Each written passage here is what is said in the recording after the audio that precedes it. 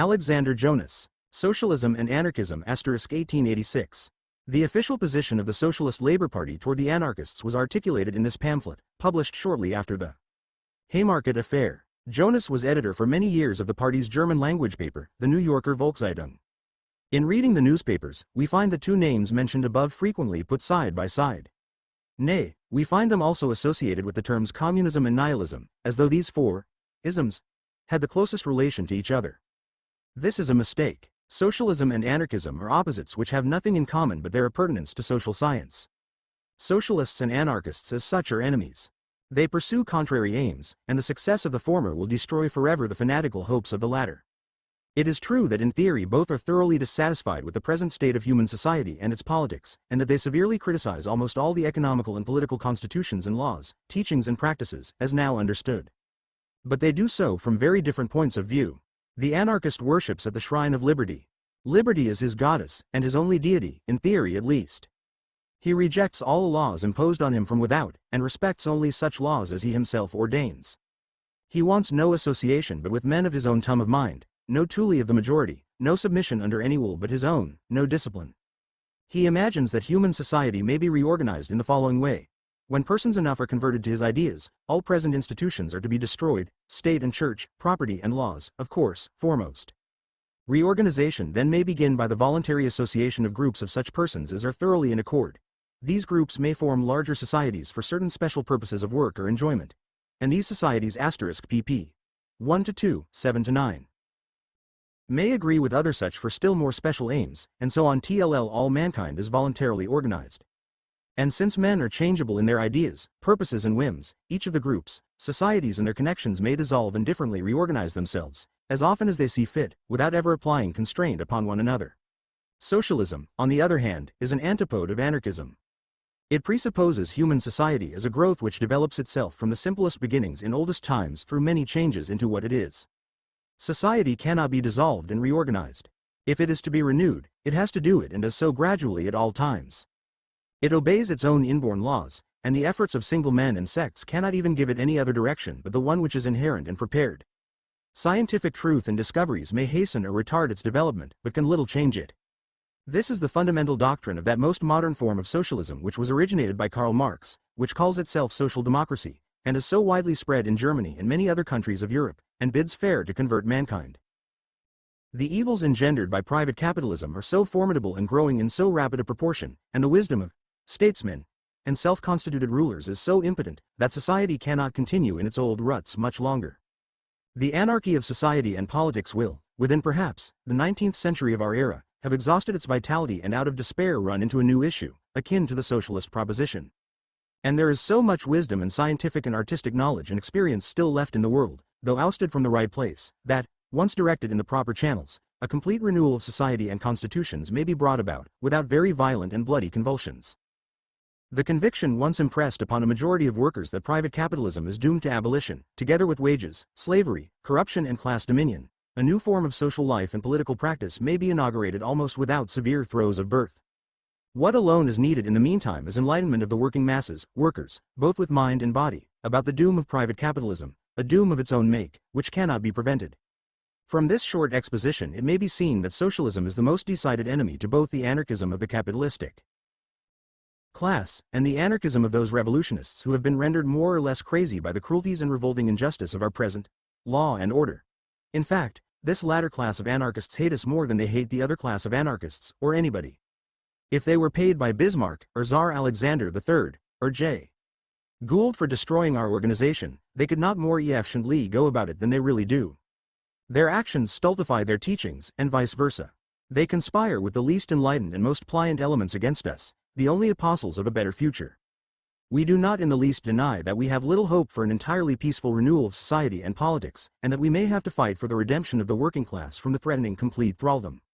But that war must be forced upon us. We try our best efforts to avoid it, and though this may be impossible in most of the European states, we must and do consider it possible in the United States, and wherever freedom of speech and of the press, the right to peacefully assemble and organize, and universal suffrage, inclusive of the suffrage of women, are not curtailed by existing laws. We are fully outspoken in our ideas and aims, all our working for redemption is above board, we shun secret organization for our purposes. Our platform of principles, which will be found at the conclusion of this treatise, means what it professes, no more, no less. We, therefore, protest against being confounded and in any way identified with anarchists of any type. We are the implacable enemies of all anarchism. And, if we are sometimes designated as communists, we wish it to be understood that our communism is different from all other communism in that we demand nothing in common but capital, the great means of labor, land, buildings, machines, money, because all capital has been and is partly a gratuitous gift of nature to all, partly being created by the labor of all mankind, and nothing can reasonably be private property but the full proceeds of one's own labor, as agreed upon by common compromise. Our communism is not sectarian, but truly universal and compatible with the highest degree of liberty which is at all attainable. The most correct term for our communism would, perhaps, be collectivism, as it is now called in France. As regards the term nihilism, we have to state that, even in Russia, what was, half a century ago, stigmatized as nihilism, is no longer in X. *OKE instance, but supplanted by either practical anarchism of a propagandistic kind, or revolutionary conspiracy of all classes, as far as their reflection has begun. Finally, as may be gathered from our platform, we are a propagandistic organization which goes hand in hand with the great labor movement that is now reforming the society of the world. And we shall be revolutionists only when forced into being such by legislation and persecution withholding from us the means of a peaceable propaganda. We socialists have come to stay, depend upon it. Henry George versus Serge Schevitch.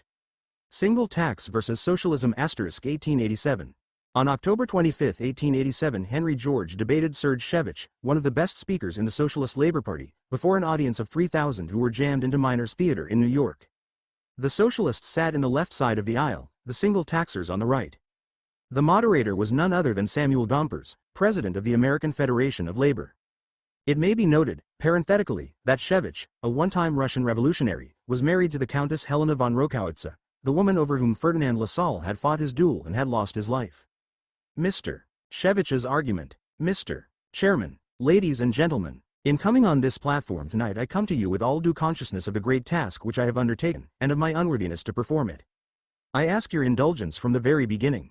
I want only to say that the words I will speak tonight will be that which I consider to be the truth without any reference whatever to personal feeling. The subject of discussion tonight is the scheme of Mr. George of the single land tax, to substitute which for all other forms of taxation will, as he represents, solve the social and the labor problems of our day. I propose to show that this single land tax system is not only insufficient to solve those questions, but if considered alone, if considered as a local panacea, independent of all other social reforms, it will be productive of results which will be more hurtful to labor than beneficial. I will in the second part of my remarks show how, on account of this false basis on which the labor movement, so far as the United Labor Party is concerned, has been placed, the whole political move the Standard, October 29, 1887. Meant has been sidetracked, has been distorted, has been put on a platform on which no true labor movement can stand. This is what I will attempt to show during my remarks. Production, as it is organized now, is regulated by two vast instruments of labor. Machinery, with all the powers of nature which now produce such tremendous wealth all over the civilized world, and the land, which produces the necessaries of life. Now let us see, if we nationalize one of these instruments of production, if we nationalize what Mr. George calls the natural opportunities given to man by nature, that is to say, the land, will this nationalization of the land by itself solve the problem? Mr. George does not advocate the nationalization of land. He does not want to disturb anybody in the title to property in land. All he wants is to confiscate the rent which the present proprietor of the land gets by a taxation equivalent to the whole rent. But let us study the question broadly. Let us assume that he does want to nationalize the land. What would be the consequence? The consequence would be that a certain lot of land which now belongs to a private citizen, Tom Jones, will belong to the community. The man who builds on that land will have to pay his rent, not to a private proprietor, but to the community. That rent will, perhaps in the long run, be a little less than the rent he pays now. Now suppose a city in which there are 10 factories. In each of these factories 100 men are working for wages. The factories are supplied with all the necessary machinery. 300 men get $2 a day under present circumstances. Now the system of nationalization of land is introduced. The man who owns the factory, the boss, will pay his rent not to the proprietor of the land, but to the community. Will his workingmen, in consequence of that simple fact, get higher wages? Why should they? If tomorrow a new machine is made which renders half the men superfluous, the proprietor will throw out half his hands. Each of these factories will work with 50 men instead of with 100. The men thrown out will come to the proprietor and say, "We are ready to work for less wages. Instead of $2 give us $1.25. and other men, who have no families to support, will say, "Give us $1 a day." The same process of competition between laborer and laborer, ground down by that terrible monster, the machine, will go on, whether the land belongs to the community or whether it belongs to Tom Jones. Applause. But Mr. George will say, this is not true. The competition between the laborers will be, if not entirely destroyed, at least greatly relieved by the fact that the land is free, that these men thrown out of employment by the machine may go out somewhere, in the uptown part of the city, take from the community for a very small rent a lot of land, construct their houses on it and live there in peace. How will they build a house on it? With their hands, with their nails, with their feet. Applause and hisses. Where is the money to purchase the instruments of labor? Where is that engine of production, capital? Does bare land give them anything except the land? Where are they to get the necessary machinery in order to bring materials so as to be able to subsist from the products of that land? I don't think that any answer can be given to these questions. Laughter. You may laugh, gentlemen, but it is nevertheless the truth. It is not the first truth that has been laughed at in the world. Applause and hisses. The single land tax would be a single tax. All other taxes would be abolished. The tremendous concentrations of capital would be entirely free of any taxes at all. It would mean absolutely free trade. American labor would have to compete with the combined force of capital all over the civilized world. Applause. If you introduce absolute free trade, dozens of branches of industry would droop and die. A voice. Name them. Thousands and thousands of working men would be thrown out of employment. A commercial crisis would be the consequence, such as we have never seen yet in this country. The labor market would be overcrowded. What would we do with free land then? Sit on it or lie on it or be tramps upon it. Applause and underscore hisses. Land without the instruments of labor to cultivate it is just as worthless as a boat without sails. Mr. George takes the example of Robinson Crusoe and Friday. Suppose Robinson Crusoe said to Friday, "You are not only a free citizen of this island, but this land belongs to you just as well as to me. But there is a little hitch in the matter. I expect a vessel tomorrow to bring to me all the necessary engines to cultivate this land, and some working men, but you are free to do just as well as I." Where would poor Friday be then, without a penny in his pocket, without a single instrument to cultivate the land? Laughter. Would he not be the slave of Robinson Crusoe? The whole theory of the single tax is founded on the sophistry that the present robbery of labor centers in the one fact of private ownership of land, which is not true. If the means of production remained in private hands, labor would be robbed just as it is now. The great landowners will immediately form a combine to resist the land tax. In a few years the condition of the laborer would be the same as it is now. But what will not be the same as this? By that single land tax you will give to the government a tremendous power which it does not now possess. Mr. George likes to accuse the socialists of desiring a paternal government. I tell you, Mr. George's scheme is a much more horrible paternal government than the socialists ever proposed. Applause and cheers, mingled with hisses. To the government will belong a vast amount of land. Capitalists will have the same power over government officials that they now have. The government will fall into the hands of the monopolists of industry just as it is now into the hands of the monopolists of industry and land combined. The single tax does not touch the labor question. That question centers in the robbery committed on labor by those who hold possession of the instruments of labor. And it is not the socialists who say so, it is the men of organized labor. Applause. Mr. George thinks that rent is the robbery committed on working men. He forgets that at the bottom of the robbery is the competition between labor, and that competition will not be destroyed by any amount of single land tax. The land tax scheme, whether it be wrong or right, is a utopian theory, bomb in one mind, uncorroborated by the actual state of facts. It is a theory of one man, and that theory has been forced upon the large labor movement while that movement was unprepared to understand or even to critically examine that idea. Mr. George may ask, why did all the trades of New York as one man support him in that last campaign? Where is the difference? I was the same man and my theory was the same. We can answer that. The great majority of the working population of this city supported Mr. George last year, not because of his land theory but notwithstanding his land theory. Applause. As a sincere and honest man, tremendous applause, because he had written in his book, Progress and Poverty, one of the most tremendous indictments against the present order of society that has ever been published. Applause. The critical part of his work is grand. Every man who is dissatisfied with the existing order will shake hands with Mr. George even now. The laboring population accepted him as a standard bearer, thinking he was broad-minded enough to sink part of his petty theories in one vast, grand labor movement, which is not one-sided, but which is many-sided and is as broad as the civilized world itself is broad. Applause. The man who can force one idea upon millions of people can be the originator of a sect, or if he is a politician, can be the originator of a political machine. But he will never be the originator of a great political party of labor. Applause and hisses. When Mr. George attempted to do so. He smashed the Party of United Labor. Hisses and applause. As I told him on the Syracuse platform, under the ban of expulsion. If you attempt to force this one idea upon the labor movement, you will smash the party to pieces, and you have done it. Cries of, no, no, hisses, applause and cries of, order, Mr. Gompers and Mr. George both rise and motion the audience to keep quiet. Henry George's reply. Mr. Gompers then introduced Mr. George, who was received with intense enthusiasm. He said, I am about to speak to you on the time limit, and therefore your applause will simply take away so much of my time. What Mr. George has founded and what he has not founded I do not propose here to discuss. We are here tonight for a more important object. We all agree that labor today does not get its fair earnings. I come to defend what I believe to be not merely the best but the only possible way to emancipate labor. I do not claim for this measure, the taking for the use of the community of the rental value of the land, that it would do everything. It is the beginning. After it is done, all the other things will be made easier, and until we have done that we shall be rowing against the tide in all other reforms. Applause and hisses. Now, the great difference between the opinions that I represent and the opinions that Mr. Shevich represent may be seen in Lassalle's open letter to the workingmen of Germany. He accepted the law laid down by the orthodox political economists, the law that wages must always tend to the minimum which will enable of wages. There I and those who think with me take issue. We do not believe that there is in nature any such thing as the iron law of wages.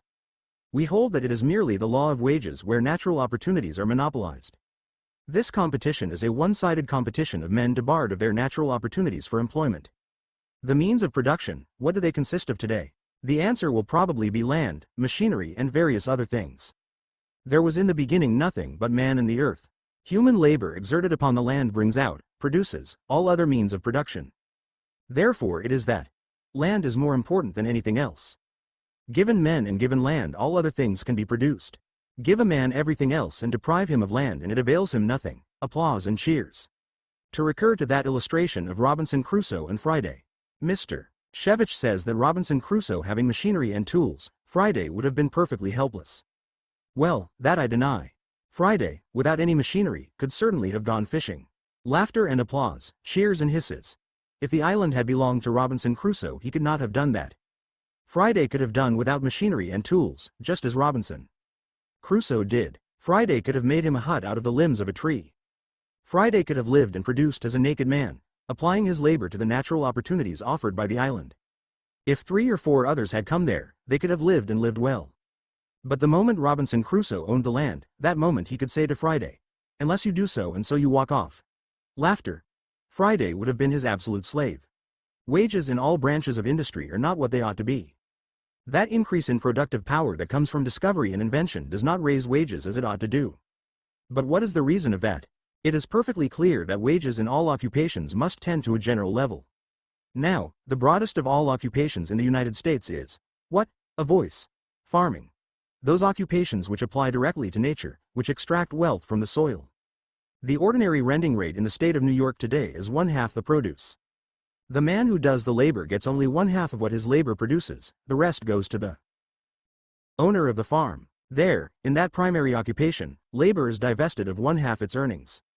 When, in that primary industry, labor is shorn of 1/2 of its earnings, what do you expect in those industries that rise above it? To put a tax on the value of land, removing all other taxes that now bear upon labor, and to take for the use of the community the value that attaches to land by reason of the growth of the community, would have in the first place the operation that Mr. Shevich concedes. It would make the holding of land on speculation unprofitable. That of itself would tend to destroy that competition which tends everywhere to press wages down. I don't mean to say that everyone would want to be a farmer. That is the one thing that all men could be. And enough could and would become farmers to relieve the glut in the labor market. Applause. Here is the principle of taxation. A tax which is levied upon the production of a thing that must constantly be produced by human labor will, by making supply more difficult, raise prices, and the man who pays the tax is thus able to push the tax upon the consumer. But a tax upon the value of land has no such effect. Land does not have to be constantly supplied in order to meet the demand. Its price is always a monopoly value, and a tax which falls upon land value does not fall upon all land, but only upon valuable land, and that in proportion to its value. It is perfectly true that were we to raise our revenue in this way we could get along without the custom house and have absolute free trade. On the contrary, what labor wants is freedom, not protection. Applause. Absolute free trade in any sense worthy of the name means free production. Once make production free and labor can take care of itself. Applause. In what consists the value of land? It is a premium, an advantage, which the use of any particular piece of land will give over what the same application of labor and capital can get from the poorest land in use. Therefore, if we take that premium for the use of the whole community, we put all land upon a substantial plane of equality. We can abolish all other taxes and enormously simplify government. Opening opportunities for labor, we can get rid of that bitter competition that today everywhere tends to force wages down. Then we can go on, not to a paternal government that attempts to regulate everything, but to a government that controls businesses in their natural monopolies. Applause. Once put the march forward in that as far as may be necessary. We do not hold that everything is done when this one single measure is carried out, but we do hold that a firm and true beginning is made. Men have lived and can live without the railroad and without the telegraph, but no man ever has lived or ever can live without the land. Great applause.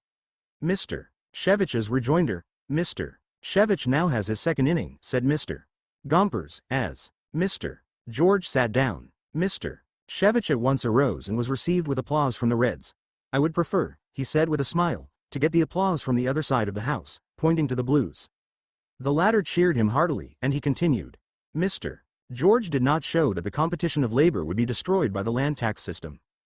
He did not show, he simply made an assertion, that the natural opportunities would be open to labor. He said that laborers might go fishing, and he very graciously said that he did not expect a man to go naked in the city of New York. But that man would be naked practically, and the ideal of George's free land would be shantytown. When I hear such things on a platform in New York City in the 19th century, I begin to believe that Mr. George is a Rip Van Winkle of social economy. Applause from the extreme left. He actually has been born in antediluvian times and has all at once waked up in time for the Syracuse Convention. At this there was a storm of hisses from the right and cries of, question. Question, question, TT is the question, continued Mr.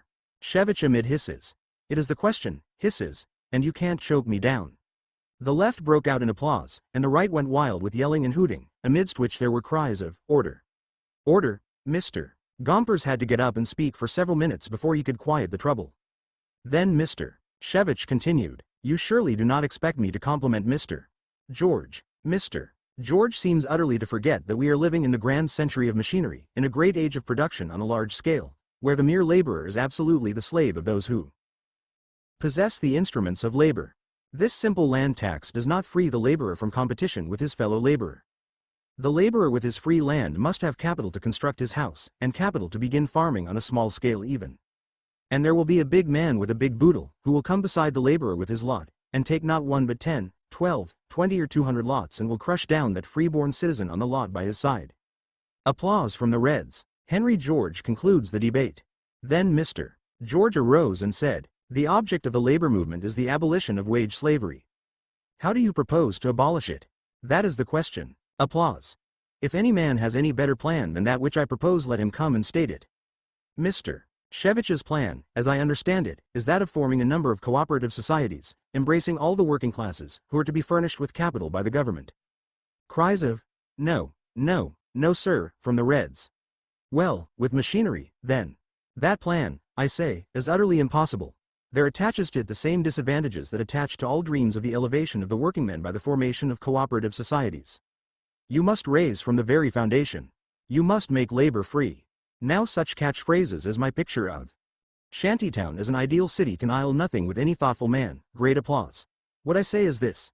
That even the poorest man, if he has free access to land, can make some use of it, and the condition of those shantytown people, poor as it was very much better than that of many who are herded in tenement houses, liable to be turned out at the end of the week or month. Applauses. 3. Now, as to capital. When the farmer has to give up one half of his produce for the privilege of applying his labor to the land. When through the other occupations the same law holds. When men have to pay to an individual for the use of what they call their country 1/4, 1/3, 1/2 the produce of their labor, is it any wonder that the working classes find it very hard to get capital? Capital is produced by labor exerted upon land. Here, in the fact that we make the land the private property of some, produce it into the hands of those who are merely proprietors and monopolizers. The destruction of the poor is their poverty. Labor is the producer of all wealth. Applause. But labor without land is helpless, and that is the reason why any attempt to bring about more healthy social conditions must begin with the land. Applause. Daniel Delian. Reform or Revolution * 1896. This was the printed version of one of De Leon's best-known speeches.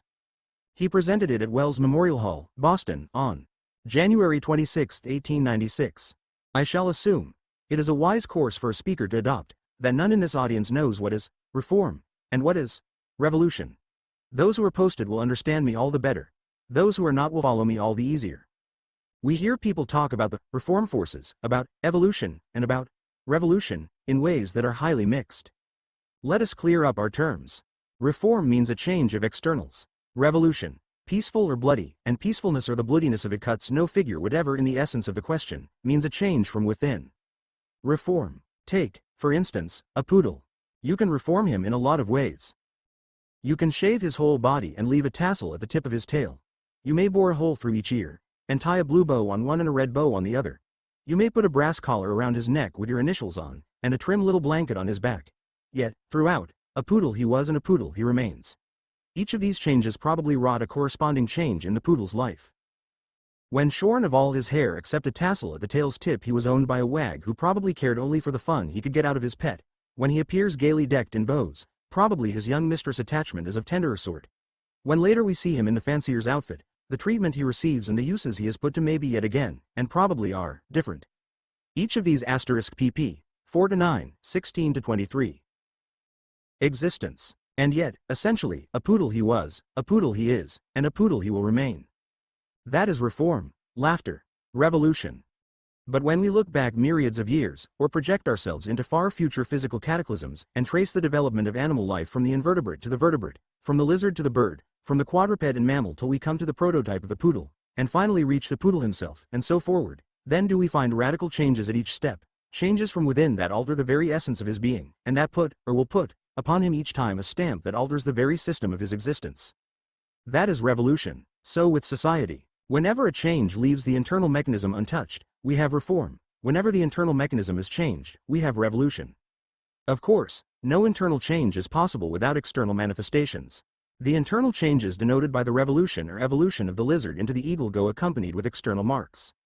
So with society. And therein lies one of the pitfalls into which dilettantism or reforms invariably tumble. They have noticed that externals change with internals, and they rest satisfied with mere external changes, without looking behind the curtain. But of this more presently. We socialists are not reformers, we are revolutionists. We, socialists, do not propose to change forms. We care nothing for forms. We want a change of the inside of the mechanism of society, let the form take care of itself. We see in England a crowned monarch, we see in Germany a sceptered emperor, we see in this country an uncrowned president, and we fail to see the essential difference between Germany, England, or America. That being the case, we are skeptics as to forms. We are like grown children, in the sense that we like to look at the inside of things and find out what is there. One more preliminary explanation. Socialism is lauded by some as an angelic movement, by others it is decried as a devilish scheme. Hence you find the Gomperses blowing hot and cold on the subject, and Harry Lloyd, with whose capers, to your sorrow, you place, and in another running socialism down. Socialism is neither an aspiration of angels, nor a plot of devils. Socialism moves with its feet firmly planted on the ground, and its head not lost in the clouds. It takes science by the hand, asks her to lead, and goes whithersoever she points. It does not take science by the hand, saying, I shall follow you if the end of the road please me. No, it takes her by the hand and says, whithersoever thou leadest, thither am I bound to go. The socialists, consequently, move as intelligent men. We do not mutiny because, instead of having wings, we have arms, and cannot fly as we would wish. What, then, with an eye single upon the difference between reform and revolution, does socialism mean? To point out that, I shall take up 2 or 3 of what I may style the principal nerve centers of the movement. Government, the state. One of these principal nerve centers is the question of government, or the question of state. How many of you have not seen upon the shelves of our libraries books that treat upon the history of the state, upon the limitations of the state, upon what the state should do, and what it should not do, upon the legitimate functions of the state, and so on into infinity? Nevertheless, there is not one among all of these, the products, as they all are, of the vulgar and superficial character of capitalist thought, that fathoms the question, or actually defines the state. Not until we reach the great works of the American Morgan, of Marx and Engels, and of other socialist philosophers, is the matter handled with the scientific lucidity that proceeds from facts, leads to sound conclusions, and breaks the way to practical work. Not until you know and understand the history of the state, and of government, will you understand one of the cardinal principles upon which socialist organization rests, and will you be in a condition to organize successfully. We are told that government has always been as it is today and always will be. This is the first fundamental error of what Karl Marx justly calls capitalistic vulgarity of thought. When man started on his career, after having got beyond the state of the savage, he realized that cooperation was a necessity. Enemies in a better way than alone, he could hunt, fish, fight more successfully. Following the instructions of the great writer Morgan, the only great and original American writer upon this question, we look to the Indian communities, the Indian settlements, as a type of the social system that our ancestors, all of them, without exception, went through at some time. The Indian lived in the community condition. The Indian lived under a system of common property. As Franklin described it, in a sketch of the history and alleged sacredness of private property, there was no such thing as private property among the Indians. They cooperated, worked together, and they had a central directing authority among them. In the Indian communities we find that central directing authority consisting of the sachems. It makes no difference how that central directing authority was elected, there it was. But note this.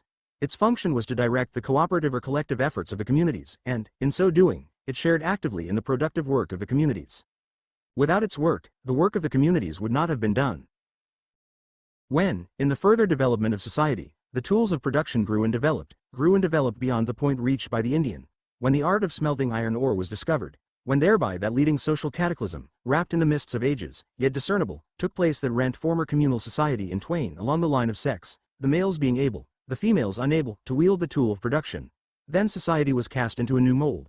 The former community, with its democratic equality of rights and duties, vanishes, and a new social system turns up, divided into two sections, the one able, the other unable, to work at production. The line that separated these two sections, being at first the line of sex, could, in the very nature of things, not yet be sharp or deep. Yet notwithstanding, in the very shaping of these two sections, one able, the other unable, to feed itself, we have the first premonition of the classes, of class distinctions, of the division of society into the independent and the dependent, into master and slaves. Ruler and ruled. Simultaneously with this revolution, we find the first changes in the nature of the central directing authority of that body whose original function was to share in, by directing, production. Just as soon as economic equality is destroyed, and the economic classes crop up in society, the functions of the central directing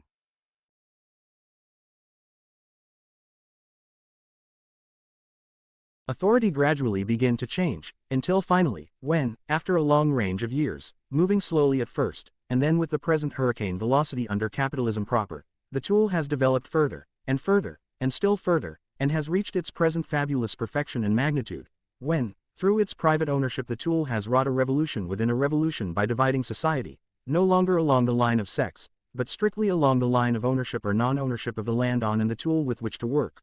When the privately owned, mammoth tool of today has reduced more than 52% of our population to the state of being utterly unable to feed without first selling themselves into wage slavery, while it, at the same time, saps the ground from under about 39% of our people, the middle class, whose puny tools, small capital, render them certain victims of competition with the large capitalists, and makes them desperate.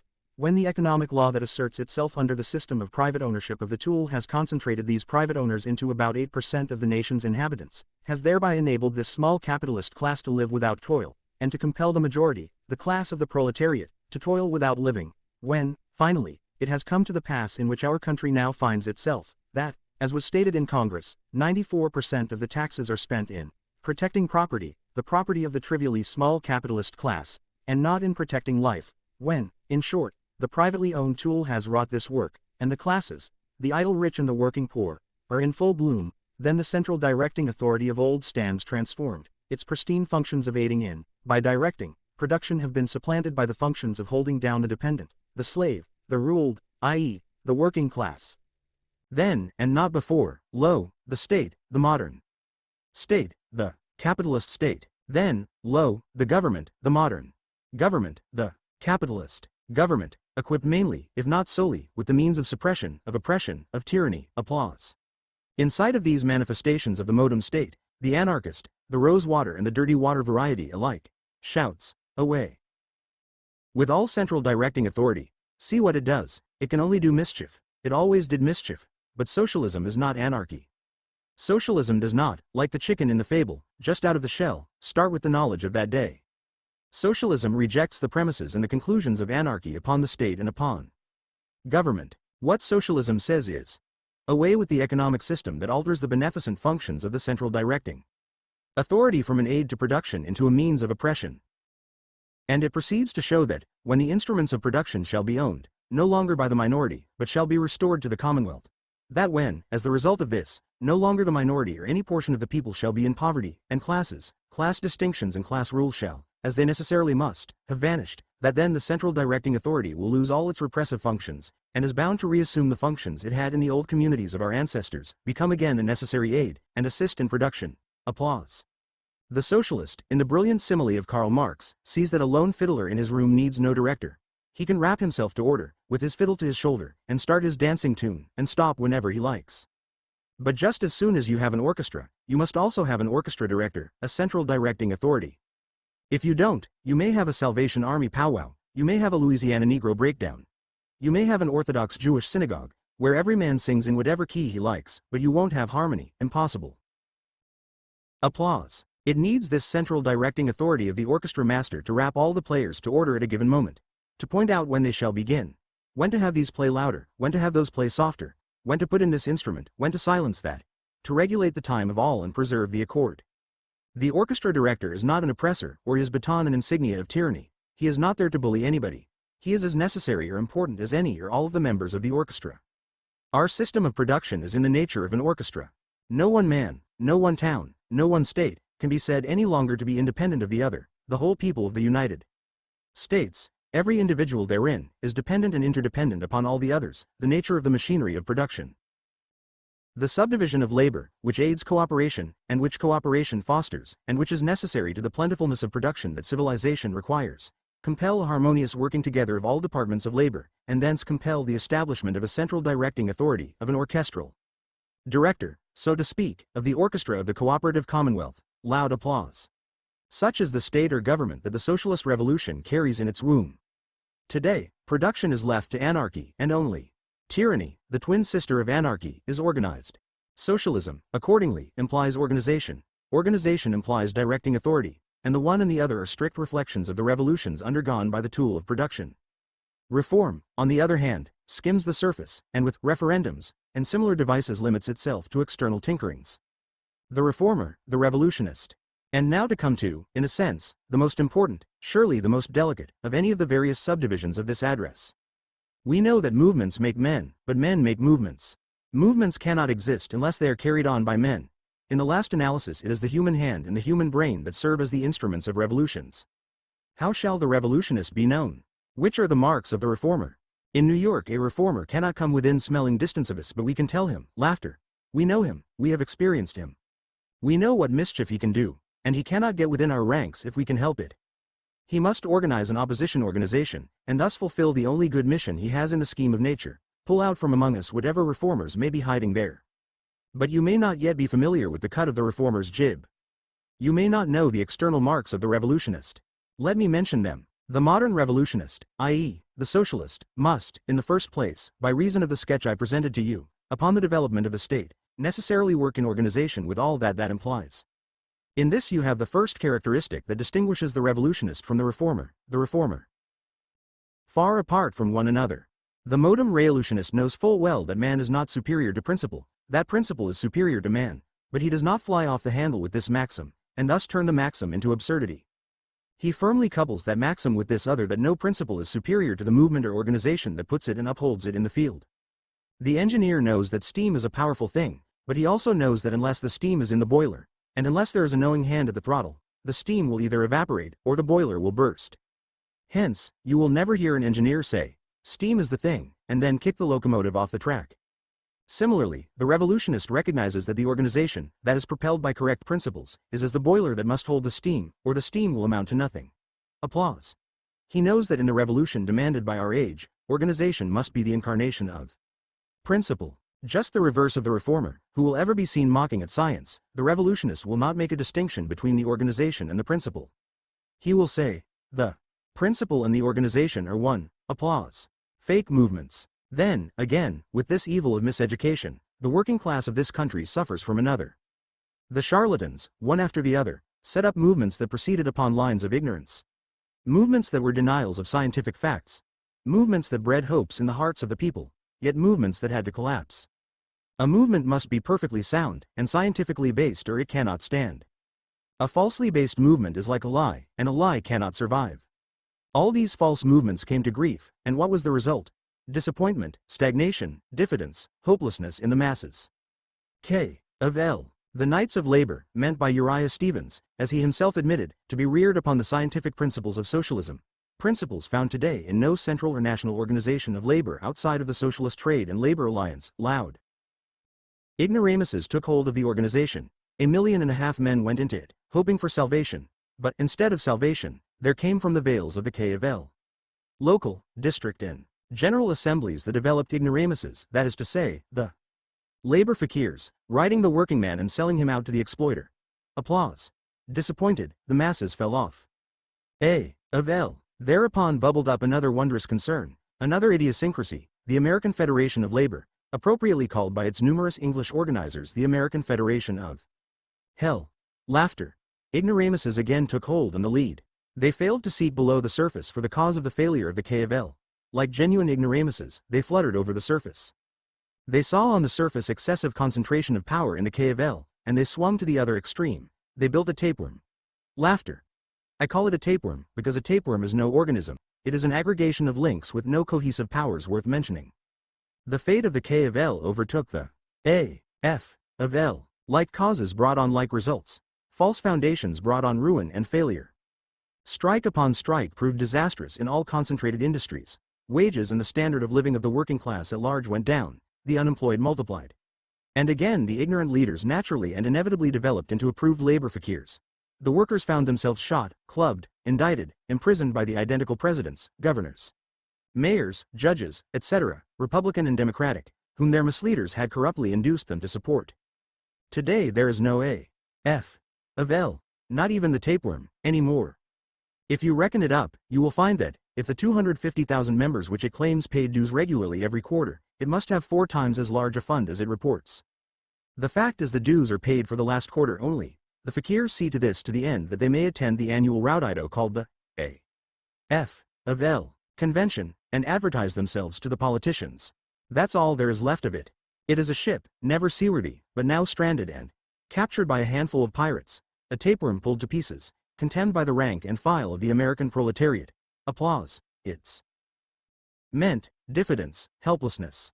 Single tax. The Henry George movement was another of these charlatan booms that only helped still more to dispirit people in the end. The single tax, with its half-antiquated, half-idiotic reasoning, took the field. Again great expectations were raised all over the country, for a while. Again a social economic lie proved a broken reed to lean on. Down came Humpty Dumpty, and all the king's horses and all the king's men could not now put Humpty Dumpty together again. Applause. Thus the volume of popular disappointment and diffidence received a further contribution. Populism. Most recently there came along the People's Party movement. Oh, how fine it talked. It was going to emancipate the workers. Did it not say so in its preamble, however reactionary its platform? If Bluff and Blarney could save a movement, the People's Party would have been imperishable. But it went up like a rocket, and is now fast coming down a stick. Laughter. Is it not true? Voices. Yes, yes. In New York State it set itself up against us when we already had 14,000 votes, and had an official standing. It was going to teach us, dreamers, a lesson in practical American politics. Well, its vote never reached ours, and last November when we rose to 21,000 votes, it dropped to barely 5,000, lost its official standing as a party in the state, and as far as New York and Brooklyn are concerned, we simply mopped the floor with it. Laughter and applause. These false movements, and many more kindred circumstances that I could mention, have confused the judgment of our people, weakened the springs of their hope, and abashed their courage. Hence the existing popular apathy in the midst of popular misery. Hence despondency despite unequaled opportunities for redress. Hence the backwardness of the movement here when compared with that of Europe. To return now to where I broke off. The Socialist Labor Party cannot, in our country, fulfill its mission, here less than anywhere else, without it takes a stand, the scientific soundness of whose position renders growth certain, failure impossible, and without its disciplinary firmness earns for it the unqualified confidence of the now eagerly onlooking masses both in its integrity of purpose and its capacity to enforce order. It is only thus that we can hope to rekindle the now low bumming spark of manhood and womanhood in our American working class, and reconjure up the spirit of 776. The S. L. P. The head of the column. We know full well that the race or class that is not virile enough to strike an intelligent blow for itself, is not fit for emancipation. If emancipated by others, it will need constant propping or will collapse like a dishclout. While that is true, this other is true also. In all revolutionary movements, as in the storming of fortresses, the thing depends upon the head of the column, upon that minority that is so intense in its convictions, so soundly based on its principles, so determined in its action, that it carries the masses with it, storms the breastworks and captures the fort. Loud applause. Such a head of the column must be our socialist organization to the whole column of the American proletariat. Loud applause. Again, our American history furnishes a striking illustration. When Pizarro landed on the western slope of the Andes, he had with him about 115 men. Beyond the mountains was an empire, the best organized empire of the aborigines that had been found in America. It had its departments, it had its classes, it was managed as one body, numbering hundreds of thousands to the Spaniards' 100. That body the small army of determined men were to capture. What did Pizarro do? Did he say, "Let us wait till we get some more"? Or did he say, "Now, boys, I need every one of you 115 men"? No, he said to them, "Brave men of Spain, yonder lies an empire that is a delight to live in, full of gold, full of wealth, full of heathens that we ought to convert. They are as the sands of the sea, compared with us, and they are entrenched behind their mountain fastnesses. It needs the staunchest among you to undertake the conquest. If any, through the hardships of travel, feels unequal to the hardships of the enterprise, I shall not consider him a coward. Let him stand back to protect our ships. Let only those stay with me who are determined to fight, and who are." 95 remained. With 95 determined men he scaled those mountains, and conquered that empire. That empire of the Incas is today capitalism, both in point of its own inherent weakness and the strength of its position. The army that is to conquer it is the army of the proletariat, the head of whose column must consist of the intrepid socialist organization that has earned their love, their respect, their confidence. Loud applause. What do we see today? At every recent election, the country puts me in mind of a jar of water. Turn the jar and all the water comes out. One election, all the Democratic vote drops out and goes over to the Republicans. The next year all the Republican vote drops out and goes over to the Democrats. The workers are moving backward and forward, they are dissatisfied, they have lost confidence in the existing parties they know of, and they are seeking desperately for the party of their class. At such a season, it is the duty of us, revolutionists, to conduct ourselves in such manner as to cause our organization to be better and better known, its principles more and more clearly understood, its integrity and firmness more and more respected and trusted. Then, when we shall have stood that ground well and grown steadily, the masses will in due time flock over to us. In the crash that is sure to come and is now just ahead of us, our steadfast socialist organization will alone stand out intact above the ruins. There will then be a stampede to our party. But only upon revolutionary lines can it achieve this. Upon lines of reform it can never be victorious. Applause. Chapter V. The New Apostles. No pampering, no poverty any longer, but the whole country vibrating with the music of joyful labor. Lawrence Gronlund, Our Destiny, 1890. It is, of course, necessarily an economic reform, but its most important aspect is that of a moral movement for uplifting, enlarging, and ennobling the individual life. Epworth Bellamy, Letter to Thomas Wentworth Higginson, 1890. I wish that those who conceive that the abolition of private capital and of energy expended for profit signify complete regimenting of life and the abolition also of all personal choice and all emulation, would read with an open mind Bellamy's picture of a socialized society. June Dewey, A Great American Prophet, 1934. I should hardly like to trust pen and ink with all the audacity of my social ideas, but after 50 years of optimistic contact with civilization, and its ability to come out all right in the end, I now abhor it, and feel that it is coming out all wrong in the end, unless it bases itself anew on a real equality. Whitty A. M. Dean Howe T.S. Letter to Henry James, 1888. To Lawrence Gronlund, a member of the Socialist Labor Party in good standing, it had become obvious by the late 1870s that the socialist movement in America was on the wrong track. Not tation, as far as it went.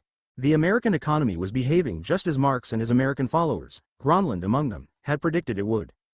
But the American people were not behaving as predicted. Despite industrial violence, the depression, pervasive poverty and unemployment, and the rise of gigantic monopolies, the socialist movement continued to be the exclusive nesting ground of European, mostly German, immigrants. The failure of socialism, Gronlund concluded, lay with the socialists themselves. They were not bringing the truth to the American people in terms that meant anything to them. They were not presenting their principles to Americans in language that spoke to their experience. Gronlund then took the next step. He set about revising German socialism to fit the American mold. Gronlund himself was a Dane who had emigrated to the United States in 1869, at the age of 23. Practically nothing is known about his youth except that he came from a middle-class family and held a master's degree from the University of Copenhagen. He studied law in Milwaukee, practiced it for a while in Chicago, and abandoned it in New York for socialism and freelance journalism. According to his own enigmatic account, Pascal's pensées converted him to socialism. Why Pascal of all people should have had this effect on him he never explained. Perhaps he received from Pascal the Christian inspiration that would one day dominate his socialist ideals. In any case, Gronlund mediated between the two worlds he sought to unite. He was simultaneously a member of the German socialist community and a journalist who wrote for English-language publications. He thus went much farther than his political confreres in gaining a perspective from which to survey the environment in which he lived and which he hoped to transform. In 1884 he brought out, at his own expense, the book that established his place in the history of American socialism, the Cooperative Commonwealth. What the hierarchs of the Socialist Labor Party thought of the Cooperative Commonwealth is unknown. To orthodox Marxists of the time, it must have been outrageously heretical. Gronlund did follow Marx in assuming that industrial capitalism must, by the laws implicit in its development, destroy itself. As it must inexorably expand to live, so it must create its own antithesis. More and more wage slaves, incapable of buying back the goods they produced, and so it must undergo successive crises, each more severe than the last, eventuating in its final collapse. But this was as far as Gronlund was willing to go with Marx. The prospect of class warfare, which Marx regarded as necessary and desirable, filled him with dismay. He addressed himself to the middle class, especially the professionals and the educated, hoping that they would oversee the transition from the old order to the new. A handful of such reflective men, several thousand perhaps, would, he believed, be sufficient to redeem the country in its fateful hour. We then say, he wrote, that the only thing that can save us and our children from horrors, tenfold worse than those of the French Revolution, that can save us from the infliction of such a scourge as Napoleon, will be the activity of a minority, acting as the brains of the revolution. To this minority would fall the responsibility of establishing the cooperative commonwealth, nationalizing the means of production, and eliminating competitive individualism as a way of life. Here, Gronlund diverged sharply from the Marxists of his party. Marx conceived of the state as a coercive instrument, which the proletariat would capture and turn against their oppressors. Once capitalism was liquidated, the state would disappear. Gronlund, on the contrary, valued the state as the highest possible good. It would, in the cooperative commonwealth, at last come into its own as the ultimate expression of human intelligence and morality. For Gronlund, the true state, as distinguished from the factitious one under capitalism, would be identical with the will of the people. Their freedom, therefore, would consist in their obedience to it, their obedience, really, to themselves. Gronlund was a idealist of the Rousseauian or Hegelian school. It is society, organized. Society, the state, he declared, that gives us all the rights we have. To the state we owe our freedom. Gronlund went even beyond Rousseau and Hegel in affirming the mission of the state. They had maintained some degree of differentiation, or tension, between the individual and the state, which represented society as a whole. Rousseau, for example, distinguished between the will of all, the totality of self-interests, and the general will.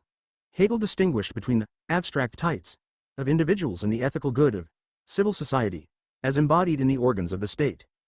Gronlund, however, made no such distinctions. He compared the cooperative commonwealth to a living organism, of which the individual person was presumably a mere cell, differing from other organisms in no essential respect. This being so, the state that presided over the cooperative commonwealth would be justified in destroying refractory individuals, criminals, revolutionaries, etc., just as the surgeon excises the diseased parts of an unhealthy body. Gronlund did not say if he was prepared to go this far in defending his organic conception of society because he could not imagine that the cooperative commonwealth would ever experience opposition from its members. Since the causes of discontent, poverty, the desire for domination and wealth, the wide disparity of incomes, the oppression of women and children and workers, would be absent from human affairs, government as man had hitherto known it would be absent as well. Society would no longer be governed by politicians, creatures of avarice and duplicity. It would be administered by highly qualified public servants, a sort of meritocracy. The whole people, Gronlund contended, does not want, or need, any government at all. It simply wants administration, good administration. That will be had by putting everyone in the position for which he is best fitted, and making everyone aware of the fact. That is what democracy means. It means administration by the competent. It would be well to keep in mind that Gronlund wrote the cooperative commonwealth at a time when American democracy had in fact degenerated into a great scramble for political plunder, when the chief responsibility of most public officials, both elected and appointed, was to line their pockets, reward their friends, and serve the privileged interests. Nevertheless, the cooperative commonwealth conjures up a bureaucratic nightmare, all the more stark and terrifying because the 20th century has made it real. Gronlund was certain that public opinion, released from the coils of selfishness, would rule these real rulers. In the cooperative commonwealth, the people would have the power to vote officials out of office, recall them or their decisions, and through a free press subject them to unceasing criticism. But Gronlund was primarily concerned not with the limits but with the assertion of state power. The bureaucracy, after all, had an enormously important function: to free society from petty economic cares, thereby enabling men to attain spiritual transcendence and live in moral purity. The cooperative commonwealth, as Gronlund envisioned it, would be a community of saints, a community, that is, in which everyone would reach the highest stage of happiness, rapture, and the perfect blessedness that comes from the unity of each and all. Socialism, in a word, was the city of God. Gronlund really belonged to the American communitarian tradition. His main object was to define the material basis for the ethical transformation of man, and his cooperative commonwealth was his way of keeping faith with the associationist ideal, an ideal he sought to vivify by rooting it in modern reality, forcing it to come to terms with an advanced industrial nation and reconciling it with German socialism. The book proved prophetic in the years immediately following its publication. The rise of the anarchist movement and the thousands of strikes that took place in 1885 and 1886 presaged a new era of industrial violence. Against this background, the cooperative commonwealth gradually found its audience. It was read by precisely those reflective persons whom Gronlund had hoped to reach. One of its readers was Edward Bellamy, then a little-known writer of novels and short stories in his mid-30s. Bellamy later claimed that no particular book converted him to socialism, that he arrived at his vision of the good society by his own route, through his own experiences and observations. From his early 20s on, he had been a radical critic of capitalism. He had repeatedly called attention to the injustices inflicted by the new industrial plutocracy, to the sufferings of children and women condemned to live and die in factories. He did not have to travel far from his hometown of Chicopee Falls, Massachusetts. Springfield and other industrial centers were nearby, to witness the brutalities of the system.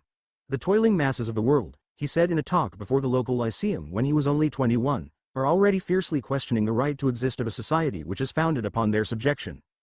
The atmosphere is rife with revolution. Society in its present form will not long exist. Mainly, however, he was a writer of romances, and as a Thule, he kept his two worlds separate and distinct. His radical passion did not intrude upon his novels and stories. There was one exception. In 1879, the Berkshire Courier serialized his novel, The Duke of Stockbridge, which dealt sympathetically with Shays's rebellion. Though not much of a novel, The Duke of Stockbridge gave ample proof of Bellamy's independence of mind and integrity. In defending the Shaysites as poor farmers who had fallen victim to bankers and speculators, he directly contradicted the generally held view of them as a mob of ignorant and avaricious men who had been put down by the disinterested forces of law and order. But few people outside the range of the Berkshire Courier knew about The Duke of Stockbridge until after Bellamy's death, when it was published as a book. The critical events of 1886, the bloody strikes, the rancorous Henry George mayoralty campaign, the Haymarket affair, must have deeply troubled Bellamy. Late that year he sat down at his writing desk, with the definite purpose of trying to reason out a method of economic organization by which the Republic might guarantee the livelihood and material welfare of its citizens on a basis of equality corresponding to and supplementing their political equality. He decided that this reasoning out should take the form not of an abstract treatise but of a story. His method of economic organization would come to life in a society of the future, as seen from the point of view of the representatives of the 19th century, the reader. Despite his frail health and family responsibilities, Bellamy in less than a year had completed his masterpiece, Looking Backward. The plot fulfilled his intentions admirably. One day in 1887, Julian West, 30 years old and a typically smug member of Boston's idle rich, is hypnotized to sleep in the cellar vault of his house. He has this done frequently, his inability to sleep being another indictment of the lives of the rich. That night the house burns down, and his servant, who is to wake him, perishes in the flames.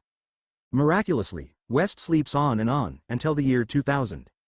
He is discovered and awakened by Dr. Leete, who lives in the house that has been built above the vault. Through West's eyes we see a glorious new civilization, in which the livelihood and material welfare of the people are guaranteed, on a basis of equality. He stays with Dr. Leete's family, from whom he learns how happy the American people are. He also learns that Leete's daughter, Edith, is the granddaughter of his one-time fiancé. By then they have fallen in love. At the end of the book, West wakes up back in 1887 and realizes that he has been dreaming. When he compares the attitude of his class and the social malaise of the times with what he has seen of the future, he is plunged into despair. But it turns out that this is the dream, that he is in fact living in the year 2000. Looking backward invites comparison with the classic utopias of the past, notably Plato's, More's and Campanella's, also with some of the science fiction being written by Bellamy's contemporaries, e.g.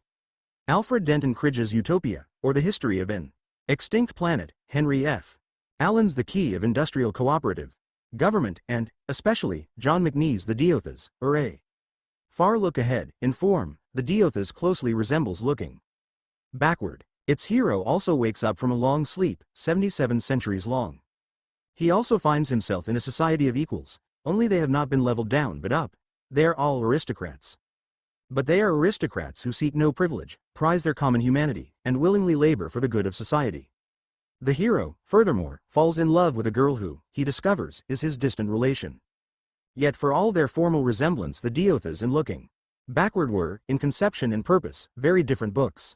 Bellamy was not creating an imaginary society that was at once perfect and unrealizable.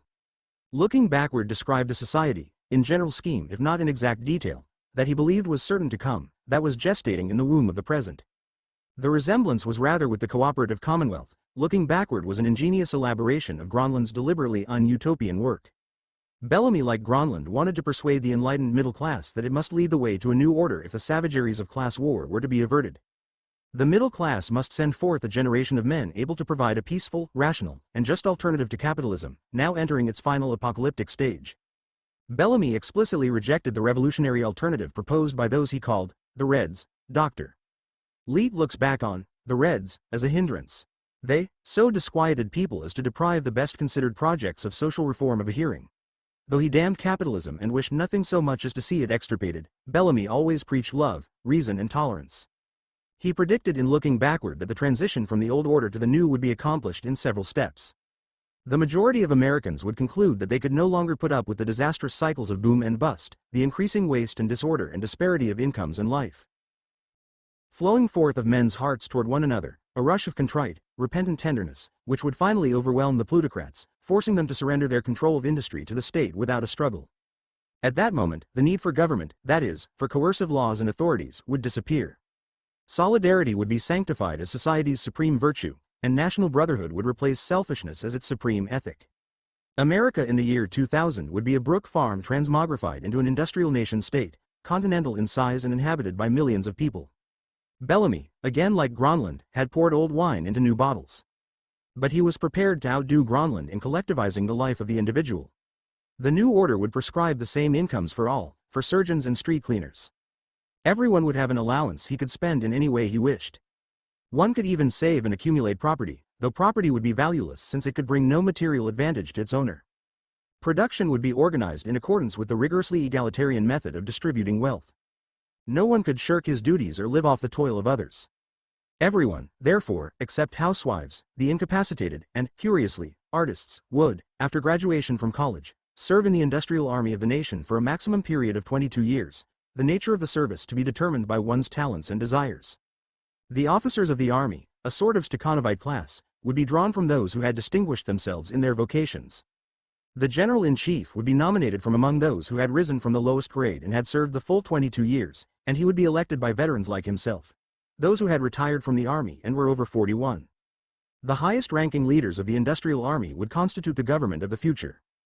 Bellamy's omnicompetent bureaucracy anticipated some of the dark utopias that have been put into practice in modern times. And it anticipated them, too, in threatening to visit terrible punishments on laggards and wrongdoers. Compassion in the new order would be as rare as alms-taking. As for actual neglect of work, positively bad work, or other overt remissness on the part of men incapable of generous motives, drive. Leete explains, the discipline of the industrial army is far too strict to allow anything of the sort. A man able to perform his duty, and persistently refusing, is sentenced to solitary imprisonment on bread and water till he consents. Bellamy did not say what society would do to such a person if he refused to consent despite his punishment, if he regarded the authorities and not himself as being in the wrong. In fact, Bellamy acknowledged no circumstances under which the individual would be justified in withholding his labor, much less engaging in public protest or forming an opposition.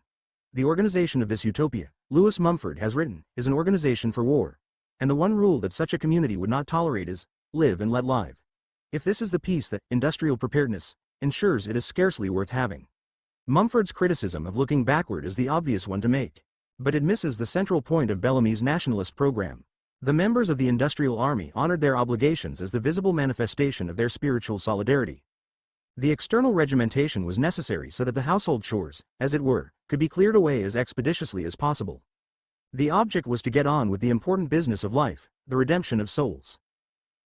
Having completed their chores, thanks to the numerous gadgets, scientific techniques, and methods of specializing labor, public kitchens, laundries, that Bellamy invented for them, men could devote their energies to their moral, cultural, and intellectual improvement.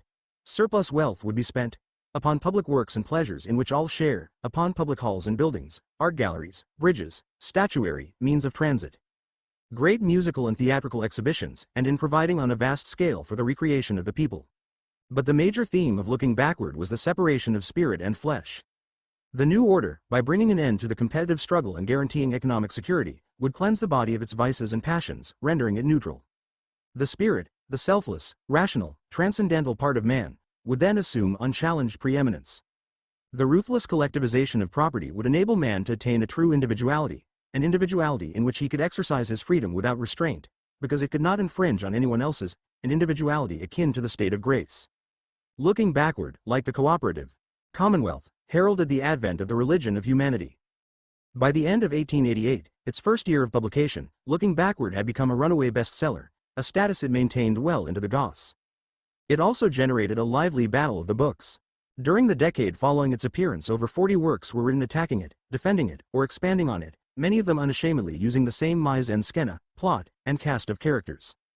Competing with Looking Backward for the public's attention were such titles as Looking Forward, Looking Beyond, Looking Within, Looking Further Backward, Young West, and the like. The book provoked William Morris to write his great counter-utopia, News from Nowhere, a medieval idyll, where men were free to be artisans, craftsmen and nonconformists, like Morris himself, in a setting of green vales and purling streams. While most readers of Looking Backward regarded it as a fantasy, there were many who felt, as Bellamy did, that it was a forecast, in accordance with the principles of evolution, of the next stage in the industrial and social development of humanity, especially in this country. Determined to put Bellamy's ideals into immediate effect, they formed a nationalist club in Boston in December 1888. Why they called themselves nationalists instead of, say, socialists was indicated by Bellamy himself, in the radicalness of the opinions I have expressed. I may seem to out-socialize the socialists, yet the word socialist is one I could never well stomach. It smells to the average American of petroleum, suggests the red flag and all manner of sexual novelties, and an abusive tone about God and religion. Whatever German and French reformers may choose to call themselves, socialist is not a good name for a party to succeed with in America. Bellamy's analysis appeared to be right, for within 2 years over 150 nationalist clubs, along with thousands of discussion groups and societies, had been established in 21 states. The movement had its own magazine, The Nationalist, which brought out its first number in May 1889. As a movement, nationalism was as inclusive and indiscriminate as the faith on which it rested. All men of good will were invited to join. The nationalist creed eschewed any notion of class conflict or hatred of the rich, any gift between means and ends. The ultimate triumph of nationalism, Bellamy admonished his followers, demands as its first condition that it be kept on the high moral ground it now occupies and retains. As its chief motive that pure and uncompromising enthusiasm of humanity which now animates it. The composition of the burgeoning movement reflected its ideology, or rather lack of one. It attracted philanthropists, humanitarians, retired army men, mugwumps, professionals, reform-minded women, clergymen of each of the major religions, even socialists. Daniel Delian was a nationalist briefly, before moving into the Socialist Labor Party. Lawrence Gronlund moved in the opposite direction. The happiest effect of my book, Gronlund wrote in 1890, introducing a revised edition of the Cooperative Commonwealth, is that it has led indirectly, and probably unconsciously, to Mr. Bellamy's Looking Backward. To be sure, Gronlund had reservations about some aspects of Bellamy's program, in particular its love of militarism, fanatical equality of wages, and undemocratic method of electing officers. These criticisms did not, however, stop him from serving as a loyal yeoman in the nationalist cause. The most active of the nationalists were the American disciples of Madame Blavatsky, the founder of modern theosophy. Theosophists believed in a universalized and transcendentalized form of Christianity and, on the temporal plane, in a system of social justice remarkably akin to Bellamy's. They tended, like Bellamy, to separate the spirit and the body, the one being immortal, the other transient. Among the theosophists could be counted some of the leading Brahmins of the Boston area, and they dominated the nationalist magazine and many of the clubs. Their influence largely explains the passionless character of the movement. The magazine, for example, barely condescended to notice the seething questions of the day. Its articles were primarily concerned with blandly praising the incipient religion of humanity and anticipating the arrival, at some indeterminate moment in the future, of the good society. A segment of the nationalist movement, however, grew dissatisfied with its aloofness, that is, with the influence of the Theosophists. Even Bellamy, who had a keen disdain for practical day-to-day affairs and problems, eventually published his own magazine, The New Nation, whose differences with the Nationalists were obvious from its first issue. The New Nation backed the recent agrarian uprisings in the South and West and urged concrete social, or socialistic, reforms, e.g., public ownership of utilities, and the means of transportation and communication, and relief for the destitute and unemployed. Populists and socialists for their great populist platform drawn up at Omaha in 1892 owed much to the Nationalists' presence. But Bellamy lost the support of the Theosophists and others who were offended by his descent into the political maelstrom and thought that the movement had abandoned its commitment to pure idealism. The Nationalist magazine folded in April 1891. The number of nationalist clubs rapidly dwindled, and in February 1894 the New Nation put out its final issue. By then the movement was practically defunct, and Bellamy had withdrawn to write the sequel to Looking Backward. William Dean Howells, the leading American writer of the time, was one of those who sadly bore witness to the collapse of nationalism. He was a friend of Bellamy's and had from the start given strong encouragement to the nationalist cause, though he took no active part in it.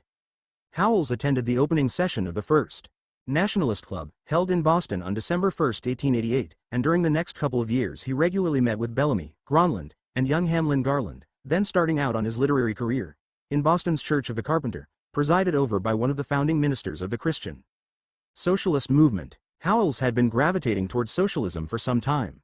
Even as editor of the prestigious Atlantic Monthly in the 1870s, when he was a member in good standing of the Cambridge Concord Boston literary establishment and wrote genteel and pleasant drawing-room novels, he could not in his heart of hearts accommodate himself to the new industrial America. Having been born and raised in a village in Ohio where simple democracy was as much part of one's life as the forests and fields, he could recall the time when no impassable gulf separated man from man, class from class, when society was not divided into the urban proletariat and the poor farmers on the one hand and an immensely rich plutocracy on the other, when economics occupied a properly subordinate place in the affairs of men. Howells slowly shook the dust of Boston from his feet and by 1885 had settled in New York City, where he witnessed firsthand the afflictions of America.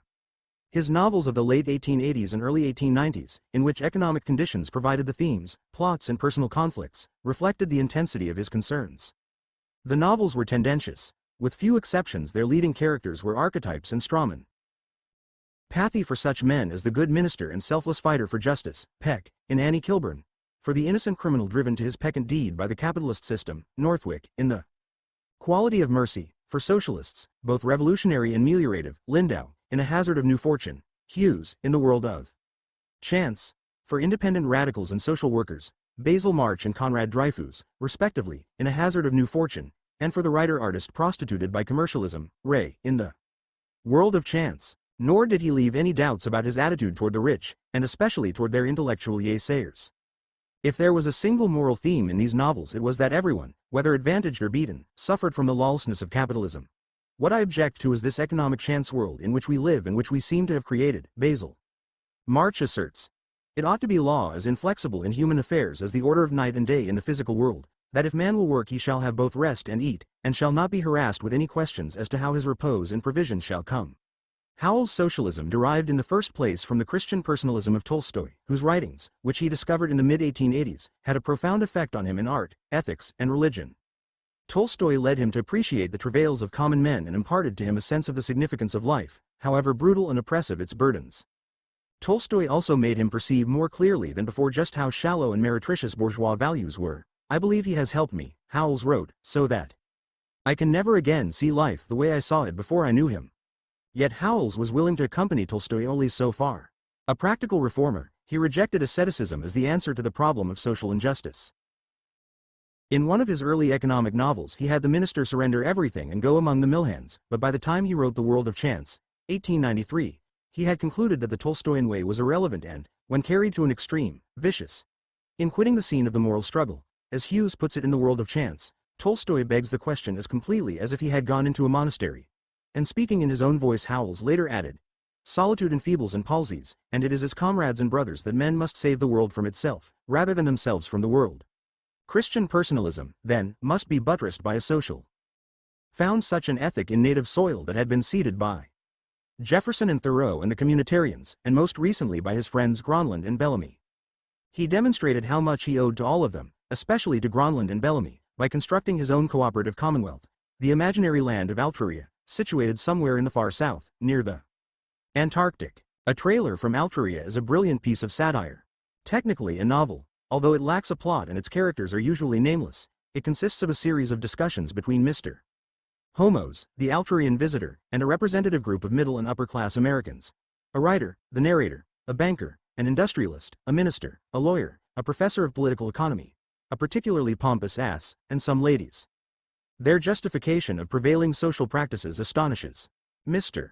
Homos, whose gently ironic manner, however, never fails him. He learns the extent of their hypocrisy, superficiality, ignorance, and parochialism. They sum up the tragedy of the privileged class in America. Mr. Homos is at last persuaded to deliver a public lecture on Altruria. His lengthy description of it, the climax of the book, makes his more open-minded listeners aware of how abominable conditions are in America, the contrast being all the more painful because Altruria's history is so much like their own. Altruria too experienced epochs of primitive Christianity, feudalism, and commercial expansion culminating in a revolutionary movement dedicated to the ideals of liberty, equality, and fraternity. But in Altruria, as in the West, the rights of man came to mean the rights of a new master class, the capitalists and their retainers. Altruria entered the age of machines, mass production, world markets. Money seemed to flow from the ground. Vast fortunes rose like an exhalation, as Milton says. And while the masses who produced the fortunes toiled and groaned, the owners consolidated their power. A period of accumulation took place, corresponding, obviously, to the rise of the trusts in America after the Civil War. Differences between the rich and the poor became grotesque. The landscape was filled with factories and slums. What little beauty remained in Altruria was set aside for the rich.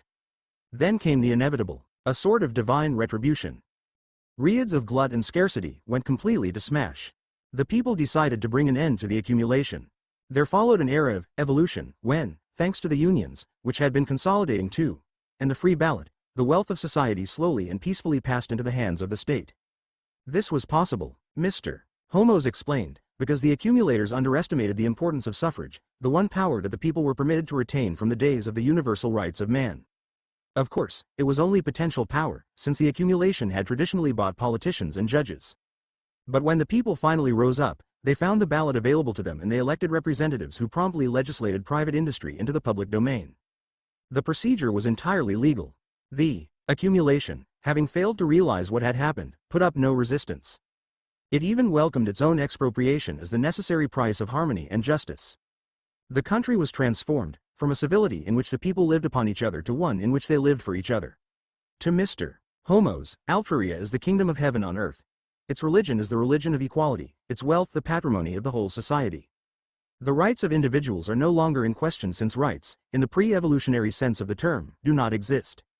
All men now submit to the same duties, and self-sacrifice is taken for granted. So far, Altruria is hardly distinguishable from the cooperative commonwealth envisioned by Gronlund and Bellamy. It significantly departs from them in assigning a subordinate place to industry, technology, and organization. Altruria has no industrial army, no vaulting bureaucratic superstructure, no huge urban agglomerates.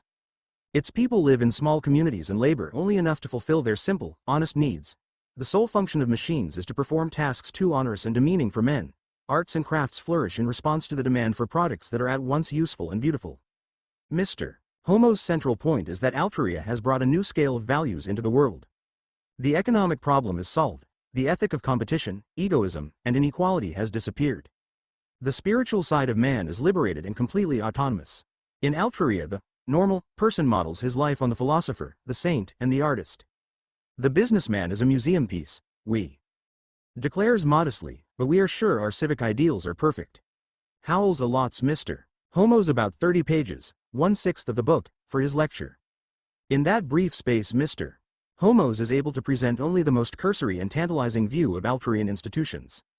He neglects to elaborate, for example, on how Altruria organizes its industry, educates its young, governs itself democratically, treats its women as equals. The omission was deliberate. Howells had no intention of pursuing the subject more deeply than he did. Unlike Gronlund and Bellamy, he was not laying down an explicit program for the future. They assumed the cooperative commonwealth would soon be born. He regarded it as merely an exhilarating dream, an unrealizable hope, at most a standard of righteousness by which to judge the conduct of his contemporaries. When A Traveller from Altruria was published in 1894, Gronlund, Bellamy, and Howells had already accomplished their mission. They had been the new apostles of socialism. They had shown how America's truer or higher nature could assert itself under modern conditions of life, how industrialism and state power could be made to subserve traditional communitarian ideals, how economic man, the paladin of the old order, could give way to ethical, religious, and artistic man. It remained for others, at a later time, to discover the political concomitants of these moral values. Gronlund, until his death in 1899, remained active in reform socialist circles. Bellamy barely managed to finish Equality, his sequel to Looking Backward, before he died in 1898. Though Equality offered little that was new and had a tendency to lose itself in trivia, it was, for those patient enough to read it, more interesting than Looking Backward. More informative, explicit, and better reasoned. But the nationalist movement was gone, and Equality fell stillborn from the press. Howells was the only one of the three to survive the 19th century and live to an NPE age. But long before he died in 1920 he had given up whatever connection he had had with radical causes. After 1894 he returned only once to the economic novel. In 1907 he brought out the sequel to A Traveller from Altruria, Through the Eye of a Needle, most of which had been written 15 years before. Except for the bitterly ironic introduction, in which Howells told Koff the splendid progress America had made since Mr. Holmes's visit, Through the Eye of a Needle lacked the bite and power of its predecessor. The title suggested where Howells stood on the subject of creating an ideal society. Believing in the possibility of Altruria was like believing that a camel could go through the eye of a needle. Lawrence Gronlund, The Cooperative Commonwealth * 1884. To the reader. A Dialogue on Political Optimism in the 19th Century for August, 1880, contains the following language. We see that political systems in all progressive societies tend toward socialistic democracy. We see everywhere that it must come to that. We all of us feel this conviction, or all of us, I suppose, who have reflected on the matter. We feel, too, that nothing we can do can avert or possibly long delay the consummation. Then, we must believe that the movement is being guided, or is guiding itself to happy issues. This passage may serve as a key to the following pages. They have been written that you may see that the social and political phenomena in all progressive countries, and particularly in our own country and Great Britain, are, in a perfectly natural manner, evolving a new social order, a social democratic order, which we have called the Cooperative Commonwealth. In other words, to speak pointedly, that socialism is no importation, but a home growth, wherever found. They are written to give you good reasons for expecting that this new social order will be, indeed, a happy issue. To the brain worker as well as to the hand worker, to woman as well as to man. They are written to give reasons for our convictions that it must come to that, here as elsewhere, within a comparatively short period, or to barbarism. Barbarism, yes. Let not yourself be led astray by the remarkable increase everywhere of wealth on the whole. Possibly the undercurrent is, nevertheless, carrying us swiftly backwards. Suppose you had told a Roman citizen in the age of Augustus that his proud country then had entered on its decline, as every schoolboy now knows it had, he would have thought you insane. Now, the many striking parallels between that period and the times in which *pp. 711, 75 to 79, 81 to 84, 98 to 99, 102 to 103, 220 to 224, 276 to 278. We are living must have forced themselves on your attention, if you are of a reflective turn of mind, as we assume you are. You will have observed the same destructive forces to which history attributes the fall of pagan Rome busily at work under your very eyes. You see the same mad chase after wealth. You find everywhere the same deadening skepticism in regard to high ideals. You observe in all our centers of activity a corruption, I will not say as great as, but promising in due time to rival that of the Roman Empire. Be careful not to be too scornful if we prophesy that in, say, 25 years from now, if not the Cooperative Commonwealth should then, perchance, be realized, the demagogues of New York City will buy voters by free public feasts and theatricals, that you will hear the cry of, Panem et circenses. Give us bread and circuses, if you live then. Indeed, we have already read in the N.Y. Tribune, every one of our civil justices has given a day's outing to the wives and children of his district. Even now in many of the states wealth seems a prerequisite to the attainment of senatorial honors, and millionaires and sons of millionaires are bidding for seats in the lower house of Congress. But, for reasons hereafter set forth, we do not believe our race will return to barbarism. The Roman Empire was saved from that fate, finally, by being reanimated. Our age as fully needs reanimation as the period of the Caesars. We shall be reanimated. History will once more see society reconstructed on a new basis. Says Huxley. The reconstruction of society on a scientific basis is not only possible, but the only political object much worth striving for. True, emphatically true. Except so far as it is implied in this sentence that any individual or any nation can go to work and arbitrarily reconstruct society on a scientific or any other basis. Socialism, modern socialism, German socialism, which is fast becoming the socialism the world over, holds that the impending reconstruction of society will be brought about by the logic of events, teaches that the coming revolution is strictly an evolution. Socialists of that school reason from no assumed first principle, like the French who start from social equality, or like Herbert Spencer, when in his Social Statics he lays it down as an axiom, that every man has freedom to do all that he wills, provided he infringes not the like freedom of every other man. But basing themselves on experience, not individual but universal experience, they can and do present clear-cut, definite solutions. It is this German socialism which is presented in the following pages, with this important modification that it has been digested by a mind Anglo-Saxon in its dislike of all extravagances and in its freedom from any vindictive feeling against persons who are from circumstances what they are. In the first 3 chapters we present the socialist critique of the phenomena of the era in which we are living. In the next 3 chapters we indicate the coming social order which will, probably, develop itself out of the present system. In the 3 that follow we outline the political and legal machinery which very likely will be found necessary to the working of that new order. In chapters X, 11 and 12, we point out the principal social effects which may be expected to follow from it, and in the last chapter we consider how the revolution, the change, is likely to be accomplished in our country and England. We believe it is time that a work, containing all the leading tenets of socialism in a concise, consecutive form should be presented in the English language, in the language of the 2 countries where the social, and specially the industrial conditions, are ripening quicker than anywhere else. Such a work, in fact, exists nowhere. Whenever anyone now wishes to inform himself on the subject he has to wade through innumerable books and pamphlets, mostly German. That such a candid man as John S. Mill, who had a truly socialist heart, did not become a socialist we attribute to this fragmentary shape of socialist thought, and that in a time unknown to him, for his chapters on socialism, published after his death, show that he was familiar only with French speculations, of a time when socialism was yet in its infancy. We can dismiss nearly all that thus far has been written in our language by socialists on the subject with the remark that it is not exactly adapted to people of judgment and culture. We think that all Americans who simply want to be well informed ought to make themselves acquainted with this new philosophy, and socialism is nothing less than that, which is believed in by hundreds of thousands of our fellow men with a fervor equaling the enthusiasm of the early Christians. We think they will make themselves acquainted with it, as soon as it is presented to them in readable English, and applied to American phenomena and American conditions by a writer possessing the American bias for the practical. Such socialism, whether true or false, whether destined to be successful or unsuccessful, is a matter that concerns you personally.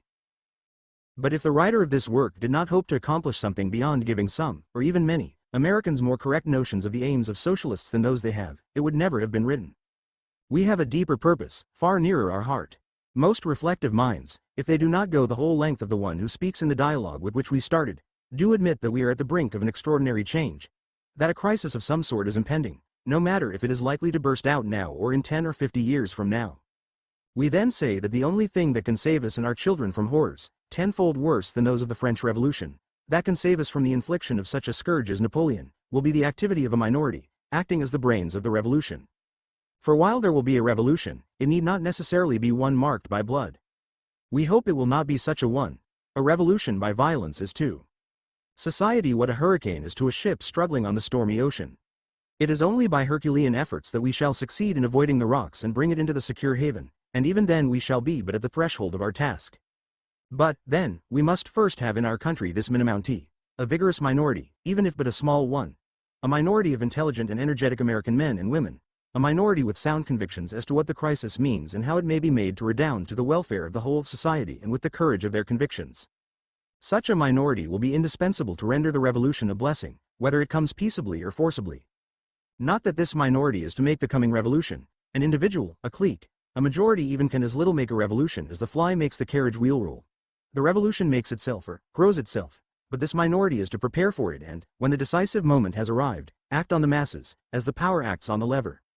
To reach and possibly win this minority, however small, this book has mainly been written. We shall, for that purpose, address ourselves to the reflective minds of all classes, rich as well as poor, professional as well as working men, and, indeed, many, very many, literary men and women, very many lawyers, very many physicians and teachers are just as much in need of this coming revolution as most working men. But we shall assume, reader, that you are not one of those who are personally interested in the maintenance of the present social order. Or rather social anarchy, for then it is hopeless to try to win you over. Very likely you will deem it a difficult feat to win you over, to turn you into a socialist. All we ask of you is with us to view familiar facts of life from a standpoint very different from the one you have hitherto been occupying, to look at them in other lights and shades, and then await the result. A man is never the same any more after he has once got a new impression. Much that we are going to say cannot but shock your preconceived ideas, but from St. Paul down many have been indignant at first hearing what afterwards became their most cherished convictions.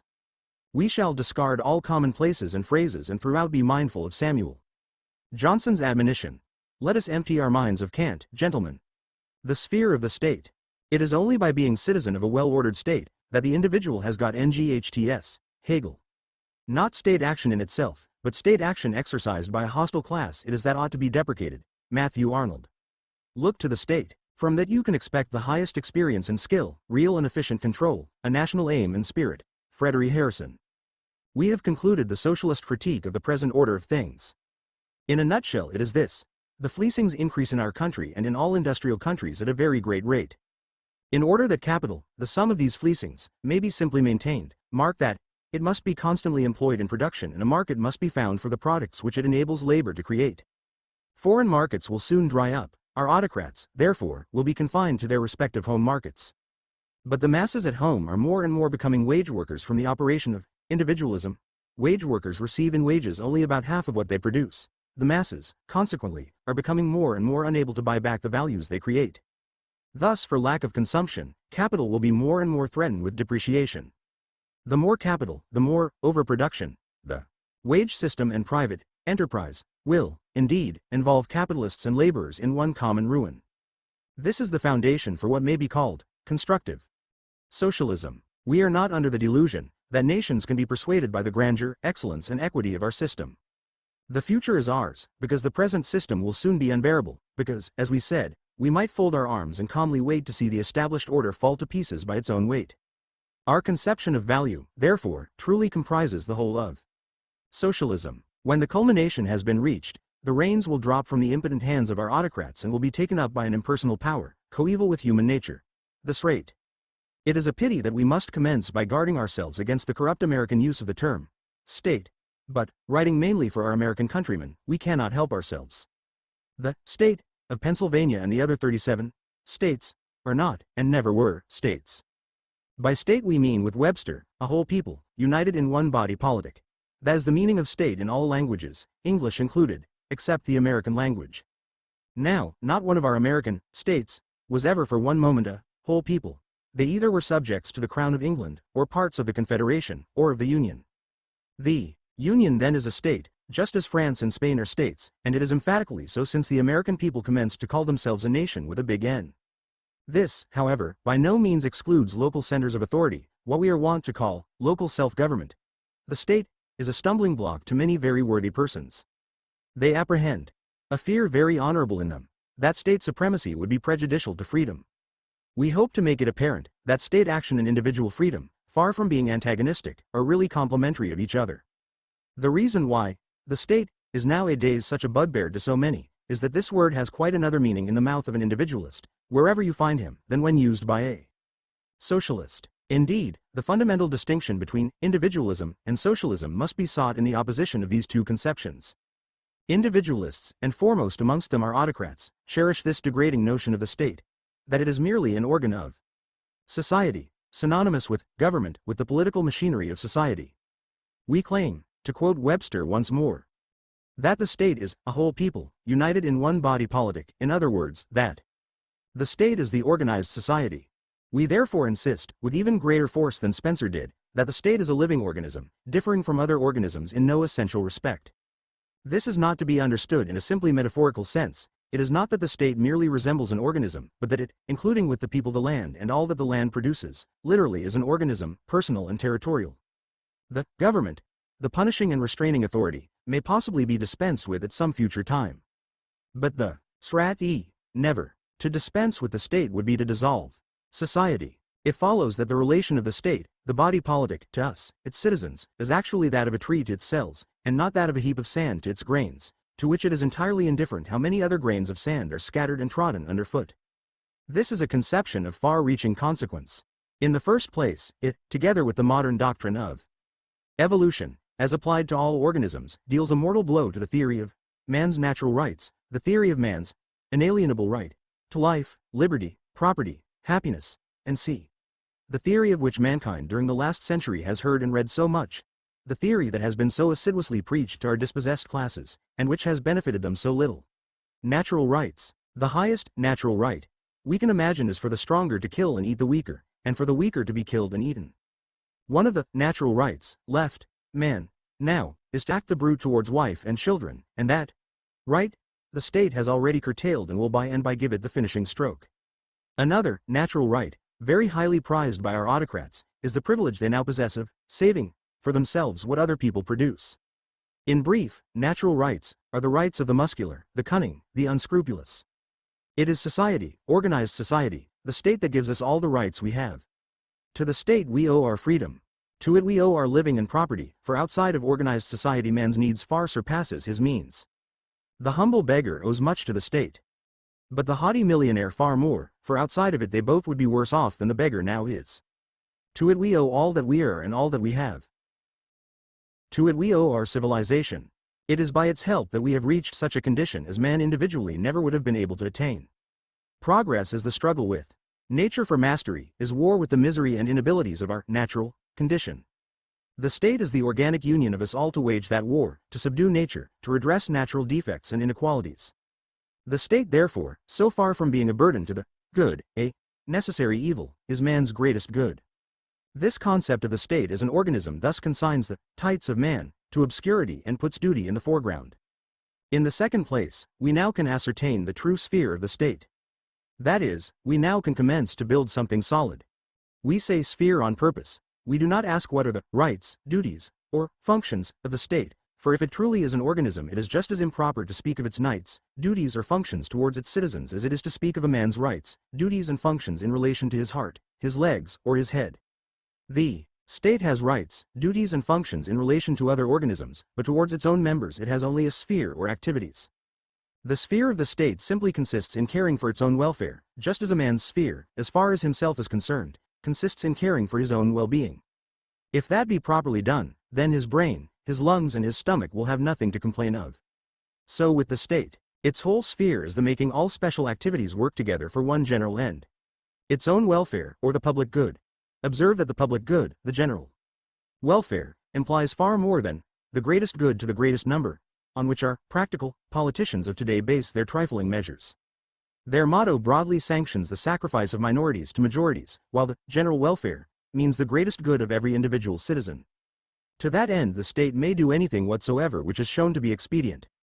It may, as it always has done, limit the right of a person to dispose of himself in marriage as he pleases.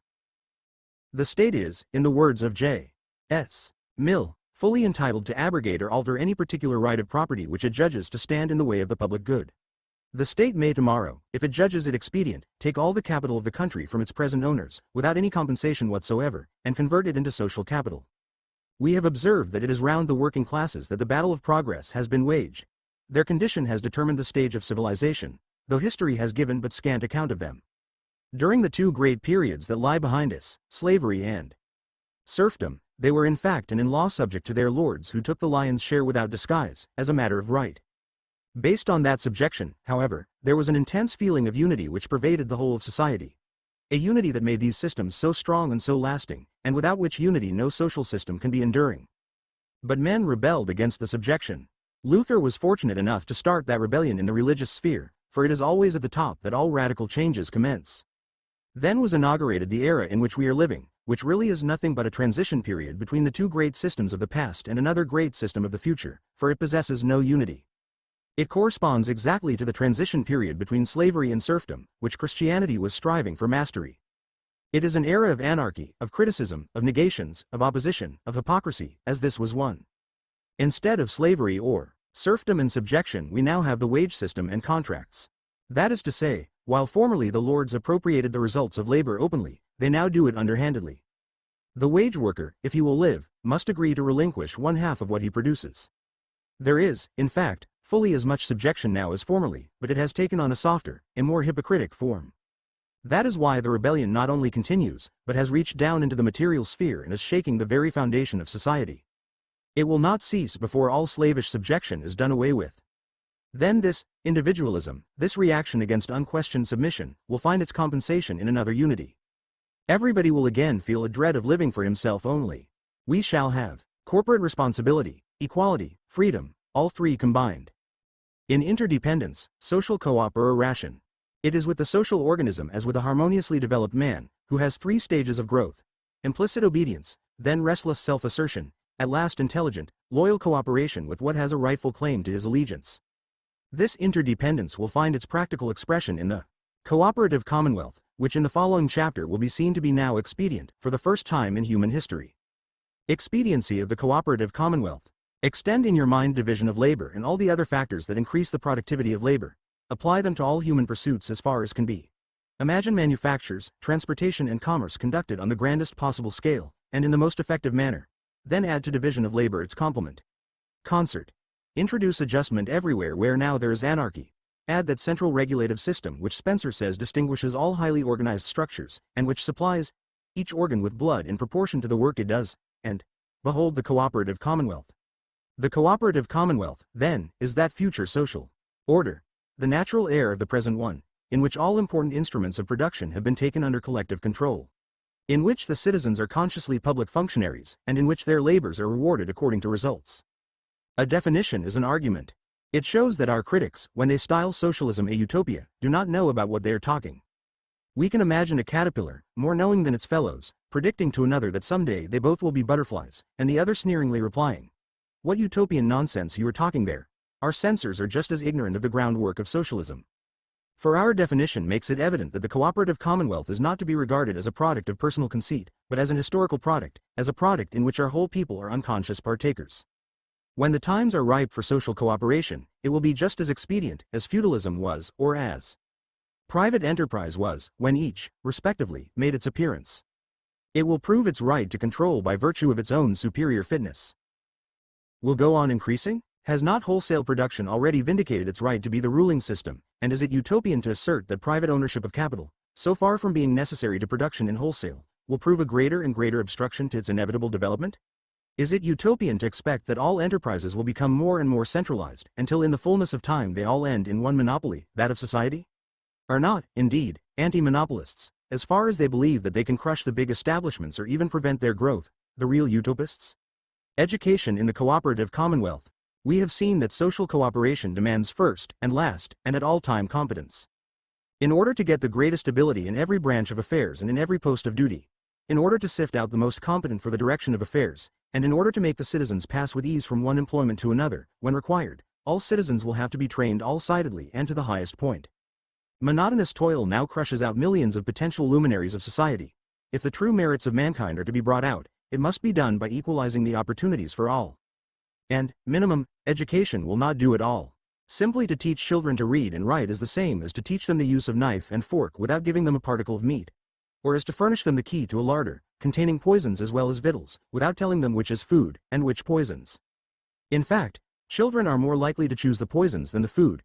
Witness their voracious consumption of trashy novels and other vicious literature. The highest grade of education will be the best possible investment for the future commonwealth.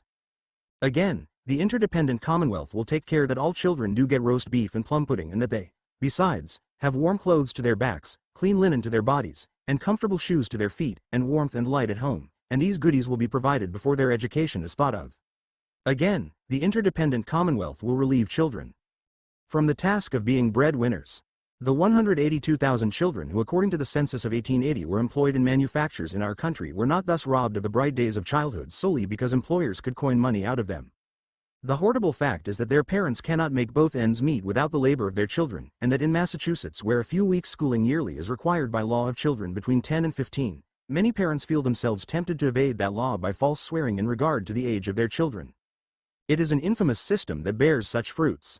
And yet there are political economists whose hearts are so seared and whose understanding is so obscured by being trained in that system that they glory in the fact that children can be utilized in augmenting the wealth of the country. These hundred thousands of children, as well as the urchins who gain their own precarious existence and partly that of their parents as newsboys, bootblacks, cash boys, will have the most important period of their lives, that in which character is formed, saved to them, as soon as their parents are secured a decent living. But that is by no means all. This that not only the children but that the parents also will have roast beef and plum pudding is of vast importance to the cause of education. For it will relieve the fathers and mothers of the body and soul devouring care which is the special curse of our age. It will give these fathers and mothers, to whom now even reflection is forbidden, leisure, and thus make them effective allies of the Commonwealth, because leisure is the incentive to all progress. The bread and butter question is therefore the fundamental question. We see here again how socialism, by revolutionizing the economic relation of society, will revolutionize all other relations. Education, then, will be the second important branch of the activity of the new Commonwealth. Let us now consider what organ is likely to be entrusted with the function of education. In the discourse above referred to, our episcopal mentor also laid it down. God has instituted three coordinate authorities: the family, the church and the state. The family is imperium in imperio, a dominion within the dominion. The parent is exclusive master within that dominion. Well, we can pretty safely assert to the contrary that the coming Commonwealth will not acknowledge the church as a coordinate authority. There was a time when the two were coordinate authorities. At that time it was still doubtful which of them was destined to be the embodiment of the social organism. Out of that struggle the state has already virtually issued as the victor. The church is in all civilized countries already virtually nothing but a voluntary association. God thus has already decided against the pretensions of the church. And this, as we already noticed in the 5th chapter, is the most important step, perhaps, in the movement of the state towards socialism. And we can also be assured that the church will not be made the organ of the state for education purposes. There is one all-sufficient reason: the church is not competent. Circumstances for centuries gave education into the hands of the church, and she then perhaps performed that function as well as could be done. Let us grant that much. But we are not living in the Middle Ages. So far from being in our age an institution of enlightenment, the church is now looked upon by all well-informed people as an institution to darken men's minds. We simply state facts. The men of science assume the falsity of all theological dogmas. The church is incompetent, because she knows nothing worth knowing. We are again simply stating facts. The church has still some influence, partly on account of our hypocrisy, and hypocrisy is prevailing as it is, just because this is a transition age. But the coming democracy will want to know and will wage an unrelenting war against all shams. We, furthermore, maintain that neither will the family be acknowledged a coordinate authority. This, however, is a much more important assertion than the former, and is not quite as evident, though on reflection it will be found just as true. But we cannot fail in passing to remark that it is amusing to see the solicitude the church has for the authority of the family now, when her own importance is on the wane. When she had supreme power, she certainly did not consider the family coordinate with herself. The first evidence we shall adduce to show that the coming Commonwealth will assert supremacy as against the family is that which we everywhere throughout this book place at the head: the logic of events. Grandized itself, the family has dwindled in importance. The state commenced to repudiate the dominion of the family the moment it forbade parents to destroy their children. It absolutely rejected that dominion the moment it, the state, fixed the age of majority, when the child is entirely emancipated from parental control. Why? The system where authority is vested in the family, as distinguished from the state, is that patriarchal, barbaric system from which we are more and more retreating. Proudhon is decidedly right when he says, "It is on the model of the family that all feudal and antique societies have organized themselves, and it is precisely against this old patriarchal constitution that modern democracy revolts and protests." It is yet sometimes said that blood is thicker than water, but that is not often the case now. And this fact that the individual has become almost independent of the family is merely the preparatory step to the supremacy of the state. Next, in the very nature of things, family supremacy will be absolutely incompatible with an interdependent, a solidaric, commonwealth, for in such a state the first object of education must be to establish in the minds of the children an indissoluble association between their individual happiness and the good of all. To that end family exclusiveness must be broken down, first of all. A public spirit, i.e. the spirit of all being members of one social organism, must be substituted for family spirit. Now please do not misunderstand the socialist position in this respect. We do not make war on the family. On the contrary, our aim is to enable every healthy man and woman to form a family. But we do make war on family exclusiveness, perhaps a better word than selfishness, on family prejudices and family narrowness, and we are glad to be able to say that our common schools are doing very much to break down that spirit. When the cooperative commonwealth is achieved, there will be no room for any more revolutions. For revolutions are caused by the clashings of class interests, and all class distinctions are forever abolished the moment the lowest class is fully incorporated into society. But there will be plenty of room for progress, for further evolution. Even our commonwealth, though it may take a long period to develop it, is but a step of the evolution. One commonwealth after another may decay and disappear, but they will all contribute to the upbuilding of the organism of humanity. With organized humanity will be evolved the coming religion, though we already noticed it in the preceding chapter, because people persist in mixing up morals and religion. But morals really relates to the social organism, it makes the good citizen. Religion relates to humanity and makes the saint. The coming religion will make us feel that we are here for the sake of humanity, with whose fate it may be found that we are personally far more concerned than is now supposed. It will make holiness consist in identifying ourselves with humanity, the redeemed form of man, as the lover merges himself in the beloved. Individualism. The deception that we have been born into this world each for the sake of himself, or family, friend or kindred, selfness, will be acknowledged to be the satanic element of our nature. We therefore more than doubt, we deny Ward's proposition that individual happiness is the end of human life. If it is, the existences that were made miserable in order that mankind might be trained up to social cooperation were failures. They are decidedly not failures, if, as we hold, the end of the individual existence is to further the evolution of humanity, in whose fate it may be found, as we repeat, that we have a greater stake than is supposed. But happiness is a fact, as an incident of life and not an object of pursuit, it is a blessed fact. It is to man what the odor is to the rose. That the new commonwealth will very much diffuse and increase individual happiness there can be no doubt. It will make possible the harmonious exercise and development of all human faculties in everybody, that itself is happiness.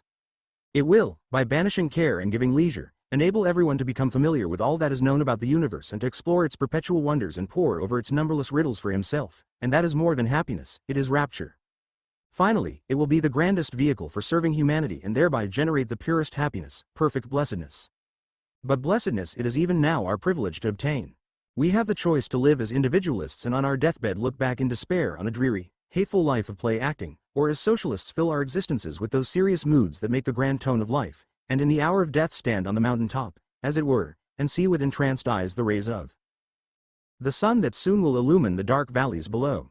I, for my part, deem it worth 10 crucifixions to win for my memory a fraction of the adoring love which millions of the noblest men and women have felt for a Jesus. Edward Bellamy, Equality * 1897. Chapter I. A Sharp Cross-Examiner. With many expressions of sympathy and interest Edith listened to the story of my dream. When, finally, I had made an end, she remained musing. "What are you thinking about?" I said. "I was thinking," she answered, "how it would have been if your dream had been true." "True?" I exclaimed. "How could it have been true?" "T mean," she said, "if it had all been a dream, as you supposed it was in your nightmare, and you had never really seen our Republic of the Golden Rule or me, but had only slept a night and dreamed the whole thing about us. And suppose you had gone forth just as you did in your dream, and had passed up and down telling men of the terrible folly and wickedness of their way of life and how much nobler and happier a way there was.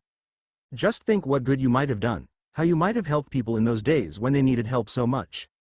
It seems to me you must be almost sorry you came back to us. You look as if you were almost sorry yourself," I said, for her wistful expression seemed susceptible of that interpretation. "Oh, no," she answered, smiling, "it was only on your own account. As for me, I have very good reasons for being glad that you came back. I should say so, indeed. Have you reflected that if I had dreamed it all you would have had no existence save as a figment in the brain of a sleeping man 100 years ago?" TJ had not thought of that part of it, she said, smiling and still half serious. "Yet if I could have been more useful to humanity as a fiction than as a reality, I ought not to have minded the inconvenience." pp. 1-13, 206-211, 245-249, 332-335, 349-354, 365-367, 378-381. But I replied that I greatly feared no amount of opportunity to help mankind in general would have reconciled me to life anywhere or under any conditions after leaving her behind in a dream. A confession of shameless selfishness which she was pleased to pass over without special rebuke, in consideration, no doubt, of my unfortunate bringing up. Besides, I resumed, being willing a little further to vindicate myself, it would not have done any good. I have just told you how in my nightmare last night, when I tried to tell my contemporaries and even my best friends about the nobler way men might live together, they derided me as a fool and madman. That is exactly what they would have done in reality had the dream been true and I had gone about preaching as in the case you supposed. Perhaps a few might at first have acted as you dreamed they did, she replied. Perhaps they would not at once have liked the idea of economic equality, fearing that it might mean a leveling down for them, and not understanding that it would presently mean a leveling up of altogether to a vastly higher plane of life and happiness, of material welfare and moral dignity than the most fortunate had ever enjoyed. But even if the rich had at first mistaken you for an enemy to their class, the poor, the great masses of the poor, the real nation, they surely from the first would have listened as for their lives, for to them your story would have meant glad tidings of great joy.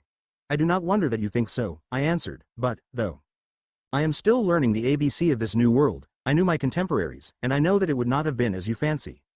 The poor would have listened no better than the rich, for, though poor and rich in my day were at bitter odds in everything else, they were agreed in believing that there must always be rich and poor, and that a condition of material equality was impossible.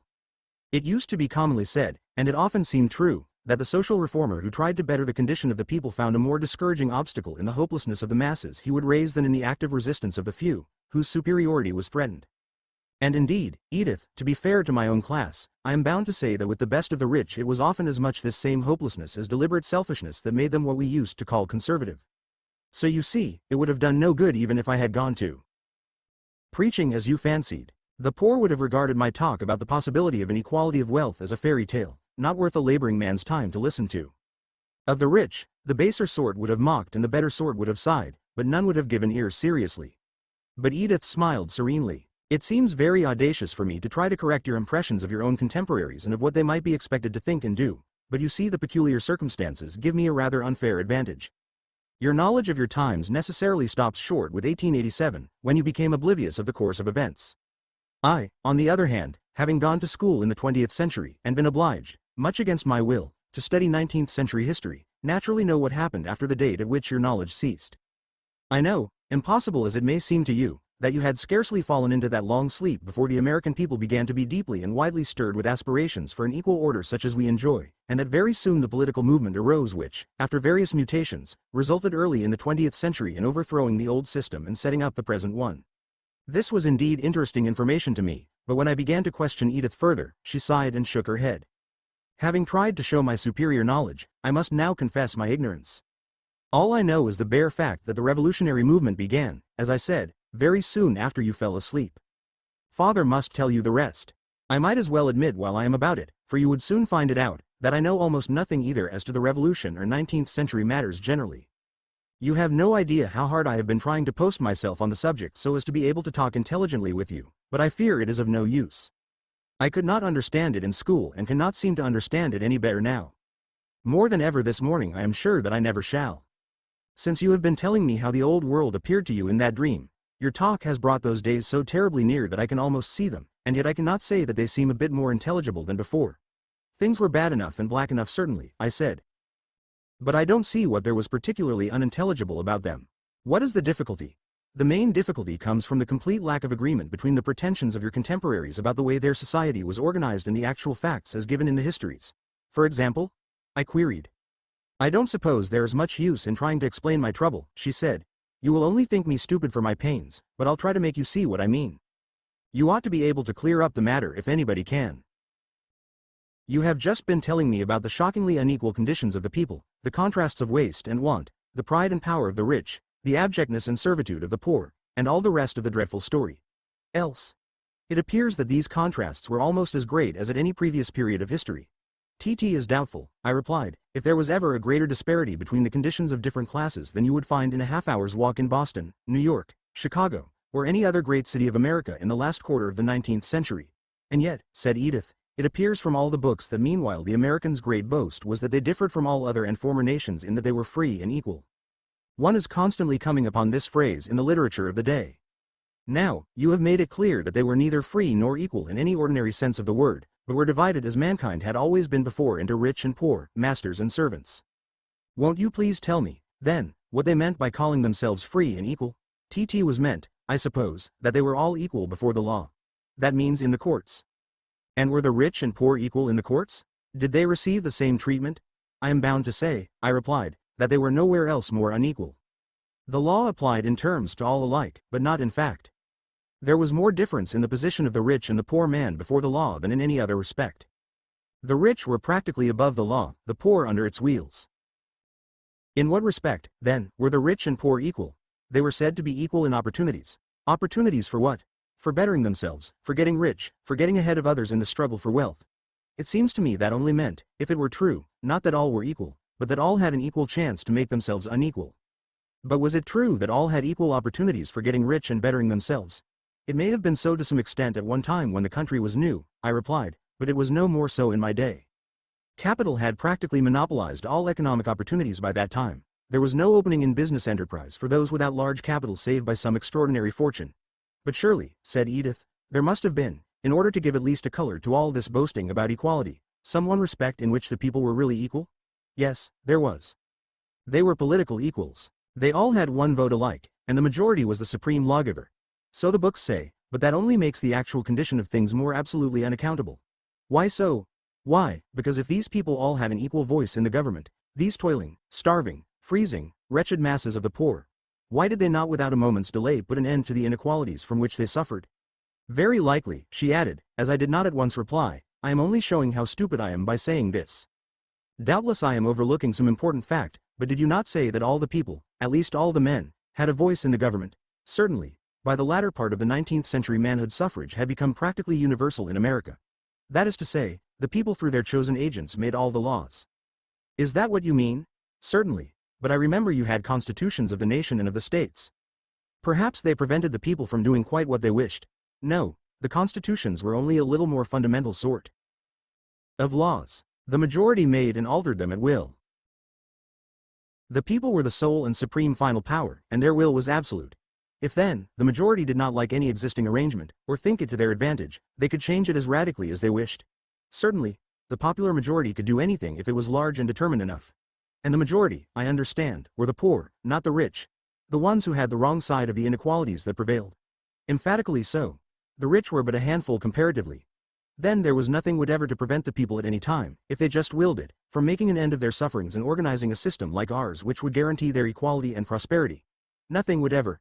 Then once more I ask you to kindly tell me why, in the name of common sense, they didn't do it at once and be happy instead of making a spectacle of themselves so woeful that even 100 years after it makes us cry?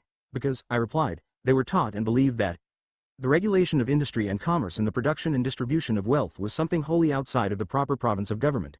But, dear me, Julian, life itself and everything that meanwhile makes life worth living, from the satisfaction of the most primary physical needs to the gratification of the most refined tastes, all that belongs to the development of mind as well as body, depend first, last, and always on the manner in which the production and distribution of wealth is regulated. Surely that must have been as true in your day as ours. Of course. And yet you tell me, Julian, that the people, after having abolished the rule of kings and taken the supreme power of regulating their affairs into their own hands, deliberately consented to exclude from their jurisdiction the control of the most important, and indeed the only really important, class of their interests. Do not the histories say so? They do say so, and that is precisely why I could never believe them. The thing seemed so incomprehensible I thought there must be some way of explaining it. But tell me, Julian, seeing the people did not think that they could trust themselves to regulate their own industry and the distribution of the product, to whom did they leave the responsibility? To the capitalists. And did the people elect the capitalists? Nobody elected them. By whom, then, were they appointed? Nobody appointed them. What a singular system. Well, if nobody elected or appointed them, yet surely they must have been accountable to somebody for the manner in which they exercised powers on which the welfare and very existence of everybody depended. On the contrary, they were accountable to nobody and nothing but their own consciences. Their consciences. Ah, I see. You mean that they were so benevolent, so unselfish, so devoted to the public good, that people tolerated their usurpation out of gratitude. The people nowadays would not endure the irresponsible rule even of demigods, but probably it was different in your day. As an ex-capitalist myself, I should be pleased to confirm your surmise, but nothing could really be further from the fact. As to any benevolent interest in the conduct of industry and commerce, the capitalists expressly disavowed it. Their only object was to secure the greatest possible gain for themselves without any regard whatever to the welfare of the public. Dear me. Dear me, why you make out these capitalists to have been even worse than the kings, for the kings at least professed to govern for the welfare of their people, as fathers acting for children, and the good ones did try to. But the capitalists, you say, did not even pretend to feel any responsibility for the welfare of their subjects? None whatever. And, if I understand, pursued Edith, this government of the capitalists was not only without moral sanction of any sort or plea of benevolent intentions, but was practically an economic failure. That is, it did not secure the prosperity of the people. What I saw in my dream last night, I replied, and have tried to tell you this morning, gives but a faint suggestion of the misery of the world under capitalist rule. Edith meditated in silence for some moments. Finally she said, Your contemporaries were not madmen nor fools.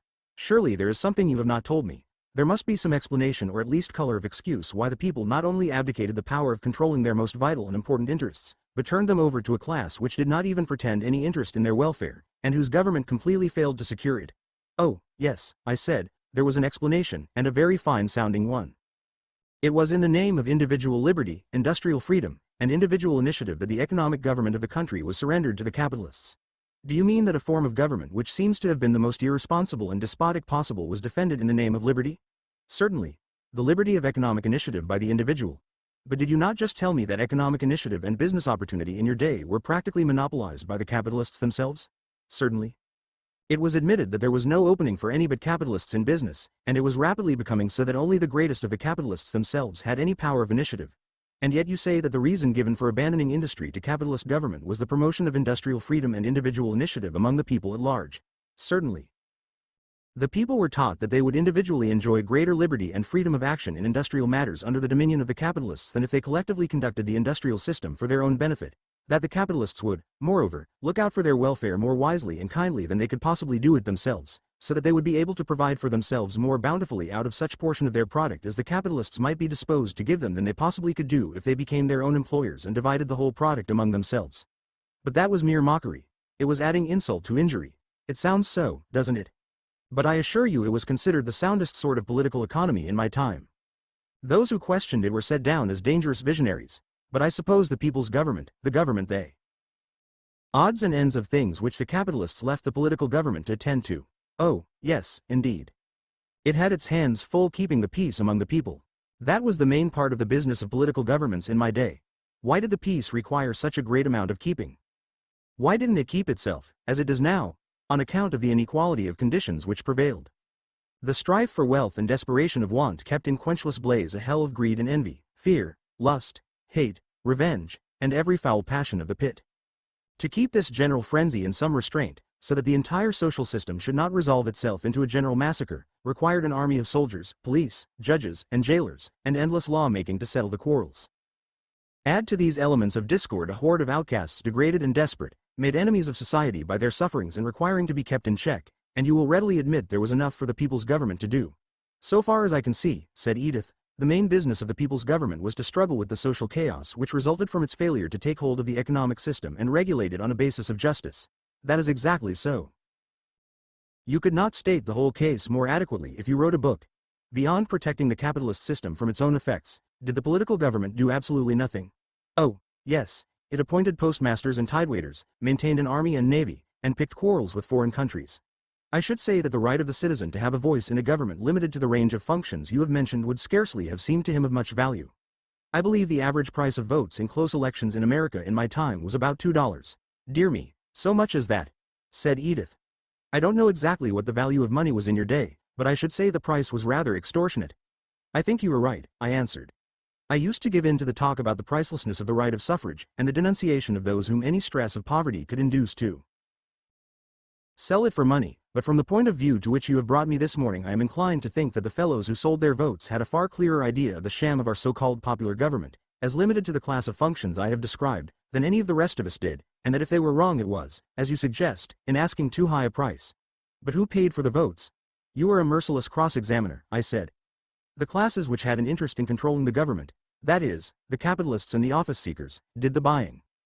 The capitalists advanced the money necessary to procure the election of the office-seekers on the understanding that when elected the latter should do what the capitalists wanted. But I ought not to give you the impression that the bulk of the votes were bought outright. That would have been too open a confession of the sham of popular government as well as too expensive. The money contributed by the capitalists to procure the election of the office-seekers was mainly expended to influence the people by indirect means. Immense sums under the name of campaign funds were raised for this purpose and used in innumerable devices, such as fireworks, oratory, processions, brass bands, barbecues, and all sorts of devices, the object of which was to galvanize the people to a sufficient degree of interest in the election to go through the motion of voting. Nobody who has not actually witnessed a 19th-century American election could even begin to imagine the grotesqueness of the spectacle. It seems, then, said Edith, that the capitalists not only carried on the economic government as their special province, but also practically managed the machinery of the political government as well. Oh, yes, the capitalists could not have got along at all without control of the political government. Congress, the legislatures, and the city councils were quite necessary as instruments for putting through their schemes. Moreover, in order to protect themselves and their property against popular outbreaks, it was highly needful that they should have the police, the courts, and the soldiers devoted to their interests, and the president, governors, and mayors at their beck. But I thought the president, the governors, and legislatures represented the people who voted for them. Bless your heart. No, why should they? It was to the capitalists. And not to the people that they owed the opportunity of office holding. The people who voted had little choice for whom they should vote.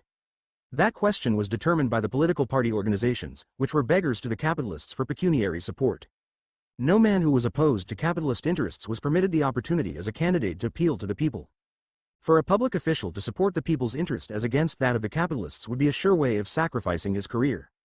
You must remember, if you would understand how absolutely the capitalists controlled the government, that a president, governor, or mayor, or member of the municipal, state, or national council, was only temporarily a servant of the people or dependent on their favor. His public position he held only from election to election, and rarely long. His permanent, lifelong, and all-controlling interest, like that of us all, was his livelihood, and that was dependent, not on the applause of the people, but the favor and patronage of capital, and this he could not afford to imperil in the pursuit of the bubbles of popularity. These circumstances, even if there had been no instances of direct bribery, sufficiently explained why our politicians and officeholders with few exceptions were vassals and tools of the capitalists. The lawyers, who, on account of the complexities of our system, were almost the only class competent for public business, were especially and directly dependent upon the patronage of the great capitalistic interests for their living. But why did not the people elect officials and representatives of their own class, who would look out for the interests of the masses? There was no assurance that they would be more faithful. Their very poverty would make them the more liable to money temptation, and the poor, you must remember, although so much more pitiable, were not morally any better than the rich. Then, too, and that was the most important reason why the masses of the people, who were poor, did not send men of their class to represent them. Poverty as a rule implied ignorance, and therefore practical inability, even where the intention was good. As soon as the poor man developed intelligence he had every temptation to desert his class and seek the patronage of capital. Edith remained silent and thoughtful for some moments. Really, she said, finally, it seems that the reason I could not understand the so-called popular system of government in your day is that I was trying to find out what part the people had in it, and it appears that they had no part at all. You are getting on famously, I exclaimed.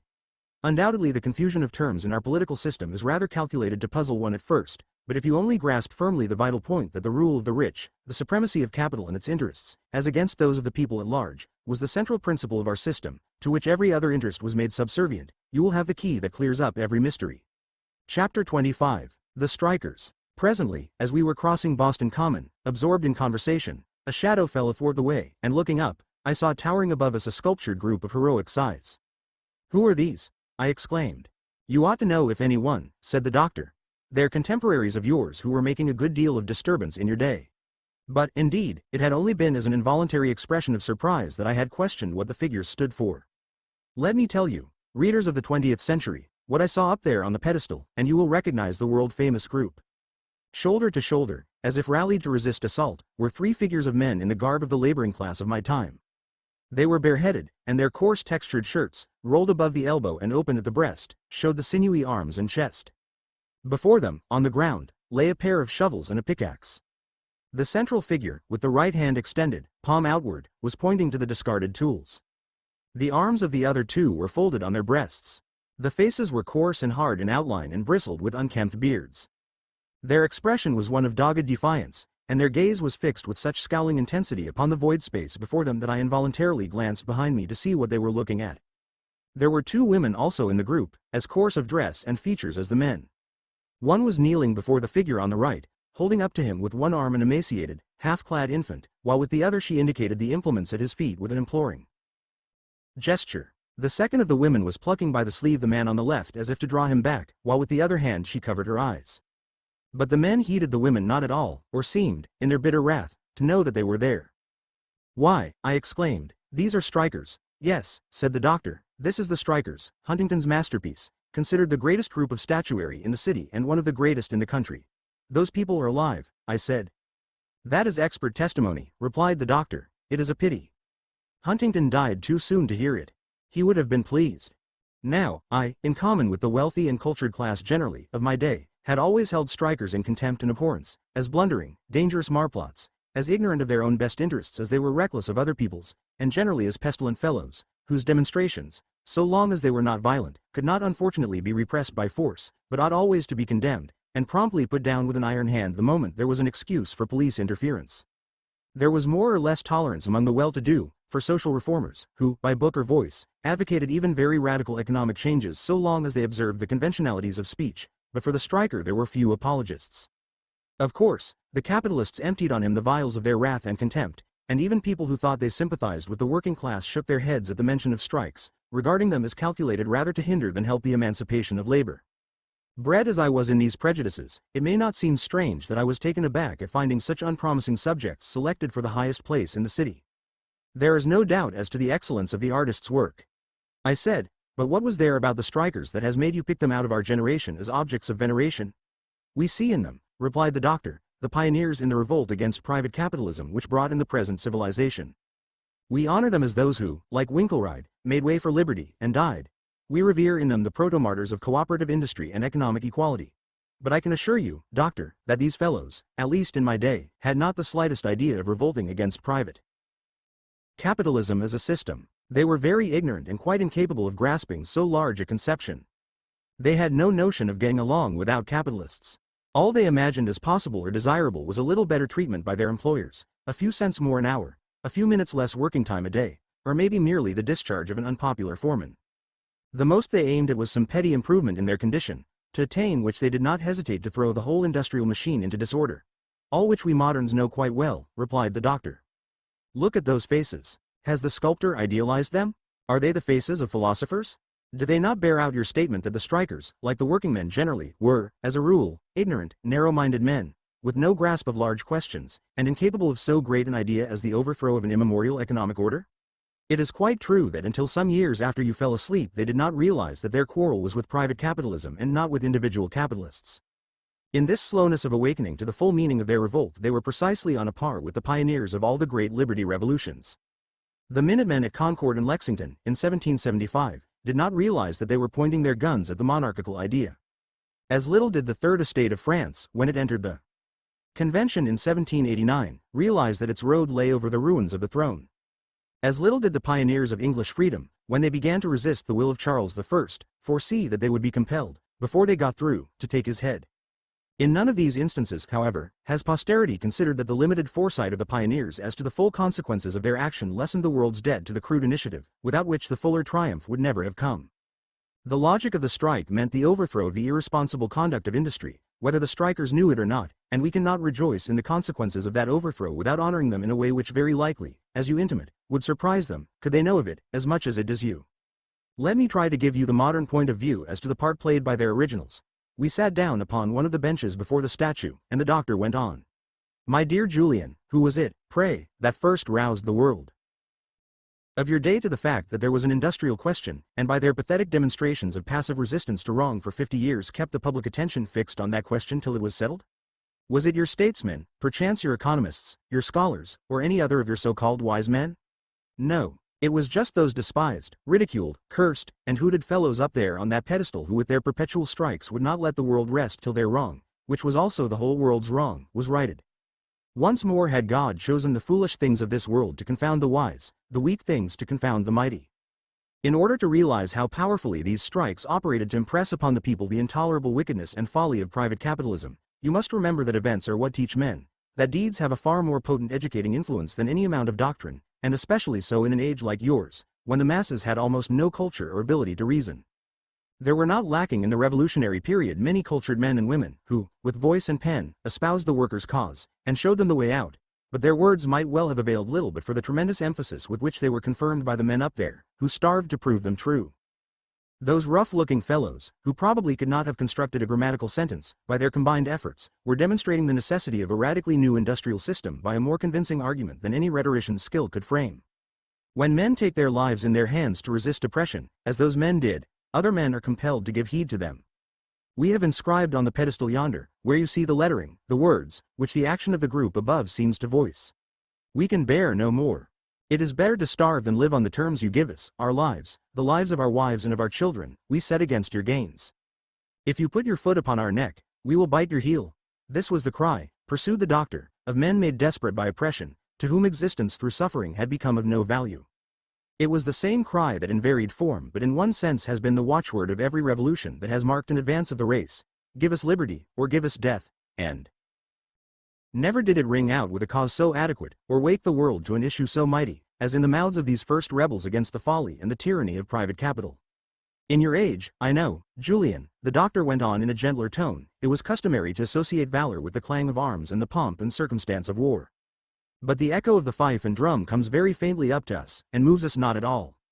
The soldier has had his day, and passed away forever with the ideal of manhood which he illustrated. But that group yonder stands for a type of self-devotion that appeals to us profoundly. Those men risked their lives when they flung down the tools of their trade, as truly as any soldiers going into battle, and took odds as desperate, and not only for themselves, but for their families, which no grateful country would care for in case of casualty to them.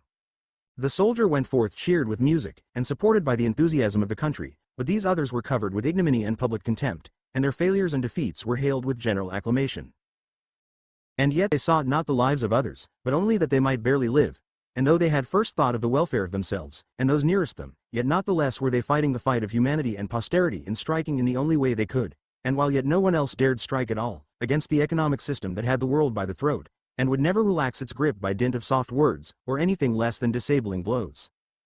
The clergy, the economists and the pedagogues, having left these ignorant men to seek as they might the solution of the social problem, while they themselves sat at ease and denied that there was any problem, were very voluble in their criticisms of the mistakes of the workingmen, as if it were possible to make any mistake in seeking a way out of the social chaos, which could be so fatuous or so criminal as the mistake of not trying to seek any. No doubt, Julian, I have put finer words in the mouths of those men up there than their originals might have even understood, but if the meaning was not in their words it was in their deeds. And it is for what they did, not for what they said, that we honor them as proto-martyrs of the industrial republic of today, and bring our children, that they may kiss in gratitude the roughshod feet of those who made the way for us. My experiences since I waked up in this year 2000 might be said to have consisted of a succession of instantaneous mental readjustments of a revolutionary character, in which what had formerly seemed evil to me had become good, and what had seemed wisdom had become foolishness. Had this conversation about the strikers taken place anywhere else, the entirely new impression I had received of the part played by them in the great social revolution of which I shared the benefit would simply have been one more of these readjustments, and the process entirely a mental one. But the presence of this wondrous group, the lifelikeness of the figures growing on my gaze as I listened to the doctor's words, imparted a peculiar personal quality, if I may use the term, to the revulsion of feeling that I experienced. Moved by an irresistible impulse, I rose to my feet, and, removing my hat, saluted the grim forms whose living originals I had joined my contemporaries in reviling. The doctor smiled gravely. "Do you know, my boy," he said, "it is not often that the whirligig of time brings round his revenges in quite so dramatic a way as this? Chapter XXX. What universal culture means. It was one of those Indian summer afternoons when it seems sinful waste of opportunity to spend a needless hour within. Being in no sort of hurry, the doctor and I chartered a motor carriage for 2 at the next station, and set forth in the general direction of home, indulging ourselves in as many deviations from the route as pleased our fancy. Presently, as we rolled noiselessly over the smooth streets, leaf-strewn from the bordering colonnades of trees, I began to exclaim about the precocity of school children who at the age of 13 or 14 were able to handle themes usually reserved in my day for the college and university. This, however, the doctor made light of. Political economy, he said, from the time the world adopted the plan of equal sharing of labor and its results, became a science so simple that any child who knows the proper way to divide an apple with his little brothers has mastered the secret of it. Of course, to point out the fallacies of a false political economy is a very simple matter also, when one has only to compare it with the true one. As to intellectual precocity in general, pursued the doctor, I do not think it is particularly noticeable in our children as compared with those of your day. We certainly make no effort to develop it. A bright school child of 12 in the 19th century would probably not compare badly as to acquirements with the average 12-year-old in our schools. It would be as you compared them 10 years later that the difference in the educational systems would show its effect. At 21 or 22 the average youth would probably in your day have been little more advanced in education than at 14. Having probably left school for the factory or farm at about that age or a couple of years later, unless perhaps he happened to be one of the children of the tick minority. The corresponding child under our system would have continued his or her education without break, and at 21 have acquired what you used to call a college education. The extension of the educational machinery necessary to provide the higher education for all must have been enormous, I said. Our primary school system provided the rudiments for nearly all children, but not 1 in 20 went as far as the grammar school. Not 1 in 100 as far as the high school, and not 1 in 1,000 ever saw a college. The great universities of my day, Harvard, Yale, and the rest, must have become small cities in order to receive the students flocking to them. They would need to be very large cities certainly, replied the doctor, if it were a question of their undertaking the higher education of our youth, for every year we graduate not the thousands or tens of thousands that made up your annual grist of college graduates, but millions. For that very reason, that is, the numbers to be dealt with, we can have no centers of the higher education any more than you had of the primary education. Every community has its university just as formerly its common schools, and has in it more students from the vicinage than one of your great universities could collect with its dragnet from the ends of the earth. But does not the reputation of particular teachers attract students to special universities? That is a matter easily provided for, replied the doctor. The perfection of our telephone and electroscope systems makes it possible to enjoy at any distance the instruction of any teacher. One of much popularity lectures to 1,000,000 pupils in a whisper, if he happens to be hoarse, much easier than one of your professors could talk to a class of 50 when in good voice. Really, doctor, said I, there is no fact about your civilization that seems to open so many vistas of possibility and solve beforehand so many possible difficulties in the arrangement and operation of your social system as this universality of culture. I am bound to say that nothing that is rational seems impossible in the way of social adjustments when once you assume the existence of that condition. My own contemporaries fully recognized in theory, as you know, the importance of popular education to secure good government in a democracy. But our system, which barely at best taught the masses to spell, was a farce indeed compared with the popular education of today. Necessarily so, replied the doctor. The basis of education is economic, requiring as it does the maintenance of the pupil without economic return during the educational period. If the education is to amount to anything, that period must cover the years of childhood and adolescence to the age of at least 20. That involves a very large expenditure, which not one parent in 1,000 was able to support in your day. The state might have assumed it, of course, but that would have amounted to the rich supporting the children of the poor, and naturally they would not hear to that, at least beyond the primary grades of education. And even if there had been no money question, the rich, if they hoped to retain their power, would have been crazy to provide for the masses destined to do their dirty work. A culture which would have made them social rebels. For these two reasons your economic system was incompatible with any popular education worthy of the name. On the other hand, the first effect of economic equality was to provide equal educational advantages for all and the best the community could afford. One of the most interesting chapters in the history of the Revolution is that which tells how at once after the new order was established the young men and women under 21 years of age who had been working in fields or factories, perhaps since childhood, left their work and poured back into the schools and colleges as fast as room could be made for them, so that they might as far as possible repair their early loss. All alike recognized, now that education had been made economically possible for all, that it was the greatest boon the new order had brought. It recorded also in the books that not only the youth, but the men and women, and even the elderly who had been without educational advantages, devoted all the leisure left from their industrial duties to making up, so far as possible, for their lack of earlier advantages, that they might not be too much ashamed in the presence of a rising generation to be composed altogether of college graduates. In speaking of our educational system as it is at present, the doctor went on, I should guard you against the possible mistake of supposing that the course which ends at 21 completes the educational curriculum of the average individual. On the contrary, it is only the required minimum of culture which society insists that all youth shall receive during their minority to make them barely fit for citizenship. We should consider it a very meager education indeed that ended there. As we look at it, the graduation from the schools at the attainment of majority means merely that the graduate has reached an age at which he can be presumed to be competent and has the right as an adult to carry on his further education without the guidance or compulsion of the state.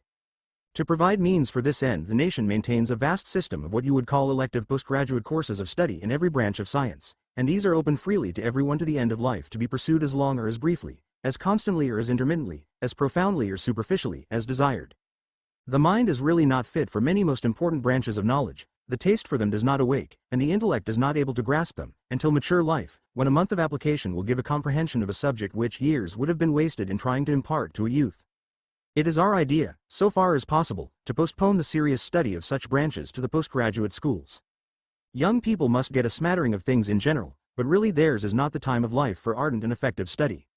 If you would see enthusiastic students to whom the pursuit of knowledge is the greatest joy of life, you must seek them among the middle-aged fathers and mothers in the postgraduate schools.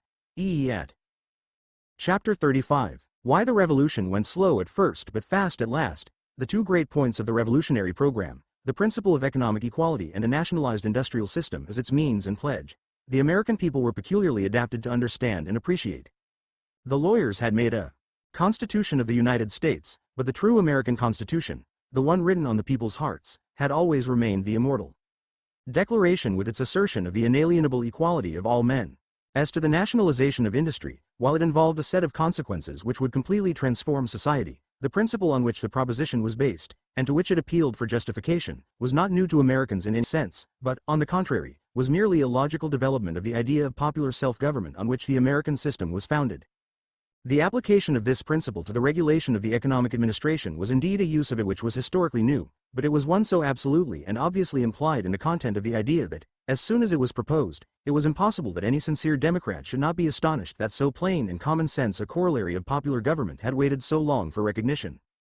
The apostles of a collective administration of the economic system in the common interest had in Europe a twofold task. First, to teach the general doctrine of the absolute right of the people to govern, and then to show the economic application of that right.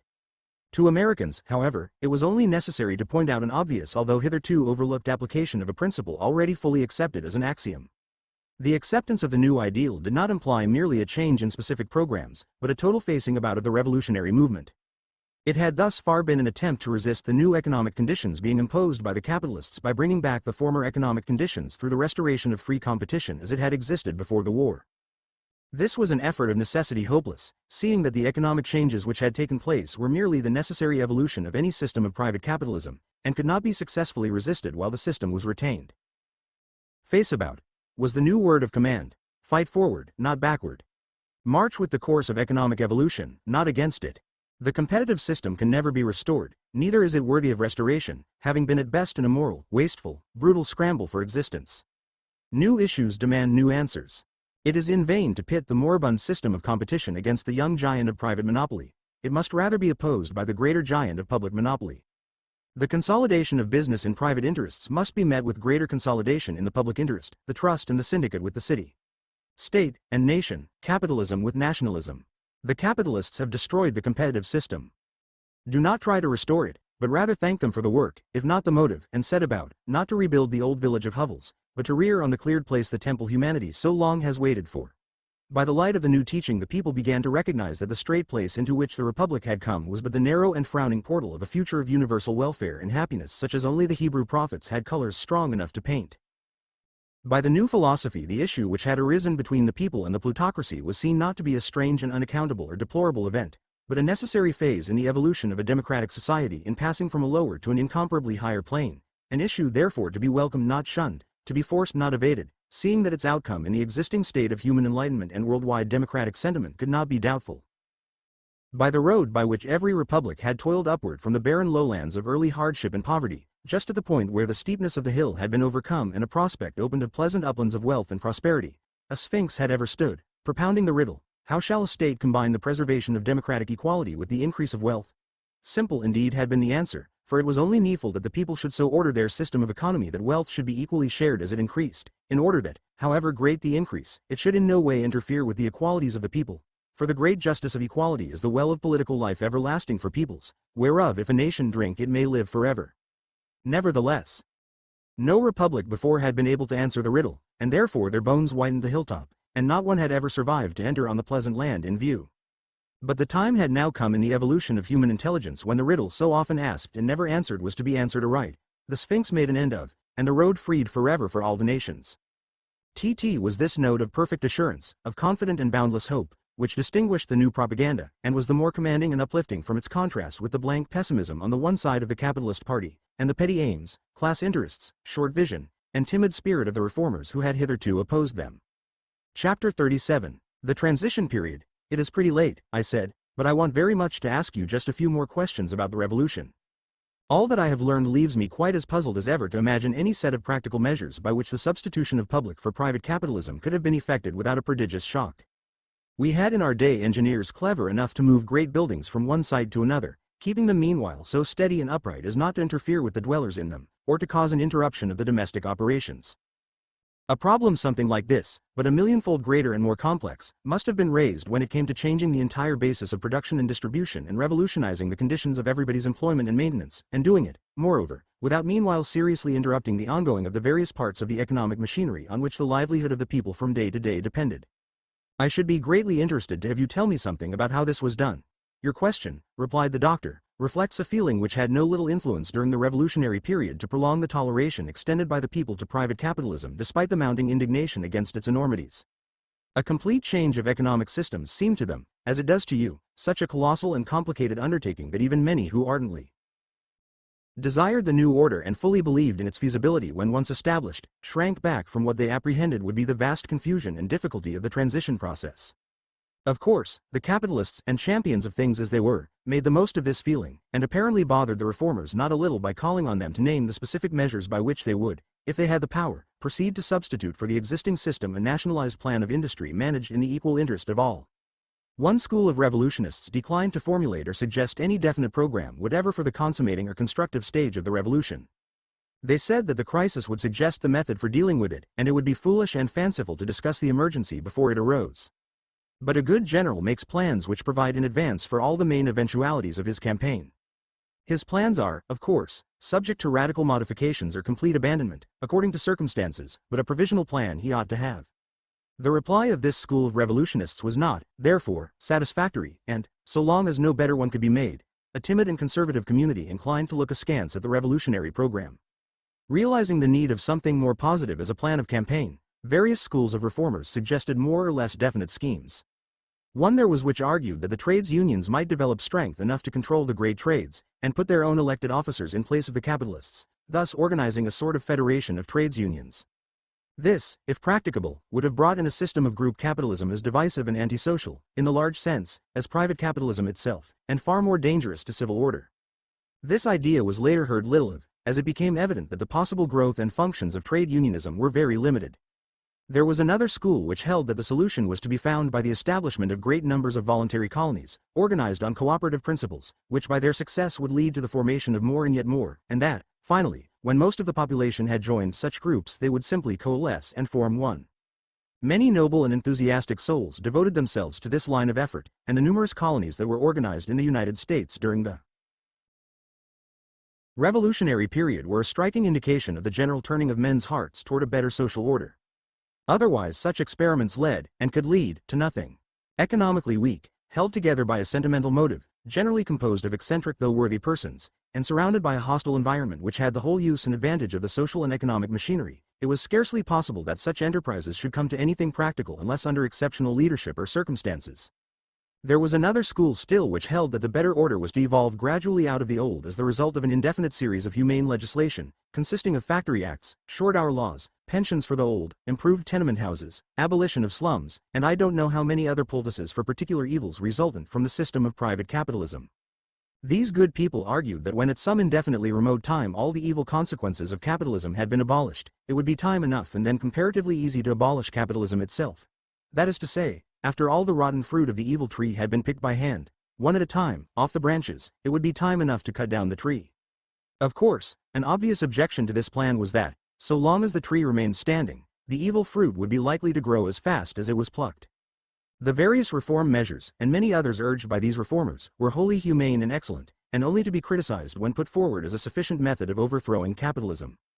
They did not even tend toward such a result, but were quite as likely to help capitalism to obtain a longer lease of life by making it a little less abhorrent.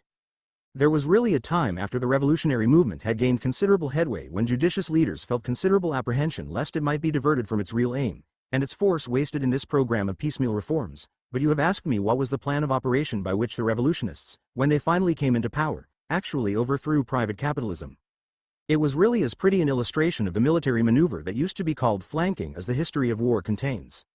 Now, a flanking operation is one by which an army, instead of attacking its antagonist directly in front, moves round one of his flanks in such a way that without striking a blow it forces the enemy to leave his position.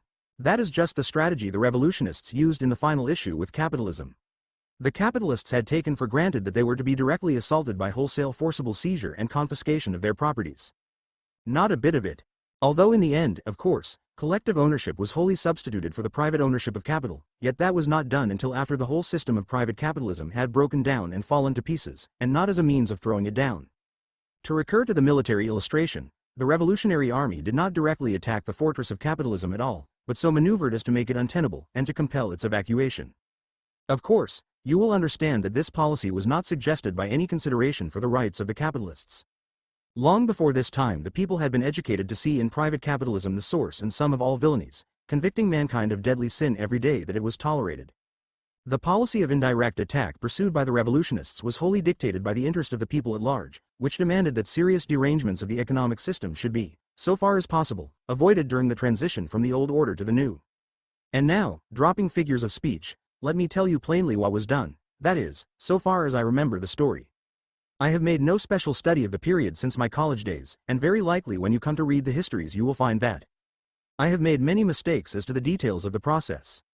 I am just trying to give you a general idea of the main course of events, to the best of my remembrance. I have already explained that the first step in the program of political action adopted by the opponents of private capitalism had been to induce the people to municipalize and nationalize various quasi-public services, such as waterworks, lighting plants, ferries, local railroads, the telegraph and telephone systems, the general railroad system, the coal mines and petroleum production, and the traffic in intoxicating liquors. These being a class of enterprises partly or wholly non-competitive and monopolistic in character, the assumption of public control over them did not directly attack the system of production and distribution in general, and even the timid and conservative viewed the step with little apprehension. This whole class of natural or legal monopolies might indeed have been taken under public management without logically involving an assault on the system of private capitalism as a whole.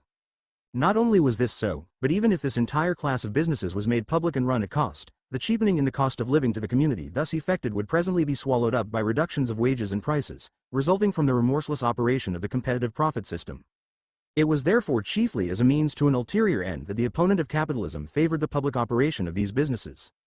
One part of that ulterior end was to prove to the people the superior simplicity, efficiency, and humanity of public over private management of economic undertakings. But the principal use which this partial process of nationalization served was to prepare a body of public employees sufficiently large to furnish a nucleus of consumers when the government should undertake the establishment of a general system of production and distribution on a non-profit basis. The employees of the nationalized railroads alone numbered nearly 1 million, and with their dependent women and children represented some 4 million people. The employees in the coal mines, iron mines, and other businesses taken charge of by the government as subsidiary to the railroads, together with the telegraph and telephone workers, also in the public service, made some hundreds of thousands more persons with their dependents. Previous to these additions there had been in the regular civil service of the government nearly 250,000 persons, and the Army and Navy made some 50,000 more. These groups with their dependents amounted probably to 1 million more persons, who, added to the railroad, mining, telegraph, and other employees, made an aggregate of something like 5 million persons dependent on the national employment. Besides these were the various bodies of state and municipal employees in all grades, from the governors of states down to the street cleaners. There is just one point about the transition stage that I want to go back to, I said. In the actual case, as you have stated it, it seems that the capitalists held on to their capital and continued to conduct business as long as they could induce anybody to work for them or buy of them. I suppose that was human nature, capitalist human nature anyway, but it was also convenient for the revolution, for this course gave time to get the new economic system perfected as a framework before the strain of providing for the whole people was thrown on it. But it was just possible, I suppose, that the capitalists might have taken a different course. For example, suppose, from the moment the popular majority gave control of the national government to the revolutionists, the capitalists had with one accord abandoned their functions and refused to do business of any kind. This, mind you, would have been before the government had any time to organize even the beginnings of the new system. That would have made a more difficult problem to deal with, would it not? Do not think that the problem would have been more difficult, replied the doctor, though it would have called for more prompt and summary action. The government would have had two things to do and to do at once. On the one hand, to take up and carry on the machinery of productive industry abandoned by the capitalists, and simultaneously to provide maintenance for the people pending the time when the new product should become available. I suppose that as to the matter of providing for the maintenance of the people, the action taken would be like that usually followed by a government when by flood, famine, siege, or other sudden emergency the livelihood of a whole community has been endangered. No doubt the first step would have been to requisition for public use all stores of grain, clothing, shoes, and commodities in general throughout the country, excepting of course reasonable stocks in strictly private use.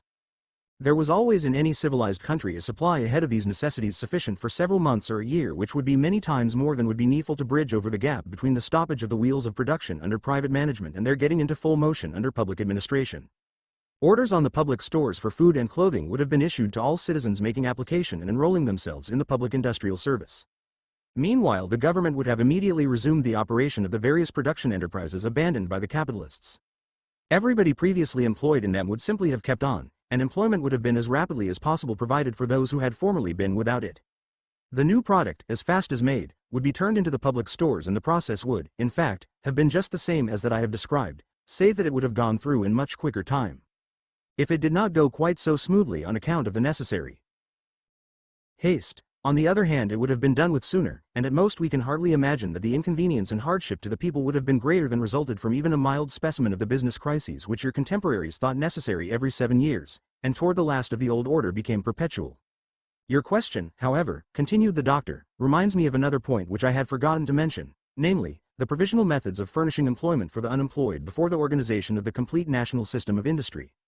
What your contemporaries were pleased to call the problem of the unemployed, namely, the necessary effect of the profit system to create and perpetuate an unemployed class, had been increasing in magnitude from the beginning of the revolutionary period, and toward the close of the century the involuntary idlers were numbered by millions. While this state of things on the one hand furnished a powerful argument for the revolutionary propaganda by the object lesson it furnished of the incompetence of private capitalism to solve the problem of national maintenance, on the other hand, in proportion as employment became hard to get, the hold of the employers over the actual and would-be employees became strengthened. Those who had employment and feared to lose it, and those who had it not but hoped to get it, became, through fear and hope, very puppets in the hands of the employing class and cast their votes at their bidding. Election after election was carried in this way by the capitalists through their power to compel the working man to vote the capitalist ticket against his own convictions, from the fear of losing or hope of obtaining an opportunity to work. This was the situation which made it necessary previous to the conquest of the general government by the Revolutionary Party, in order that the working men should be made free to vote for their own deliverance, that at least a provisional system of employment should be established whereby the wage earner might be ensured a livelihood when unable to find a private employer. The difficulty under the profit system had been to avoid producing too much. The difficulty under the equal sharing system was how to produce enough. The smallness of demand had before limited supply, but supply had now set to it an unlimited task. Under private capitalism demand had been a dwarf and lame at that, and yet this cripple had been pacemaker for the giant production. National cooperation had put wings on the dwarf and shod the cripple with Mercury's sandals. Henceforth the giant would need all his strength, all his thews of steel and sinews of brass even, to keep him in sight as he flitted on before. It would be difficult to give you an idea of the tremendous burst of industrial energy with which the rejuvenated nation on the morrow of the revolution threw itself into the task of uplifting the welfare of all classes to a level where the former RCH man might find in sharing the common lot nothing to regret. Nothing like the titanic achievement by which this result was effected had ever before been known in human history, and nothing like it seems likely ever to occur again. In the past there had not been work enough for the people. Millions, some rich, some poor, some willingly, some unwillingly, had always been idle, and not only that, but half the work that was done was wasted in competition or in producing luxuries to gratify the secondary wants of the few, while yet the primary wants of the mass remained unsatisfied. Idle machinery equal to the power of other millions of men, idle land, idle capital of every sort, mocked the need of the people. Now, all at once there were not hands enough in the country, wheels enough in the machinery, power enough in steam and electricity, hours enough in the day, days enough in the week, for the vast task of preparing the basis of a comfortable existence for all. For not until all were well-to-do, well-housed, well-clothed, well-fed, might any be so under the new order of things. T.T. is said that in the first full year after the new order was established the total product of the country was tripled, and in the second the first year's product was doubled, and every bit of it consumed. While, of course, the improvement in the material welfare of the nation was the most notable feature in the first years after the Revolution, simply because it was the place at which any improvement must begin, yet the ennobling and softening of manners and the growth of geniality in social intercourse are said to have been changes scarcely less notable. While the class differences inherited from the former order in point of habits, education, and culture must, of course, continue to mark and in a measure separate the members of the generation then on the stage, yet the certain knowledge that the basis of these differences had passed away forever, and that the children of all would mingle not only upon terms of economic equality, but of moral, intellectual, and social sympathy, and entire community of interest, seems to have had a strong anticipatory influence in bringing together in a sentiment of essential brotherhood those who were too far on in life to expect to see the full promise of the revolution realized. One other matter is worth speaking of, and that is the effect almost at once of the universal and abounding material prosperity which the nation had entered on to make the people forget all about the importance they had so lately attached to petty differences in pay and wages and salary. In the old days of general poverty, when a sufficiency was so hard to come by, a difference in wages of 50 cents or $1 had seemed so great to the artisan that it was hard for him to accept the idea of an economic equality in which such important distinctions should disappear. It was quite natural that it should be so. Men fight for crusts when they are starving, but they do not quarrel over bread at a banquet table. Somewhat so it befell when in the years after the Revolution material abundance and all the comforts of life came to be a matter of course for everyone, and storing for the future was needless. Then it was that the hunger motive died out of human nature and covetousness as to material things, mocked to death by abundance, perished by atrophy, and the motives of the modern worker, the love of honor, the joy of beneficence, the delight of achievement, and the enthusiasm of humanity, became the impulses of the economic world. Labor was glorified, and the cringing wage slave of the 19th century stood forth transfigured as the knight of humanity. Edward Bellamy, Looking Forward, *1889. The first number of The Nationalist contained an article by Bellamy succinctly setting forth his philosophy. It is an indication of the ripeness of the times for the national plan of industry that the predominating economic facts and tendencies of the epoch so lend themselves to its aims as to leave no question as to the practical policy of the movement.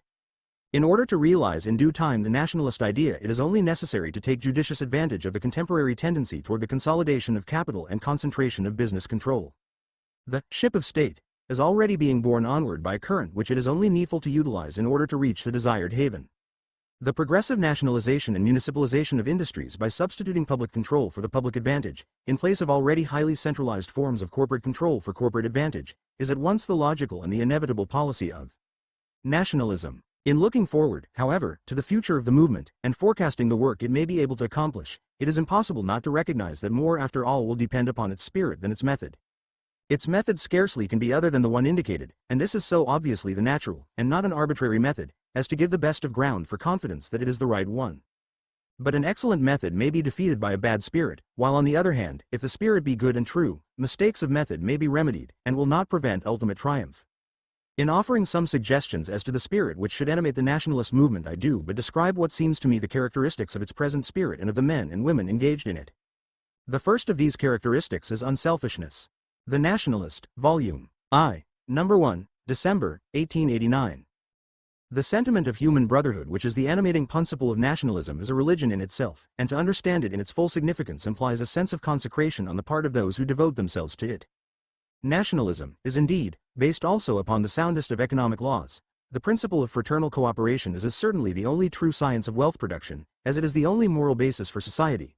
But the latter is so much more the important consideration that even if a brotherly relation with our fellowmen could only be attained by the sacrifice of wealth, not the less would the true nationalist seek it.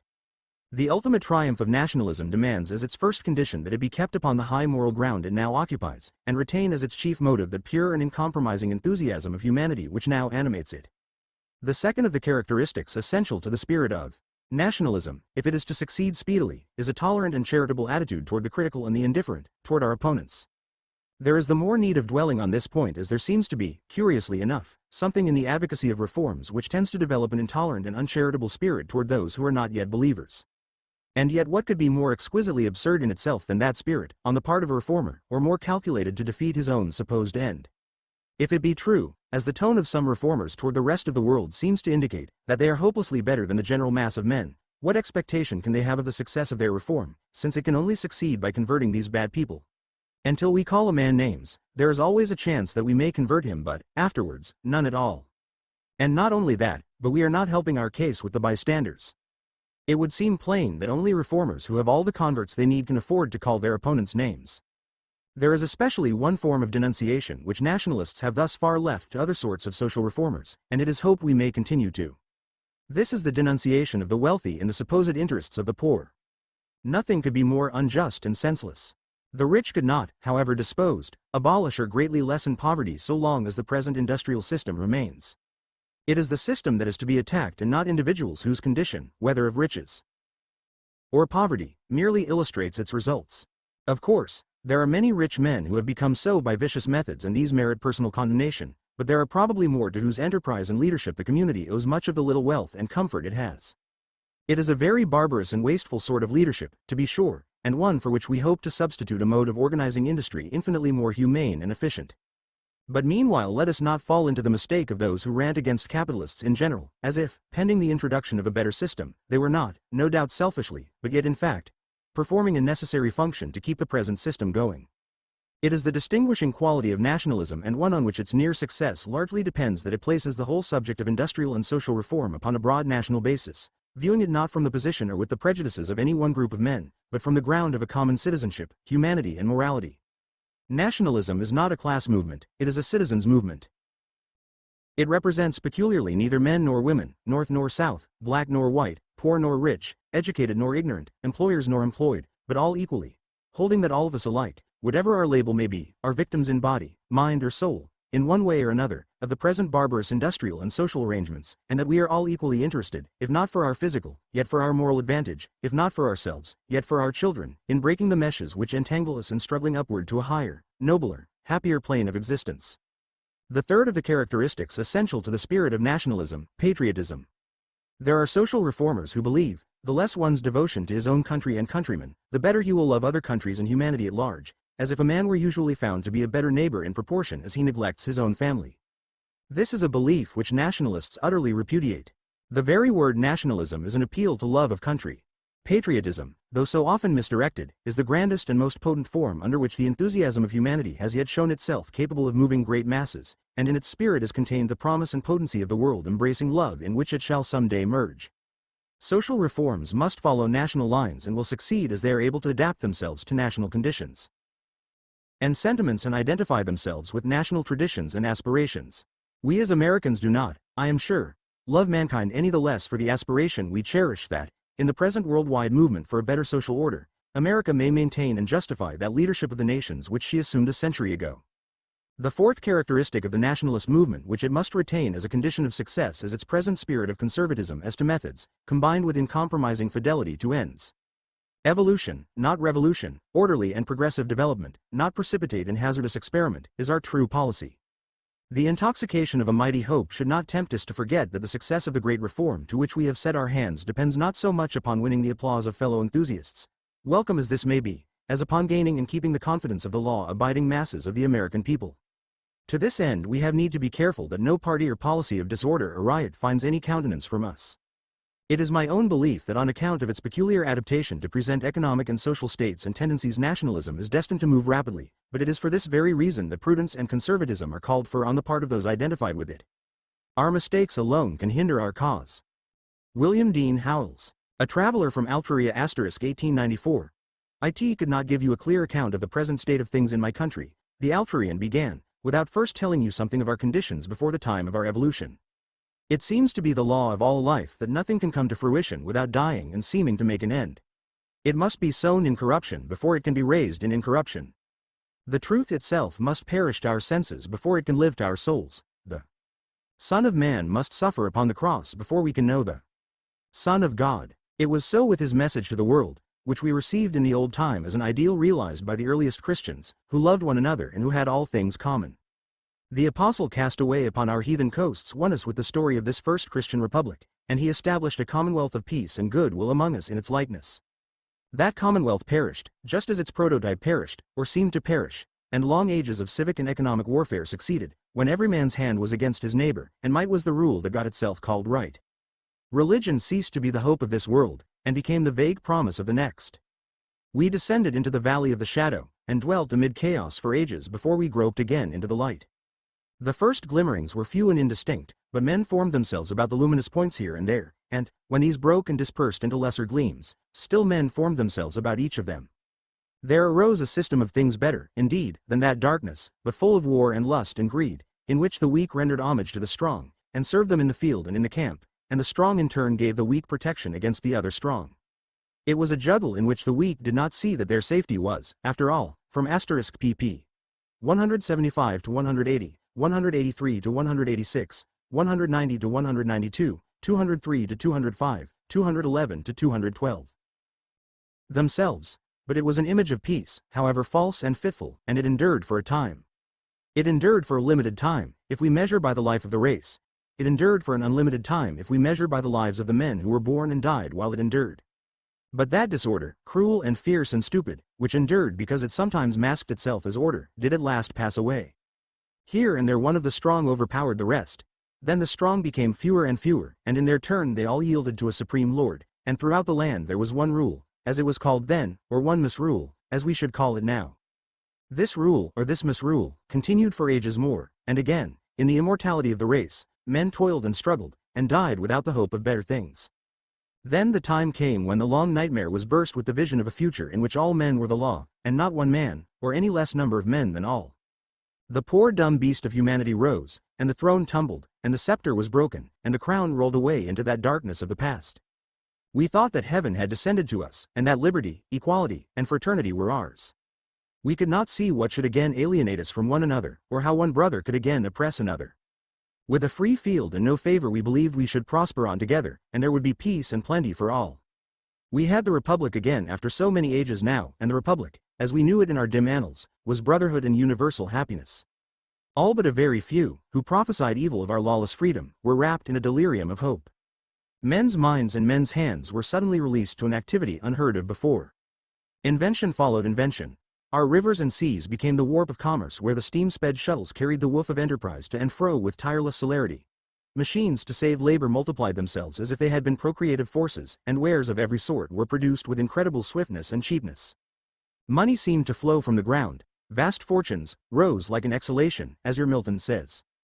At first we did not know that they were the breath of the nethermost pits of hell, and that the love of money, which was becoming universal with us, was filling the earth with the hate of men. It was long before we came to realize that in the depths of our steamships were those who fed the fires with their lives, and that our mines from which we dug our wealth were the graves of those who had died to the free light and air, without finding the rest of death.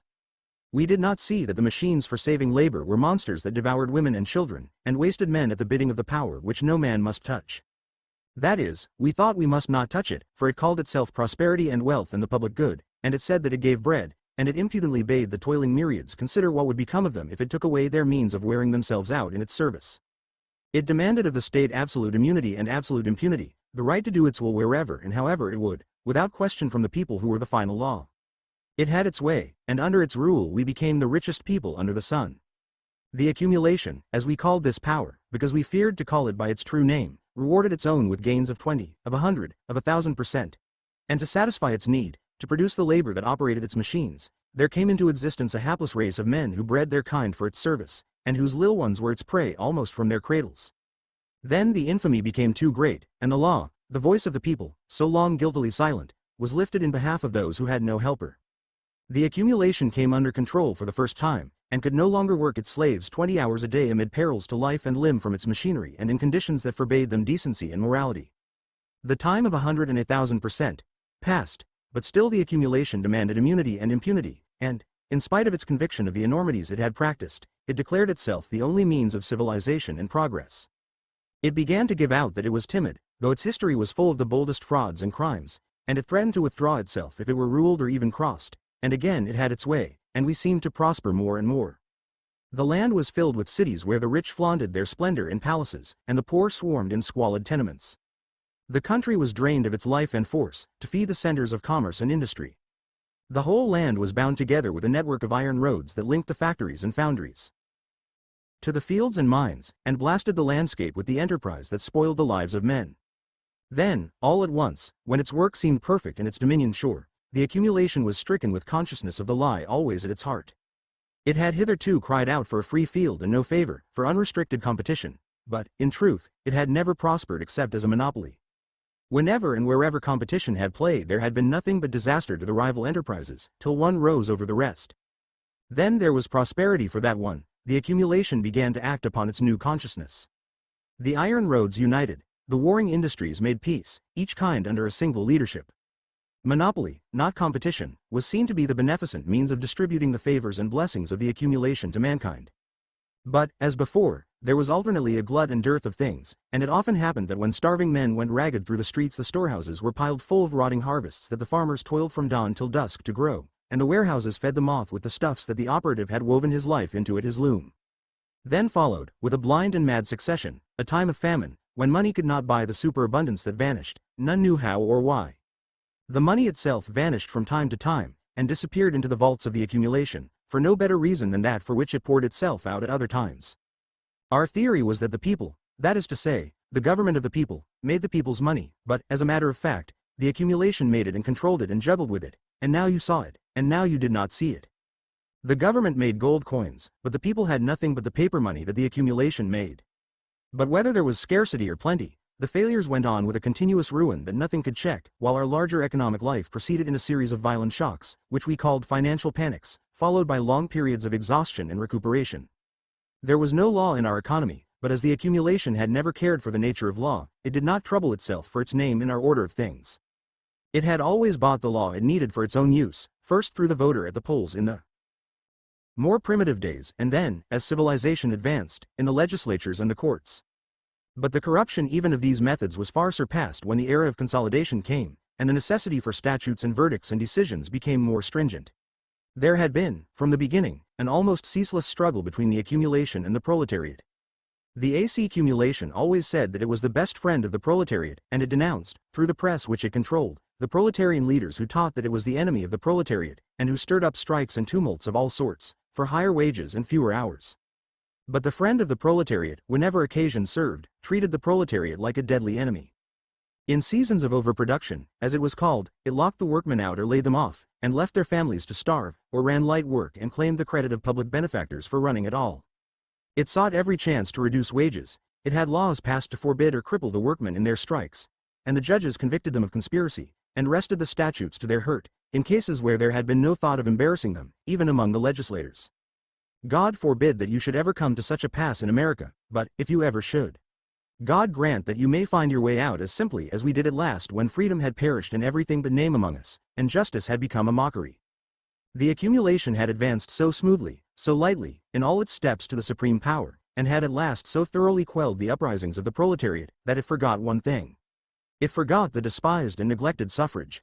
The ballot, because it had been so easy to annul its effect, had been left in the people's hands, and when, at last, the leaders of the proletariat ceased to counsel strikes, or any form of resistance to the accumulation that could be tormented into the likeness of insurrection against the government, and began to urge them to attack it in the political way, the deluge that swept the accumulation out of existence came trickling and creeping over the land. It appeared first in the country, a spring from the ground, then it gathered head in the villages, then it swelled to a torrent in the cities. I cannot stay to trace its course. But suddenly, one day, when the accumulation's abuse of a certain power became too gross, it was voted out of that power. You will. The rebellion against the accumulation began, and the government was forced, by the overwhelming majority which the proletariat sent to our parliament, to assume a function which the accumulation had impudently usurped. Then the transportation of smaller and more perishable wares, yes, a voice called, express business. Go on, was legislated a function of the post office, the Altrian went on. Then all transportation was taken into the hands of the political government, which had always been accused of great corruption in its administration, but which showed itself immaculately pure compared with the accumulation. The common ownership of mines necessarily followed, with an allotment of lands to anyone who wished to live by tilling the land. But not a foot of the land was remitted to private hands for the purposes of selfish pleasure or the exclusion of any other from the landscape.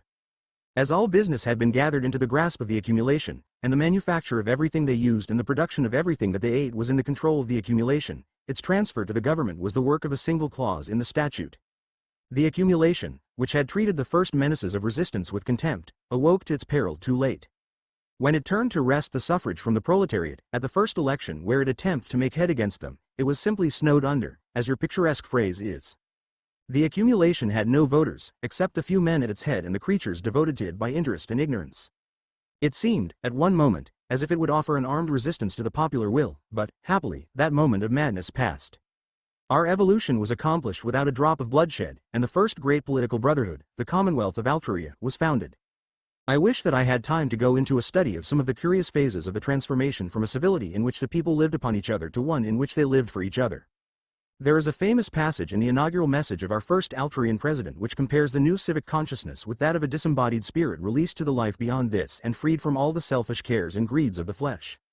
But perhaps I shall give a sufficiently clear notion of the triumph of the change among us when I say that within half a decade after the fall of the old plutocratic oligarchy, one of the chief directors of the accumulation publicly expressed his gratitude to God that the accumulation had passed away forever.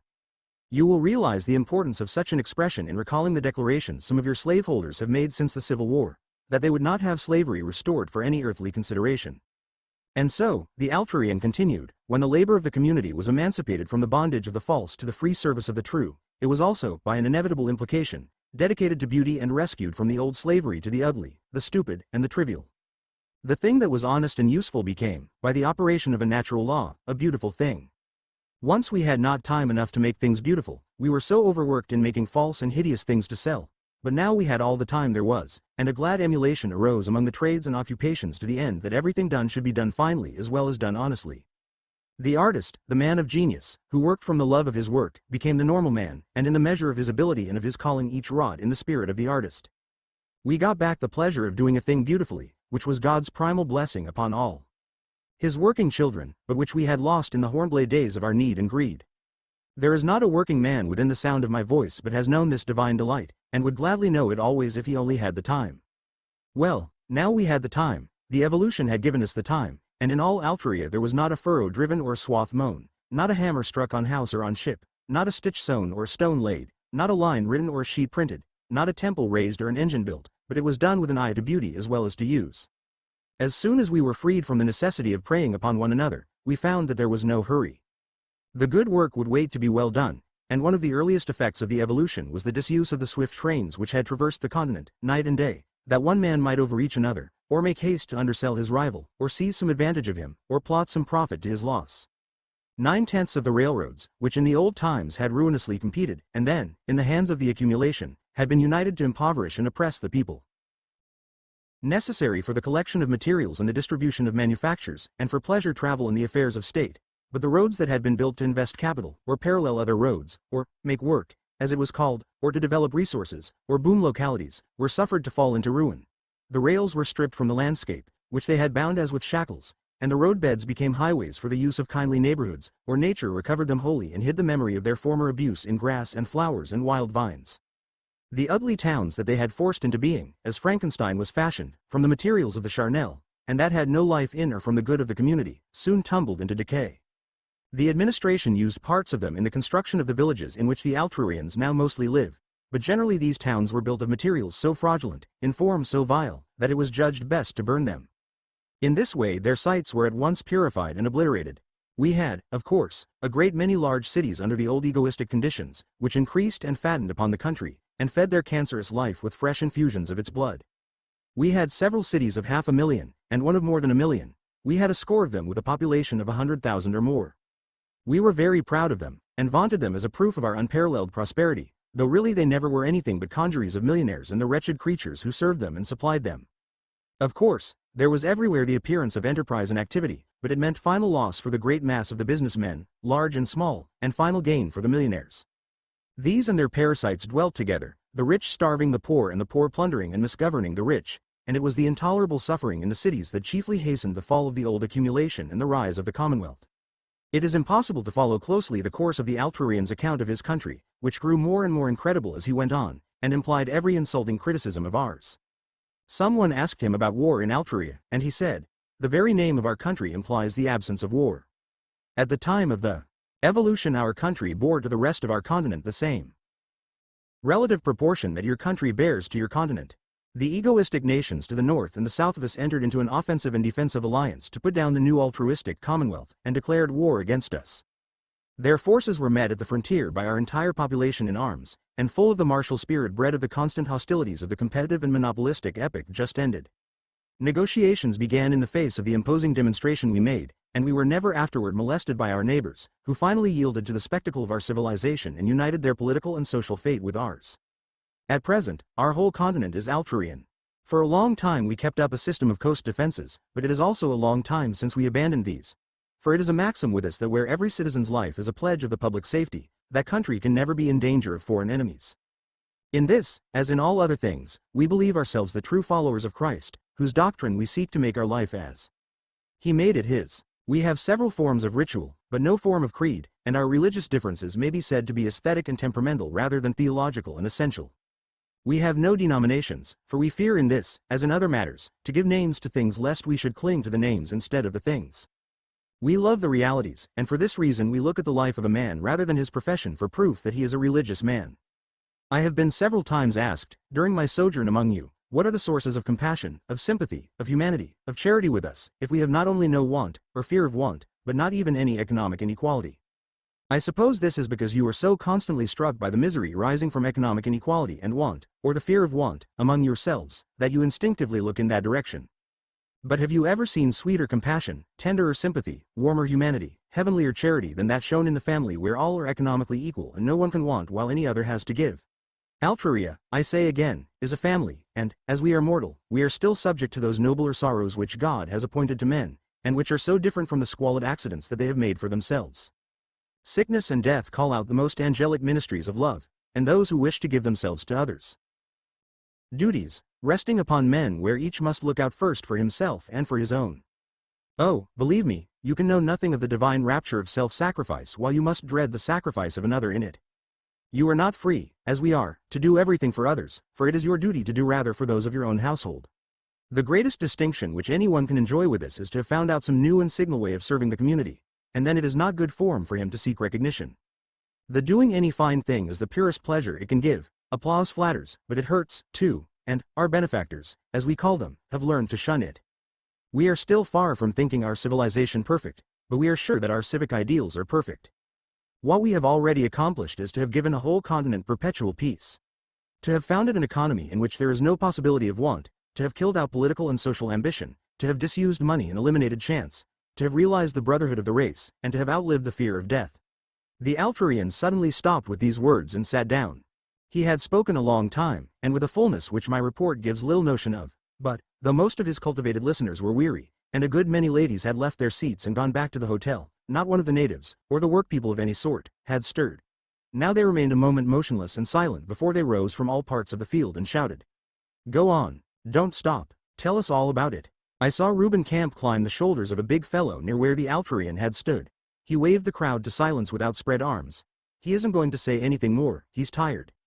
But if any man don't think he's got his dollar's worth, let him walk up to the door and the ticket agent will refund him his money.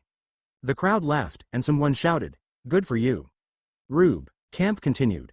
"But our friend here will shake the hand of any man, woman, or child that wants to speak to him, and you needn't wipe it on the grass first, either. He's a man, and I want to say that he's going to spend the next week with us, at my mother's house, and we shall be glad to have you call." The crowd, the rustic and ruder part of it, cheered and cheered till the mountain echoes answered. Then a railroader called for 3 times 3, with a tiger, and got it. The guests of the hotel broke away and went toward the house over the long shadows of the meadow. Chapter V. Christian Socialists. Christianity without socialism we believe to be a lie. Socialism without Christianity we consider a fatal mistake. We D.P.S. Briss. Don, 1891. If the state would be saved from the wrath of the tizing social passion, it must believe in Christ as its Lord, and translate his sacrifice into its laws. Our institutions must become the organized expression of Chinist's law of love, if the state is to obey the coming social conscience that is to command great moral revolutions in political thought and action. For society is the organized sacrifice of the people. Grors Herron. The Christian State, 1895. We have accepted the law of love, the standard of Christ, the teaching of the same Spirit that led Christ and his disciples to have all things in common. It is the sure way out of selfishness. Circular on the Christian Commonwealth Colony, 1896. The religion of Jesus, depending as it did upon the experiences and intuitions of the unselfish enthusiasms, could not possibly be accepted or understood generally by a world which tolerated a social system based upon fratricidal struggle as the condition of existence. Prophets, messiahs, seers, and saints might indeed for themselves see God face to face, but it was impossible that there should be any apprehension of God as Christ saw him until social justice had brought in brotherly love. Epworth Bree Liami, Equality, 1897. On February 18, 1889, a small group of clergymen, several of them active members of the Boston Nationalist Club, met at Boston's Tremont Temple to discuss whether they should form a separate Christian socialist organization. They had no quarrel with nationalism. They regarded Bellamy's proposed cooperative commonwealth as a return to the ideals of Christ and the apostles. But they thought that as Christians they should be bound to no specific socialist doctrine or movement. A week later they launched the Society of Christian Socialists, the first such society ever created in the United States. Shortly afterwards the society issued a Declaration of Principles that was inclusive and general enough to appeal to all men of good will. It blamed the evils of American life, the concentration of wealth, ubiquitous poverty, moral debauchery, powerlessness of labor, on economic individualism, and called for the establishment of a system of social, political and industrial relations based on the fatherhood of God and the brotherhood of man, in the Spirit and according to the teachings of Jesus Christ. Precisely what those relations should be the Declaration did not say. It affirmed only that the aim of socialism is embraced in the aim of Christianity, that the teachings of Jesus Christ lead directly to some specific form or forms of socialism, that, therefore, the Church has a definite duty upon this matter, and must, in simple obedience to Christ, apply itself to the realization of the social principle of Christianity. The Declaration, in short, was as mild and charitable as the Sermon on the Mount. Yet the members of the society were taking a bold and provocative step. They knew better than anyone how conservative the Christian churches were, and by equating, worse, identifying, socialism and Christianity, they were advancing beyond dissent to the impermissible. They were inviting church officialdom to treat them as the Pharisees had treated Christ. The emergence of Christian socialism was the logical culmination of a leftward movement that had been gathering force in several Protestant denominations. Its trajectory can be traced in the career of the leader and chief organizer of the Christian Socialists, William Dwight Porter Bliss. Bliss was born in 1856 in Constantinople, Turkey, where his parents were missionaries, and came to the United States to complete his education at Amherst College and Hartford Theological Seminary. In 1882 he took up his duties as a minister. The social gospel. The social gospel had arisen in the years following the Civil War when a number of clergymen began to realize that the church's preoccupation with old, hard-bitten orthodoxies and literal interpretations of Scripture was increasingly irrelevant in an industrial and urban society. These clergymen maintained that man should be defined by his capacity for good as well as for sin, that God was concerned about man's temporal life as well as the incorporeal, and that, consequently, the churches should assume responsibility for man's ethical as well as for spiritual well-being. The pioneers of the social gospel were far from progressive in their social philosophy, however. The main function of Christian ethics, as they conceived it, was to uphold the established order by, among other things, convincing the poor that they, too, had a vested interest in it and should quiescently submit to its dictates. It is nothing that in great poverty single women or women having families are brought into conditions of unspeakable severity. Horace Bushnell, one of the first advocates of the social gospel, wrote in 1869, warning against legislation to reduce work hours for women. We do not expect them to sink mournfully or moaningly under their lot, but to bravely bear, and dig, and climb till they are free. There is no such possibility as a legally appointed rate of wages. Market price is the only scale of earnings possible for women as for men. The ministers of the social gospel, then, were as committed as businessmen to the dogmas of classical economics and the morality of Malthus and Bentham. To their minds, any attempts to succor the poor by government legislation only encouraged sloth and improvidence and penalized thrift and hard work. Property owners, as another prominent social gospeler, Edward Beecher, put it, are by no means desirous of making a division of their possessions for the benefit of the vagabonds and tramps, the drunkards and drones, the shiftless and criminal classes, who alone furnish permanent followers to ridiculous foreigners who have contrived to loaf from Europe to America. By the time William Bliss graduated from Hartford Theological Seminary, however, a more progressive reading of the social gospel had appeared. An increasing body of ministers were arguing that society owed something to individuals victimized by misfortune or by the rapacities of the rich, and that churches in particular should speak out in behalf of those condemned to toil for long hours at low pay. The most eloquent and influential representative of the progressive school was Washington Gladden, who had witnessed the labor struggles of the 1870s and early 1880s from his congregational pastorates in Springfield, Massachusetts, Columbus, Ohio, and elsewhere, and who took up the workers' cause when it was least popular to do so. The wage system, he said, defying all the laws of political economy, when it rests on competition as its sole basis, is antisocial and anti-Christian. In strong language he denied that labor, the life of the nation, was a commodity to be bought in the cheapest market and sold in the dearest. Still, he was a moderate, not a radical. He assumed that the system, despite some serious flaws, was a just and good one. What it needed was an ample dose of compassion. Progressivism also found its way into the centers of Christian learning. It became commonplace for the more prestigious seminaries, Union Theological, Princeton, Andover, Hartford, to offer courses on applied Christianity, Christian ethics, labor, industrialism, and social problems in general. More and more frequently colleges and seminaries heard lectures from such avant-garde Christian economists and sociologists as John R. Commons and Richard T. Ely, who, like Washington Gladden, contended that society was more than an aggregate of self-regarding individuals. It was in fact the source of individual NGHTS and privileges and could, therefore, justifiably limit them as it saw fit. They also affirmed their sympathy with labor unions, labor being their special area of knowledge. Commons advised ministers to join unions in order to understand the workers' point of view. Ely referred to organized labor as the strongest force outside the Christian church, making for the practical recognition of human brotherhood.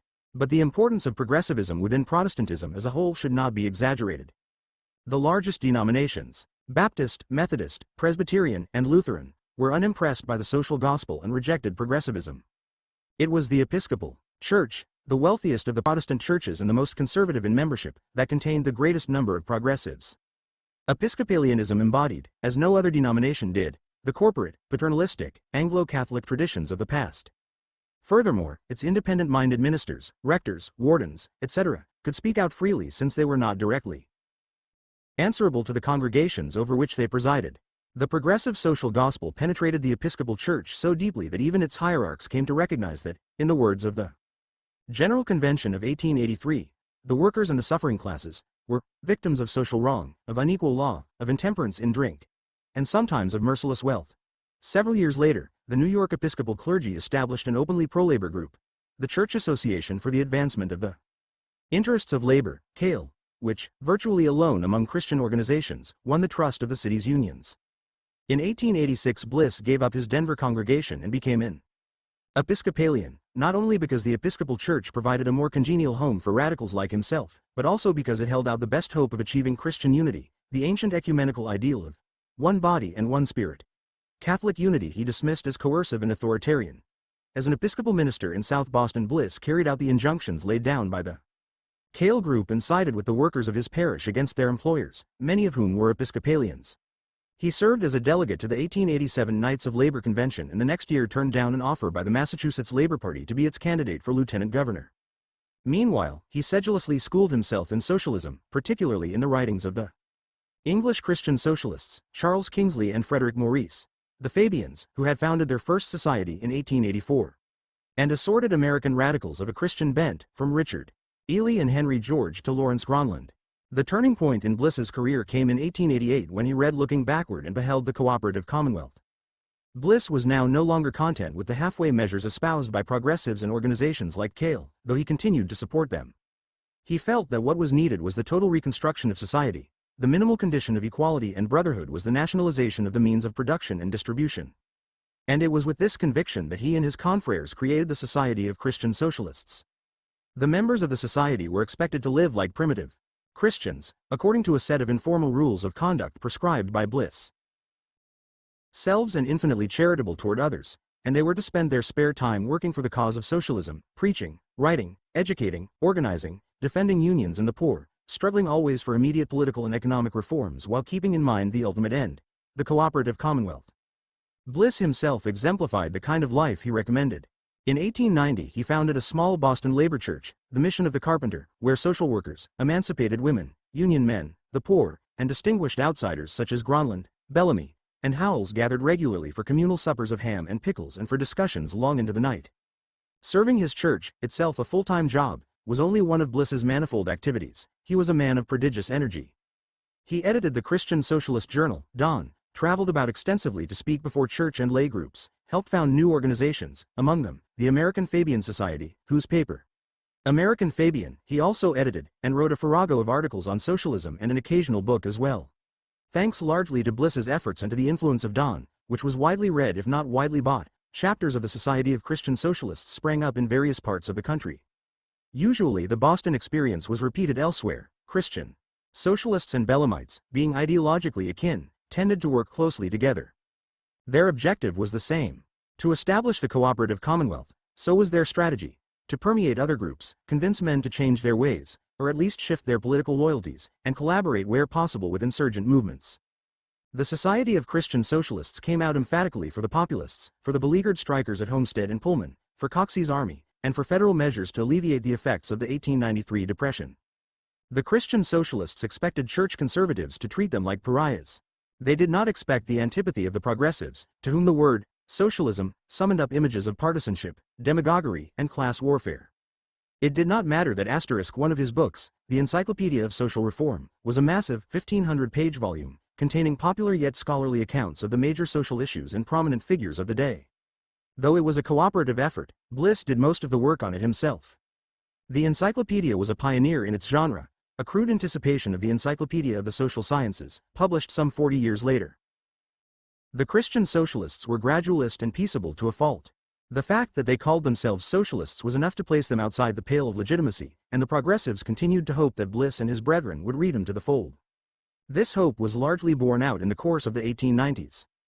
The polarization in American society, the development of what appeared to be a full-blown class conflict, confronted the Christian Socialists with an increasingly exigent choice: whether to accept class conflict with all its ugly implications, or to draw back and counsel patience and reconciliation. Most chose the latter course, and the movement, bereft of its former militancy, withered away.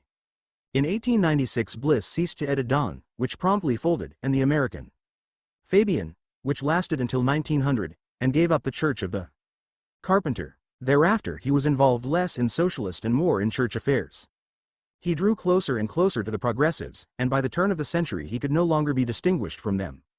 One group of Christian socialists, however, took an entirely different route. They revived the communitarian idea. Their spiritual leader, Ralph Albertson, a young congregational minister from Springfield, Ohio, was convinced that Bliss and Bellamy were on the wrong track. Their error, he thought, lay in assuming that until true Christians inherited the state and the forces of capitalist production, they would have to go on living unchristian lives. The kingdom of heaven, he concluded, must be established at once, if not now, when? A community must be built where selfishness, competitiveness, and power would be replaced by Christ's love. The redemption of all must begin with the redemption of a few. Joining the head of a tiny Christian temperance colony and a contingent of subscribers, some of them affluent, Albertson late in 1896 planted the Christian Commonwealth Colony in an uninhabited plantation, half hillside, half swamp, several miles from Columbus, Georgia. There a visible kingdom of God on earth was to be wrested by purchase out of the hands of the selfish and given to the meek. The Christian Commonwealth Colony encountered the same experiences that all of its communitarian predecessors had. Its 150 or so members had to struggle against a bitterly hostile environment. To create a viable division of labor and system of government. Most of all, to avoid internal strains and conflicts, to compound their difficulties, they set exceedingly high standards for themselves. They resolved to live humbly and penuriously, though not ascetically, and to open the doors of the Commonwealth to anyone who sought to enter, whatever his religion, however poor, wretched, aged, or diseased he was.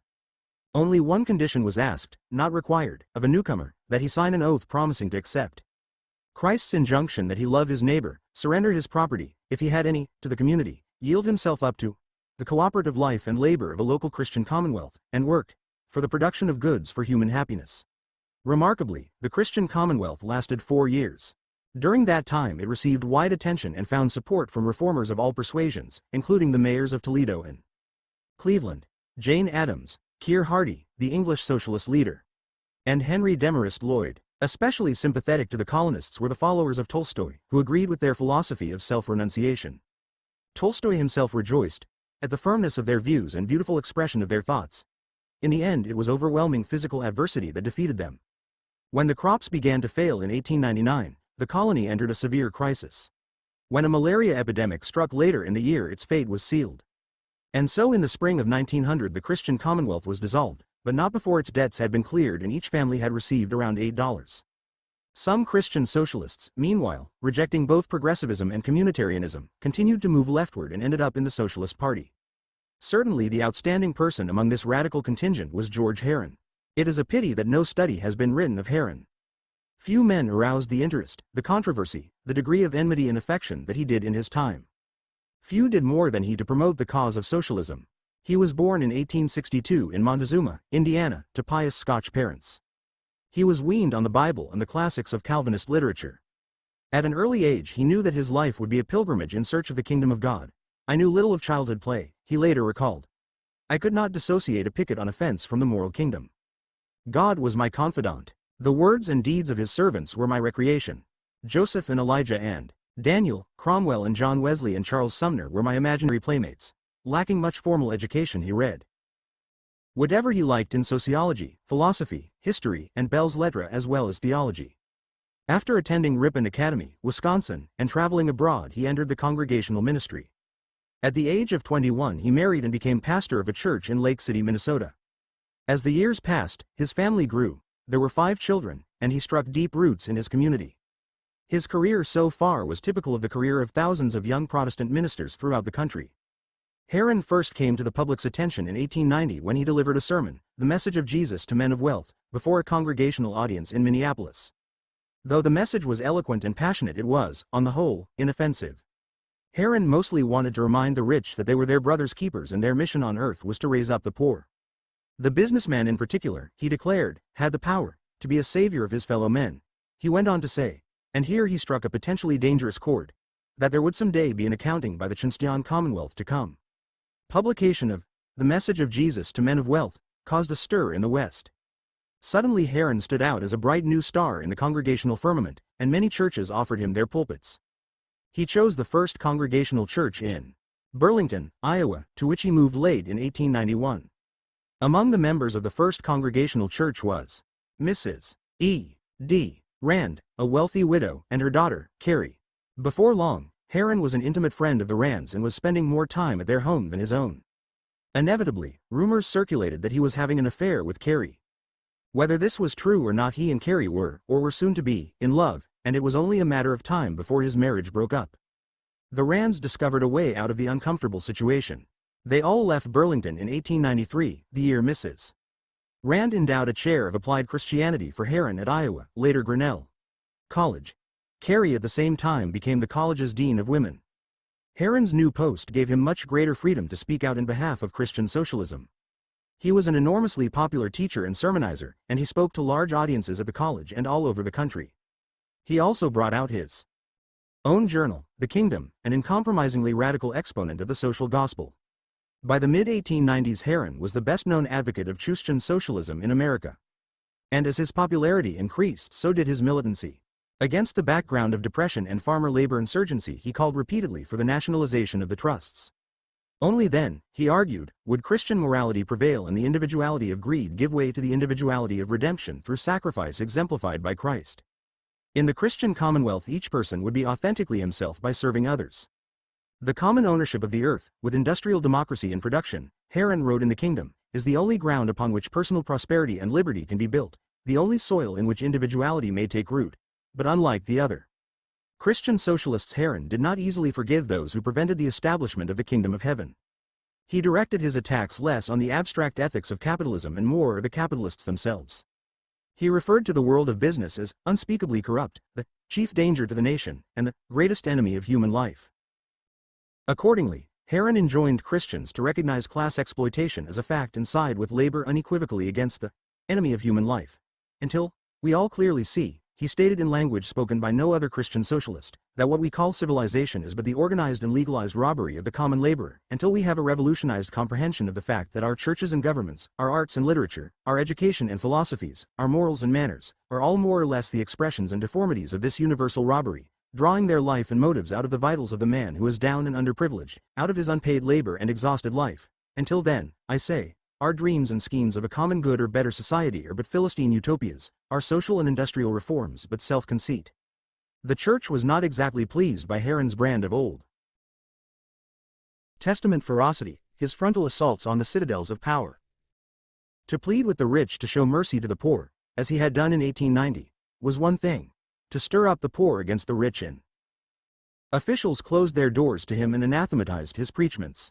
Heron struck back at the churches, condemning them for allying with Mammon in a covenant of death. His indictment was sweeping and categorical. If I were to stand before any representative religious gathering in the land, and there preach actual obedience to the Sermon on the Mount, declaring that we must actually do what Jesus said, I would commit a religious scandal. I would henceforth be held in disrepute by the official religion that holds Jesus' name. But, he went on, if the head of some great oil combination, though it had debauched our nation infinitely beyond the moral shocks of civil war, were to stand before any representative religious gathering with an endowment in his hand, he would be greeted with an applause so vociferous as to partake of the morally idiotic. Thanks to statements such as these, most of the other Christian socialists, chief among them W. D. P. Bliss, publicly dissociated themselves from Heron. His vehemence, in fact, helped drive them into the progressive camp. By the end of the decade, Heron's life had reached a crisis. His relations with Carrie Rand and his estrangement from his wife could no longer be concealed. His position at the college was untenable, he had become an embarrassment to the trustees. In 1899 he resigned under pressure, having concluded that academic freedom under capitalism was as much a farce as true Christianity. At the same time, the kingdom passed into other hands and ceased to be a forum for his ideas. In 1900 he openly proclaimed himself a member of the recently formed Social Democratic Party, led by Eugene V. Debs. Heron saw the party as the unity of Christ and Marx, the fusion of moral right and economic necessity. In substance it stood for the Christian Commonwealth, in form, for the workers' industrial state. As American socialism goes on its way, he said in his speech opening the party's presidential campaign of 1900, it will become a spiritual passion, not a cry for rights, but a call to elemental righteousness. This commitment to a self-styled revolutionary party hardly endeared him to the church, and it can be safely assumed that his congregational superiors were waiting for the right moment to declare him unfit for the ministry. That moment came in 1901, when his wife finally sued him for divorce, charging him with cruelty culminating in desertion. The settlement they agreed on was generous. She received $60,000 for herself and their 5 children. It was Carrie Rand's entire fortune. Mrs. Rand's was unaffected. 2 months after the divorce, Heron and Carrie Rand were married by a Christian socialist minister, who merely asked them if they took each other as husband and wife. Heron wanted it done that way to demonstrate that the most important personal decisions should be free of legalities and coercions. The ceremony, or absence of one, brought him into conflict with his superiors. The Council of Iowa Congregational Churches convened at once and removed him from the ministry for having been guilty of immoral and unchristian conduct. Heron accepted his martyrdom as though he had been fated for it. His sole concern was that he did not injure the socialist cause. As for him and his wife, they had already placed their lives on the altar of human need. Though Heron continued for some time to play a role in the emergent Socialist Party, his effectiveness was fatally impaired. He lacked an institutional base. He was merely another individual, gifted, eloquent, popular to be sure, but powerless. Moreover, he was not the sort of man who modestly gave himself to a cause. He was a leader whose ego demands were heightened by his peculiarly messianic sense of destiny. Several years after he lost his ministry, he went to live in his mother-in-law's villa in Fiesole, outside Florence, Italy. There he and his wife entertained intellectuals, artists, and statesmen from all over Europe, developing an acquaintanceship with them. As one scholar has put it, probably * it should be added that Mrs. Rand, before her death in 1905, set aside a trust fund in her will, to carry on and further the work to which I have devoted the later years of my life, in other words, to advance the cause of socialism. The fund was used to establish the famous Rand School of Social Science of New York, which under a different name, exists down to the present. The Rand School accumulated an enormous library of social, scientific and radical literature, and countless numbers of students and scholars have been served by it. Few socialist-inspired institutions have proved so durable, unsurpassed by that of any other American. His new career set the stage for the final episode of his life, his service as an informal diplomat for President Wilson in the years immediately following World War I. By then his Christian socialism was a faint echo of the distant past. Declaration of Principles of the Christian Socialist Movement 1889. Following is the declaration that launched the movement in Boston on April 15, 1889. To exalt the principles that all rights and powers are the gifts of God, not for the receiver's use only, but for the benefit of all. To magnify the oneness of the human family, and to lift mankind to the highest plane of privilege, we band ourselves together under the name of Christian Socialists. We hold that God is the source and guide of all human progress, and we believe that all social, political and industrial should be based on the fatherhood of God and the brotherhood of man, in the spirit and according to the teachings of Jesus Christ. 2. We hold that the present commercial and industrial system is not thus based, but rests rather on economic individualism, the results of which are 1. That the natural resources of the earth and the mechanical inventions of man are made to accrue disproportionately to the advantage of the few instead of the many. 2. That production is without general plan, and commercial and industrial crises are thereby precipitated. 3. That the control of business is concentrating in the hands of a dangerous plutocracy, and the destinies of the masses of wage earners are becoming increasingly dependent on the will and resources of a narrowing number of wage payers. 4. That large occasion is thus given for the moral evils of mammonism, recklessness, overcrowding, intemperance, prostitution, crime. 3.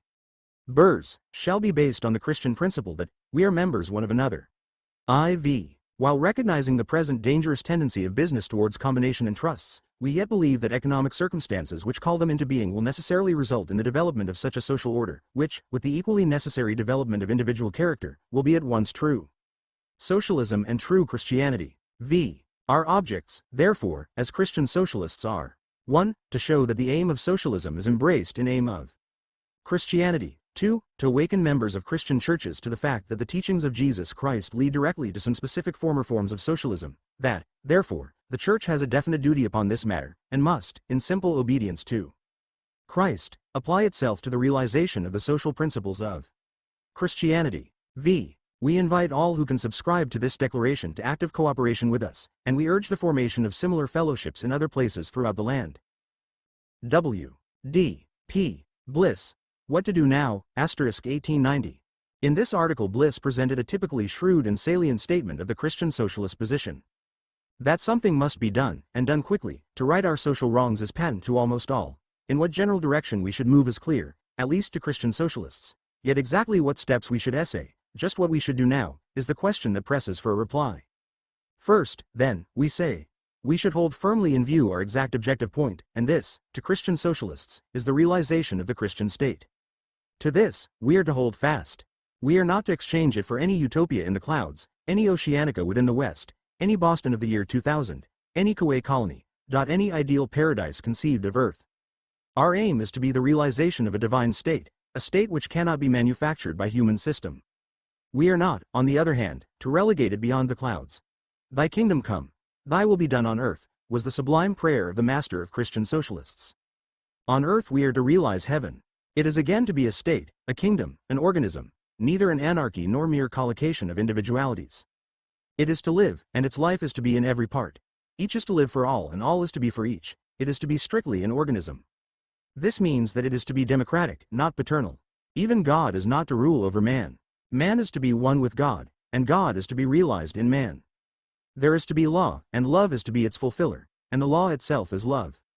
It is to be an earth-located spirit state, where there shall be the highest individuality for every member realized in the most highly developed social organism.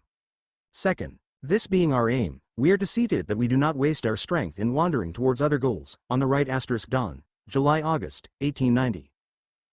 Before us, we are not to be captivated by any cure-alls of individualism, such as the single tax, or free trade, as a panacea. We may believe in taxing land values and ultimately to the full. Probably most Christian socialists do, and certainly may believe in trade, free as the breezes upon the ocean, but we are not to forget that a mere individualism, which would let a man, after paying a full rental value for his portion of earth, feel thenceforth free to develop as he will, with no thought of his essential relation to his fellow man, or holding the value of the raw material of the earth in common with other men, form combinations and monopolies of the strongest individualities, and take advantage in the true commercial method of the weaker brother, is not the way to realize on earth the kingdom of self-sacrifice and love. Equally are we to shun the Charybdis, on the other hand, of a despotic socialism, masked as paternalism or as aristocracy. We are not to be in haste to turn everything over to Uncle Sam, trusting to Uncle Sam to realize God's kingdom in the United States. With every respect for Uncle Sam, we still believe in the necessity of the development of the individual.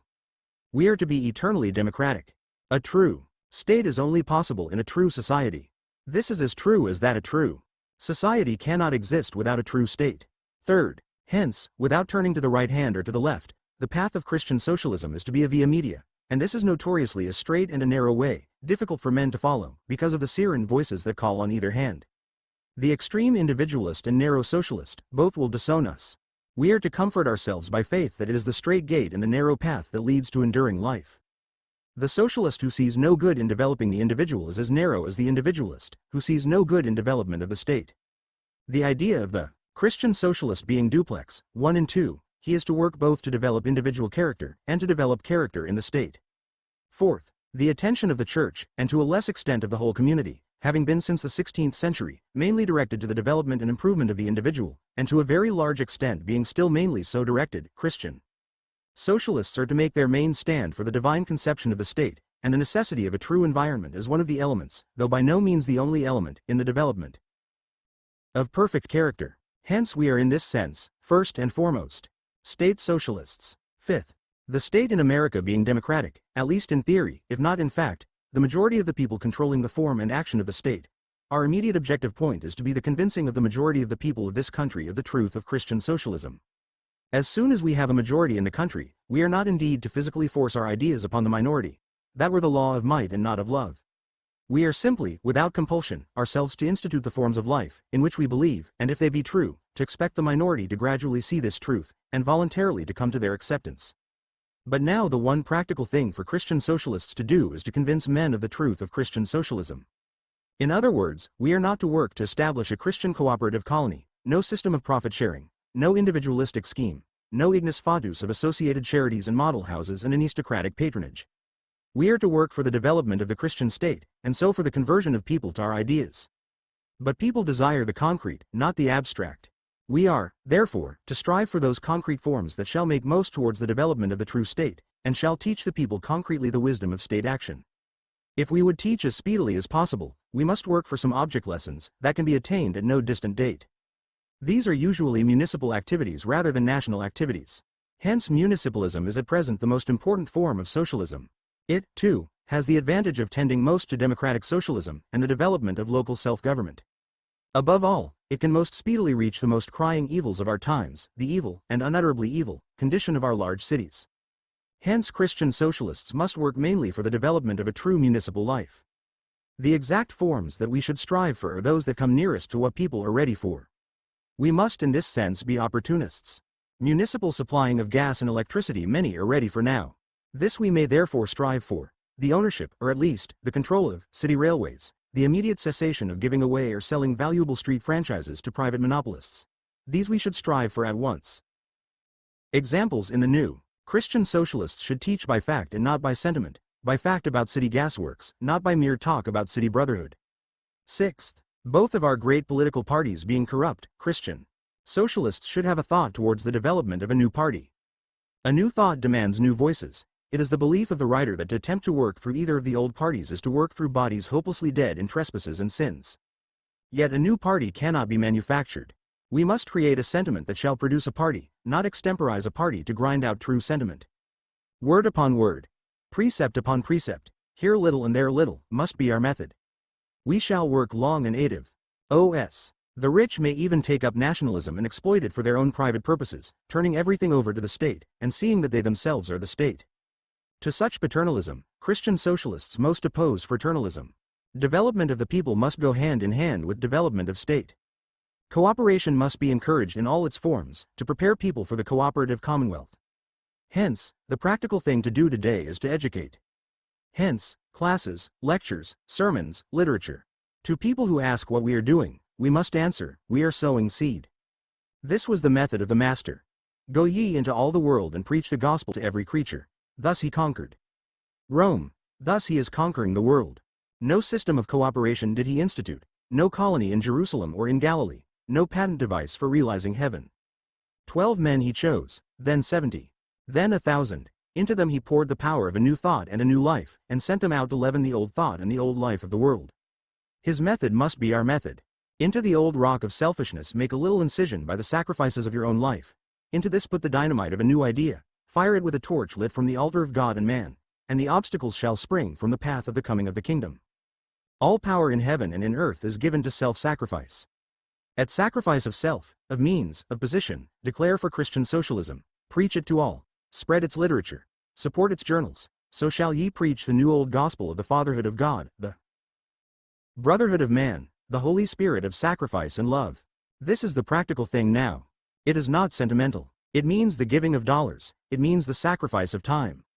Most clergymen and many laymen say Christian socialism is true, and then give it neither time nor money. Thus the church earns and deserves its reputation for talk without action. The Christian Commonwealth, * 1898. Following is an explanation of the Commonwealth colony taken from the first number of the Social Gospel, its official publication.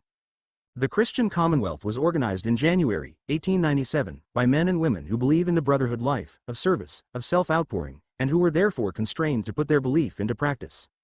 The leaders were writers and preachers and teachers and thoughtful mechanics and farmers. They came together from widely separated states, from Florida, Washington, Massachusetts, Nebraska, Ohio, California, etc., to organize an educational and religious society whose purpose is to obey the teachings of Jesus Christ in all matters of life and labor and the use of property. They are a distinguishably Christian people, not at all because of their professions, but because of their fraternal work and unity. They do not work for or verbally praise Christ one day, and strive each for himself 6 days, but make all their toil fraternal. They are seeking to serve instead of to gain. Hence, so far as this is true, they manifest a spirit the opposite of the spirit of the business world, the world of buyers and sellers and private property seekers. They preach repentance of selfishness, and apply to those who would join them a consecration test, an actual giving up test, which usually separates the all-centered from the self-centered. The Constitution in part says, the recognized unalterable organic law of the Christian Commonwealth shall be, thou shalt love the Lord thy God with all thy heart, and thy neighbor as thyself. Membership in this body shall be open to all and never be denied to any who come to us in the spirit of love, unselfishness and true fellowship. Deeds, not creeds, are required. Doctrinal differences do not debar from membership. No one set of intellectual opinions is * the Social Gospel, February 1898, pp. 21-24. Called for, to love by serving is the substance of their religion. Work, being made the measure and manifestation of their love, is exalted into worship and fellowship, into a continuous sacrament which conveys the divine life and love to one another, to each and all. John Shipman of Tallahassee, Florida, furnished the cash to make the first payment on a plantation of 9,312 acres, situated 12 miles east of the city of Columbus on the Central of Georgia Railroad. Teams and tools and food supplies were brought by the families who came, and the fraternal system of industry was organized. The work has been divided into agricultural, building, lumbering, orchard and nursery, gardening, educational, extension, poultry, dairying, housekeeping, and other departments, a department superintendent being elected to be over each, and a general labor director over all the outdoor manual labor departments. Business meetings are held every Monday evening, or oftener if needed. Though hampered not a little by lack of sufficient capital, much has been accomplished. Hard work and very plain, frugal living have helped the society to get along with little. Considerable building has been done. A post office and railroad station named Commonwealth have been secured on the colony land. A sawmill has been put up and runs part of the time. A 35-acre orchard of the best peaches, plums, pears, apples, cherries, prunes, figs, apricots and quinces has been set out and cultivated. 4,000 plum stalks and 3,500 peaches, bought or secured for the nursery, have been budded, and much more nursery and orchard stock is heeled in for spring setting. 4 or 5 acres of strawberries have been set out, and several hundred choice grapevines have secured a year's growth. 4 pastures, containing perhaps 300 acres, have been fenced. A good deal of ditching, grubbing, and clearing up of fields has been done. Nearly 500 bushels of sweet potatoes have been raised, also an unmeasured amount of corn, cowpeas, peanuts, garden truck, melons, etc., a fair but not a full crop, because we lacked money to buy fertilizers. Preachers, professors and poets have worked side by side with farmers and mechanics, shrinking from nothing in this hard pioneer. Then to shirk, and in the work there has been experienced a most delightful common fellowship, or brotherhood communion, which must be the communion of the saints. The social gospel, which we have begun to publish, speaks for itself. It will be improved and enlarged as we get means to buy more type, etc. Our tasteful readers will excuse, for the time being, the imperfections of a $46 outfit, second-hand press and underscore type. We are in no respects a peculiar people, except that we really believe in brotherhood and in a vicarious industrial Christianity. We are not being reduced to uniformity, but are as strong as ever in our individuality, in our God-made diversity of individual gifts and helpful differences. A Christian society will give utmost cultivation to and large labor room for all individual talents. In what are known as religious matters we somehow do not divide, and why should we? There is freedom, but brotherhood in daily life seems to make brotherhood on Sunday entirely natural and easy. Sect divisions are forgotten and die. Love lifts us to a common ground that is above mere creeds, opinions, forms and sacramental signs. Perhaps this explains why in the New Jerusalem, John saw no temple, no Methodist, or Baptist, or Presbyterian, or Episcopalian, or Greek, or Catholic, or other place of sectarian worship, all places and labors having become enlightened by God's Spirit and made worshipful. We have a prayer and fellowship meeting every Thursday evening. On Sunday we have sermons, talks, Bible studies and select readings from the most helpful books, such as Heron's, Woolman's, Kelly's, and others. We do not drop into conventional ways in our meetings, but encourage each to communicate all he has of truth and love, the sisters as well as the brothers. The discussion after the sermon or selection is always interesting and helpful. Of course the sermons are brotherhood, Christ-life sermons, pointed, practical, instructive, inspiring. In our Bible lessons we have been through the Sermon on the Mount and a series in the Old Testament, the political economy of the Hebrew theocracy, the law regarding usury, the fact and reasons for the year of Jubilee, the rejection of God as king and of brotherhood equality, with consequent oppression and final national destruction, and the brave work of the prophets who by preaching brotherhood righteousness to one people spoke the truth. Our lessons. We have a fuller intellectual life here than we could have as divided individuals or families. Our libraries are common or communized, giving each a much wider range of reading than he would be likely otherwise to cover. We have had a Shakespeare class, an etymology class, and art and music classes, conducted by very able teachers. Our social life is also enriched by opportunities for frequent contact in larger or smaller groups, or as we work together. We often gather around our big open fireplaces in half circles and drop into all kinds of pleasant talk, exchange of witticisms and kindly discussions. We have birthday celebrations, peanut parties and candy pulls, with innocent games, for the young people. And we have for them one of the best, if not the best, of schools to be found anywhere.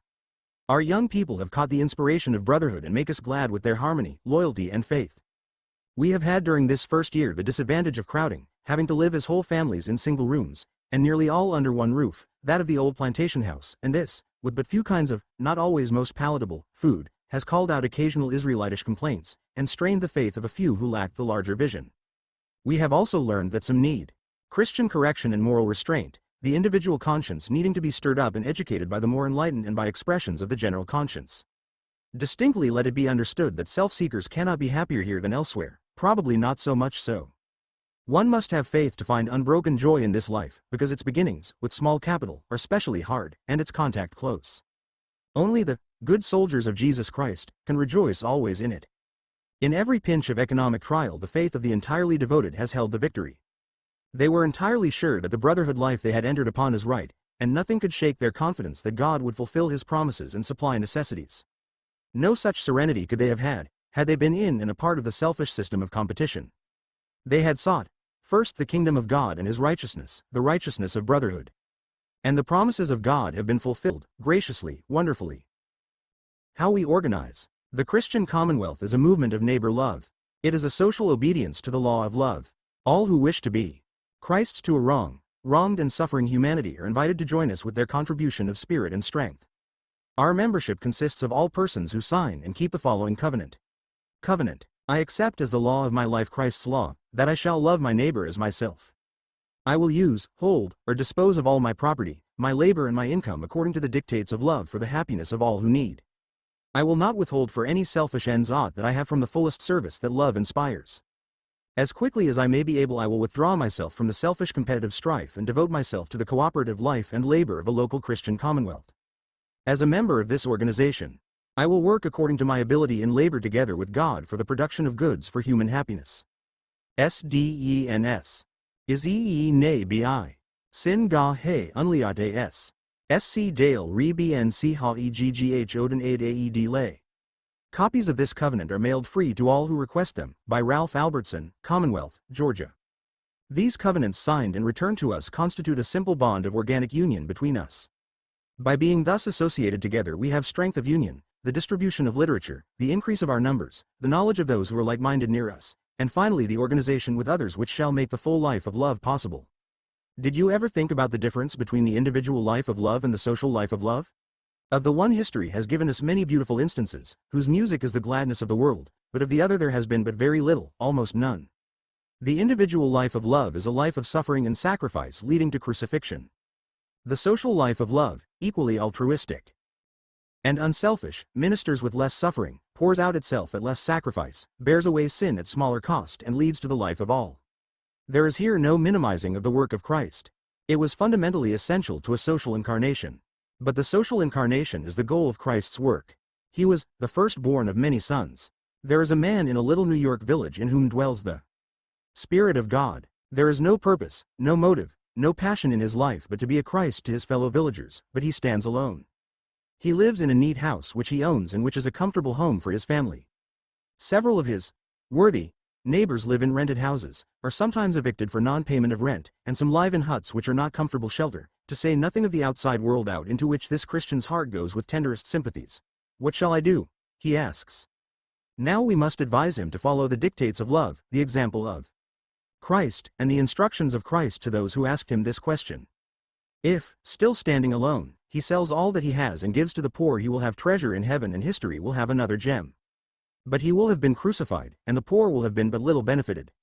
Whereas, if he can join himself to others in a social life of love, by the organization of industry and mutualism of service, he may pour out his all and not be utterly sacrificed, and he may give to the poor in such a way that the poor may be permanently housed, employed and blessed. The Christian Commonwealth is organized to make this possible and to make it possible as rapidly as may be in the lives of the largest number. Only one local community has as yet been organized, that being the one at Commonwealth, GA. But there are members enough in the general organization, not living in this community, but in various states, to at once organize a new community when the obstacle of isolation can be overcome. Very acceptable locations for the homes of new communities of the Christian Commonwealth are given us by members in Virginia, Tennessee, Colorado, and Florida. Members who contemplate moving to a colony are requested to state their preference of locations. Those to whom transplanting would be too great an undertaking, or who for any good reasons consider it best to remain where they are urged to preach the gospel in season and out of season until they have gathered a band of converts about them with whom they can join hands, hearts and property in the uplifting redemptive work of our leader, Christ. George Heron. The New Redemption * 1893. Like all of Heron's published work at this time, the New Redemption consisted of a number of sermons fusing modern socialism and primitive Christianity. Christ and the Social Revolution. What I have here to say treats of work, wages, and wealth, of the rights and duties of capital and labor. And I approach the social problem, not from the standpoint of the political economist, but of the Christian apostle. Christ did not save the world by a scientific study of the economic conditions of society. Nor shall I make use of statistics, the value of which is largely fictitious. It is a fallacy that figures cannot lie. My discourse will be chiefly concerned with principles. I wish to characterize some of the false principles which have bred social inequalities, and assert the true principles which can procure social justice. The world is ruled by ideas. Every few centuries a great idea is born into the soul of man. Whether it becomes destructive or constructive depends upon what is done with it and who has charge of the doing. Great ideas, arousing great moral passions, come to stay. Though we crucify them, they will not die. They thrive on persecutions, and are enthroned by crucifixions. They become man's weal or woe, his savior or destroyer, according to his acceptance or rejection of their rule. 2,000 years ago the master idea of the world was redemption. It was not confined to Judea. It was everywhere. Among the Hindus, the rude Norse poets, the Greek philosophers, the Briton Druids, perhaps the American Aztecs. The peoples felt themselves to be under the victory and despotism of evil, helpless to save themselves, and waited for the redemption of a new, divine, and delivering power. Crude, sad, and asterisk pp. 11-22, 28-30, 34-35, 173-175. The nations before a young Galilean carpenter, who was also the Son of God, so opened his life to the good that the whole power of God to help men swept into his soul.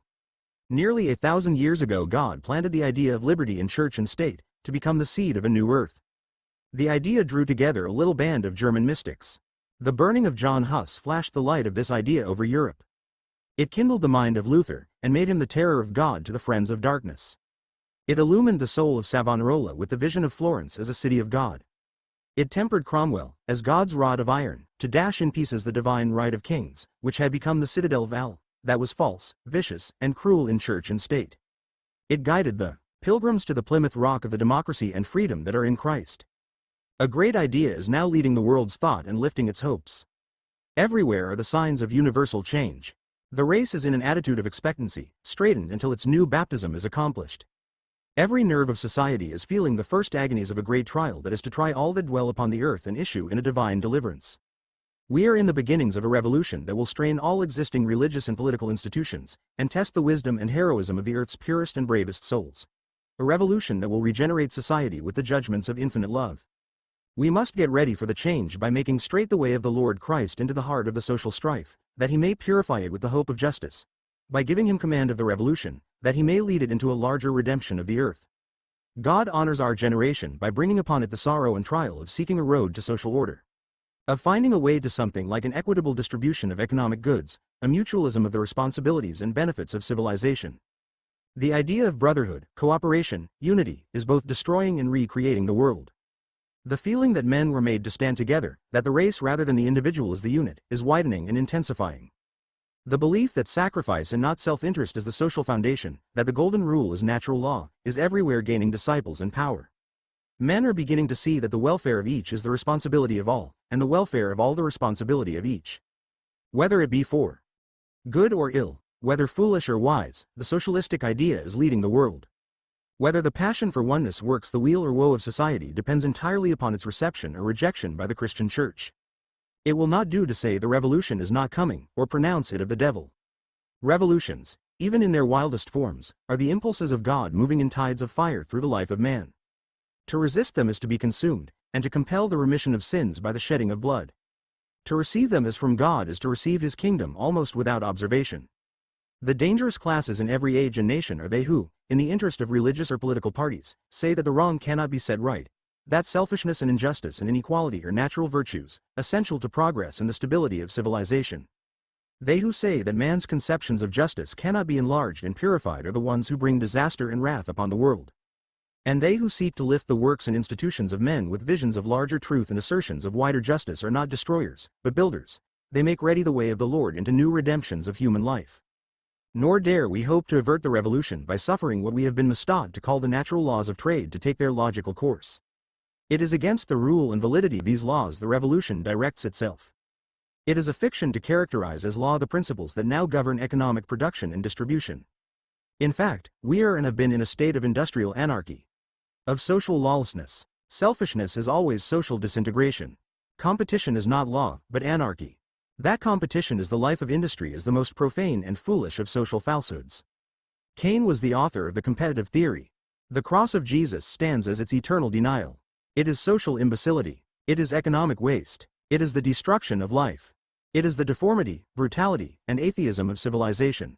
It will be as outrageous to the civilization of the future as cannibalism is to the civilization of the present. The speculation which competition makes a necessary element of production and distribution renders the life of man a game of chance. Modern monopolies are its natural fruits. The fruits which the strong and cunning reap through competition with the weaker, less cunning, or more conscientious. Speculative competition makes possible such social disruption and violence to human liberties, such absolute anarchism, as that of a recent coal combination, which arbitrarily reduced the wages of miners and increased the profits of coal millions of dollars, with neither more moral nor economic justification. Here was anarchy of the worst type. The social question is fast revolving itself into a question of whether or not capital can be brought into subjection to law. The social revolution is a search for law that shall have power to procure justice and peace in place of the chance and strife that are everywhere the disorganization of society. The revolution comes not to destroy, but to organize society with a divine and deathless life. It means no evil to the institutions of state and religion, but would rebuild them upon eternal and righteous foundations, and secure them with the justice of love. It aims not to destroy wealth, but to save it by bringing it under the reign of law and consecrating it to the service of humanity. The demand for equality and unity is constructive at heart, even in its most unreasoning and destructive manifestations. The nihilisms and socialisms of our day are desperate yet real attempts to achieve the social ideal by a single bound. Attempts to take the kingdom of justice by violence. With one stroke they would break the golden bowl of our modern industrial system, full of abominations. What Mr. John Ray says of the nihilists in his conservative work on Contemporary Socialism may be said of even the most dangerous social revolutionists. They are actuated by no love of destruction for its own sake. It is impossible to conceive any considerable body of human beings being so actuated. They would destroy, that others who come after them may build up. They sacrifice themselves for a cause, in whose triumph they shall not share. They work for a generation they shall not live to see. The search for justice, even where it denies the authority of the personal Christ, is essentially a belief in the practicability of the principles which are the essence of Christ's gospel. A belief that brotherhood consists with nature, and that cooperation rather than competition is the natural law of material as well as moral progress. A belief that if mutualism could take the place of the chance and anarchy of speculation and greed, 1,000 unknown forms of industry would spring up to add to the moral health and material wealth of man. For the hope of actualizing Christianity as the life of man, the revolution is called in question by the religious Pharisees and the political Sadducees. But before we try to guide the revolution, or attempt the solution of the social problem, we must take our stand upon the platform of duties, and not that of rights. The old passion for liberty, which has won for man so large triumphs in religion and politics, has done its work. It was a great work. But the selfishness that poisons every noble passion, when it rules rather than serves, has transformed the liberty of our fathers into the most intolerable despotism the world has ever suffered. And the social question is not so much a question of rights as of duties. If we are to find a way out of social confusion, if we are to achieve industrial freedom, we must cease to look at the mere rights of capital, or the rights of labor, and look in the direction of the duty of man to man. If we would work with God, if we would follow the Son of Man as he leads the race into its purer liberties, we must move with the progress of the cross in the purchase of a new redemption through sacrifice. Society will learn obedience to the ideal of Jesus through the things which men suffer. The laborer will receive the fruits of his labor, and work and wages and wealth become accordant parts of a divine harmony of justice, through changing the social revolution from a passion for rights into a passion for duties.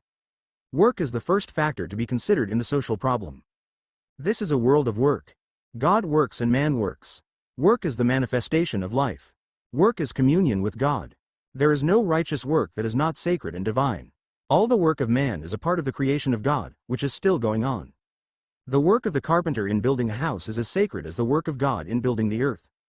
The men who do the world's work are the hands by which God works. The man who builds is one of God's builders. The man who plants the fields is God's artist hand, and the field of green and the field of ripened grain are the glory of God painted upon the face of the earth. The industrial worker is a poet, a creator, an artist, a musician, because all work righteously done, to the best of one's ability, is a creation. It is a harmony. It is the music of God singing itself out through the life of man. And no man is true to his divine origin. No man is really a man, unless, to the extent of his ability, he works. The man who is able to work and works not is a pauper, whether rich or poor. Of all pauperism the most degraded and degrading, because utterly shameless and thriftless, is that aristocracy which inheritance. In the midst of great wealth, with the glory of its material enterprise, its blind luxury and mad speculation, its disregard for human life, for moral law, there is an increasing poverty and degradation, a deep and angry social discontent, a growing distrust in the reality of our liberties and the sincerity of our Christianity, proving that our competitive system does not belong to a divine order of things. It is unnatural that the strong should prosper at the expense of the weak, that the eating of one's daily bread should be an uncertain strife. It is a violation of nature that prosperity should come through the triumph of cunning over character and the conflict of selfish interests. Our so-called industrial order is the disordering of nature. It is the disorganization of human life. There is enough in this world for all to have and enjoy in abundance, if there were a system by which there could be an equitable distribution of that abundance upon the principles of the divine economy. The social problem is the call of the state to become Christian. The state can save itself only by believing in the Lord Jesus Christ as the supreme authority in law, politics, and society. The state is the social organ. To meet the strain that will be put upon it by the revolution, the state must be redeemed from the worship of property and from commercial theories of government. It can prove its right to be only by procuring a greater measure of social justice and giving a larger recognition to the sacredness of man. The state must have in it the mind that was in Jesus, who is the final political economist. The Sermon on the Mount is the science of society. It is a treatise on political economy. It is a system of justice. It consists of the natural laws which proceed from the heart of God, and operate in the creation and redemption of the world, in the evolution of man and the progressive development of society. It is the constitution of the divine and universal society which John in the Revelation calls a new earth. The establishment of its justice underneath the politics and social structures of man is the new Jerusalem which John saw coming down out of heaven from God. The business of the state is to adopt this social constitution of Jesus as the spirit and justice of the people, and bring every activity into subjection to its authority. An industrial democracy would be the social actualization of Christianity. It is the logic of the Sermon on the Mount, which consists of the natural laws of industrial justice and social peace. The democracy that is in Jesus alone is sufficient to equalize social burdens and distribute social benefits. It is not merely spiritual law, but natural and economic law, that the strong shall bear the infirmities of the weak, that they who have the greatest powers and privileges shall bear commensurate responsibilities. Under our present industrial system, the weak bear the burdens of the strong. They who have the largest privileges and powers bear the least responsibilities.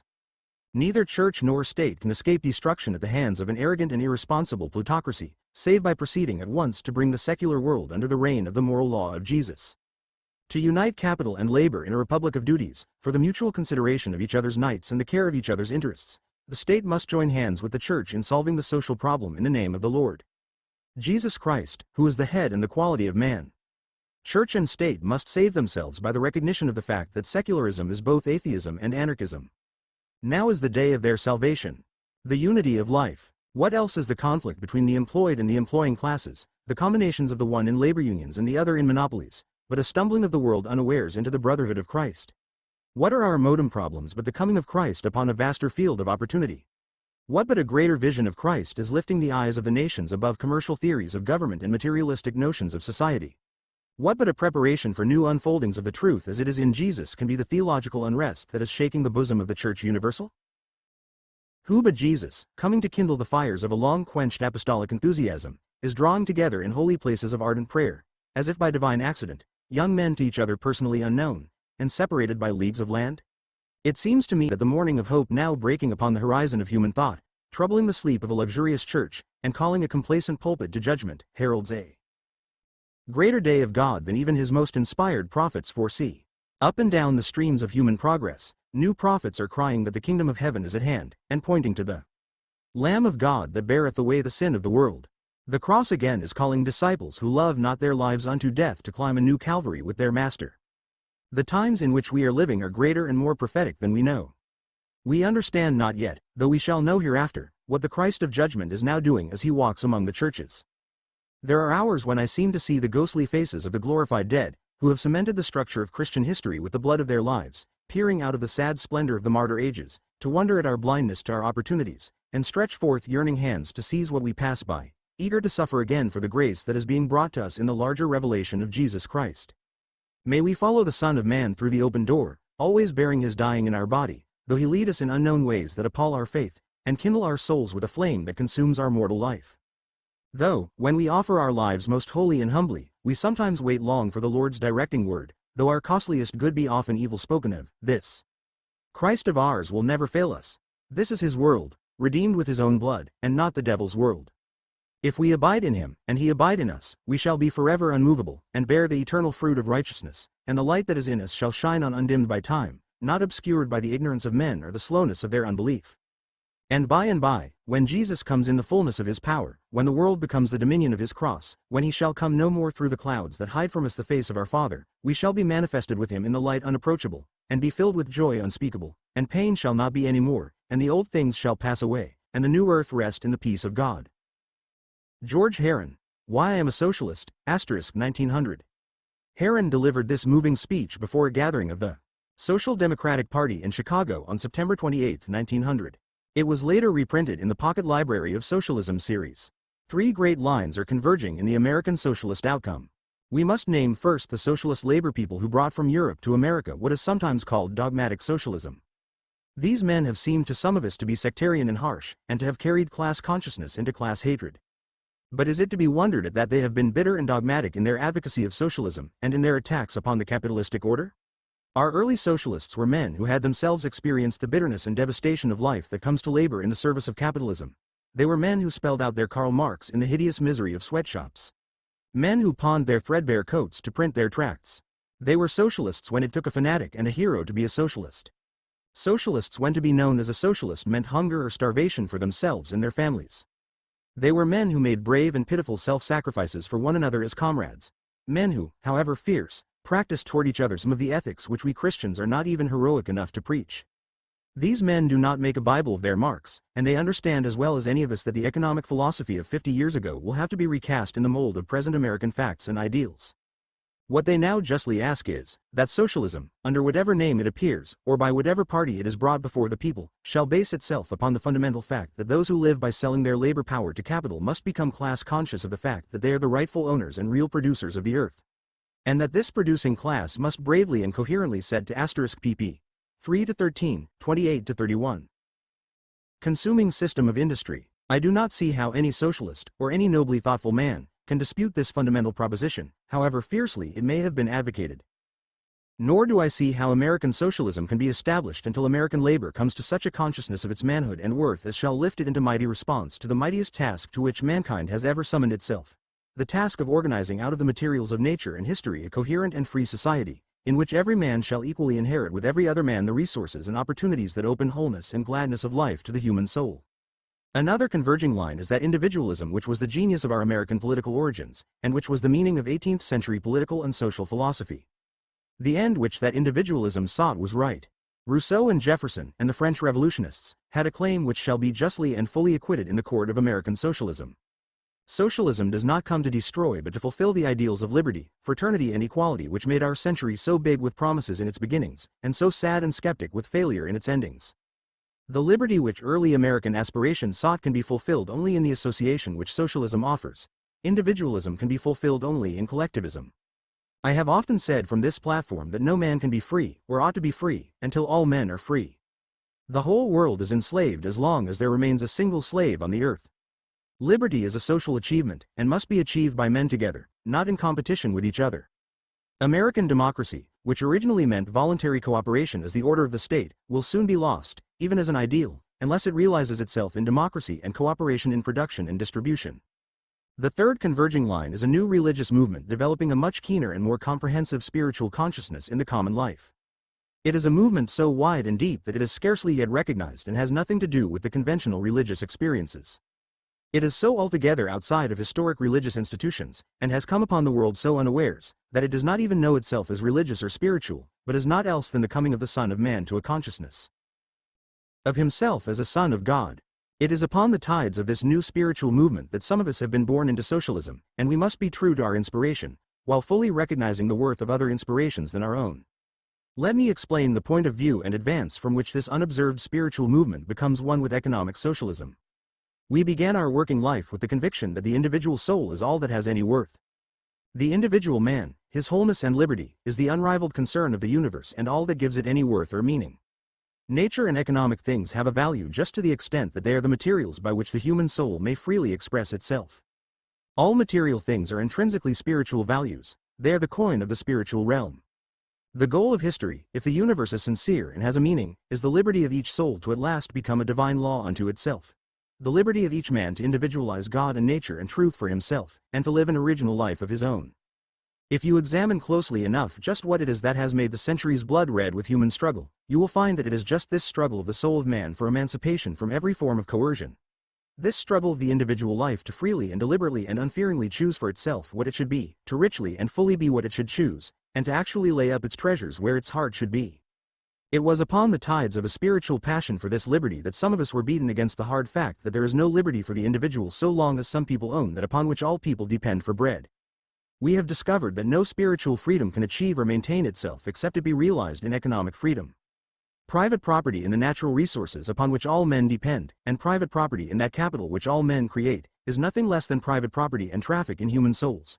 Yea, it is the foundation of the ecclesiastical claim in God and the truth, which is no less vicious than the claim of the monopolist to private ownership of the earth. The liberty of the soul can be achieved only through the passing away of the capitalistic form of society and the coming in of the free and cooperative state. The soul cannot find its freedom in a free field and a fair fight, for the soul is not free so long as it is compelled to fight for anything. The individual is free only when he is liberated from brothers. But there is still another factor in this spiritual movement towards socialism, and that is the ethical strain that has come to some of us who have faced the whole truth about our economic selves. We who are at once the receivers and victims of special privileges know that we are on the backs of our brothers. We know that our books, our clothes, our privileges are ours because we have dipped our hands into our brother's blood.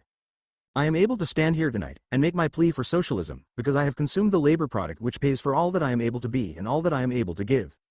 I cannot believe that I can serve my comrades best by withdrawing from the problem, with the Tolstoyan, and setting up a private kingdom or heaven of my own. It would be an unspeakable relief to me to pay my world debt so cheaply. But my place is in the thick of the social pain and travail, in the depth of the heat and chaos, even if I have to bear this ethical strain and shame to the end. The least that I can do to pay my debt to my brothers, the least that I can do to be decent, is to contribute the whole of my life to the emancipation of labor from that capitalistic order which makes the product of the millions the profit and luxury of the few. I said when I began that the American socialist movement had not yet been fully and coherently organized, and that these three ethical factors which I have named are converging in that movement. But whether you agree with me or not as to these converging lines, let me ask you to face clearly the fact that socialism in some form is coming, without any regard to what you or I want. Closely speaking, socialism can have but one meaning and issue. Loosely speaking, there might be many kinds of socialism. There can be a thoroughly democratic and spiritual socialism, and there might be an imperialistic or Bismarckian socialism, in which the state would own the people rather than the people be the state. If I might prophesy, I would say that in 20 years from now there will be, as now, two great political parties in America. But both of them will be socialistic. One the party of Tory socialism, and the other the party of democratic socialism. But whatever the form under which collectivism comes, the next stage of the world will be a collective stage of production and distribution. We might just as well appoint a committee to sit down on the sun, to keep it from going on its way, as to attempt to obstruct the socialistic issue of the capitalist mode of production and distribution. We are nearing the end of an old stage of production and distribution, for competition and private industry no longer work, and they ought not to work. The present industrial system is approaching an economic world crisis, which is also the world's spiritual crisis. In the truest sense, socialism is essentially conservative.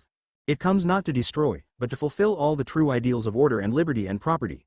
It offers that equality which must be the foundation of brotherhood, that liberty which must be the vital breath of the love which the Lord Christ taught.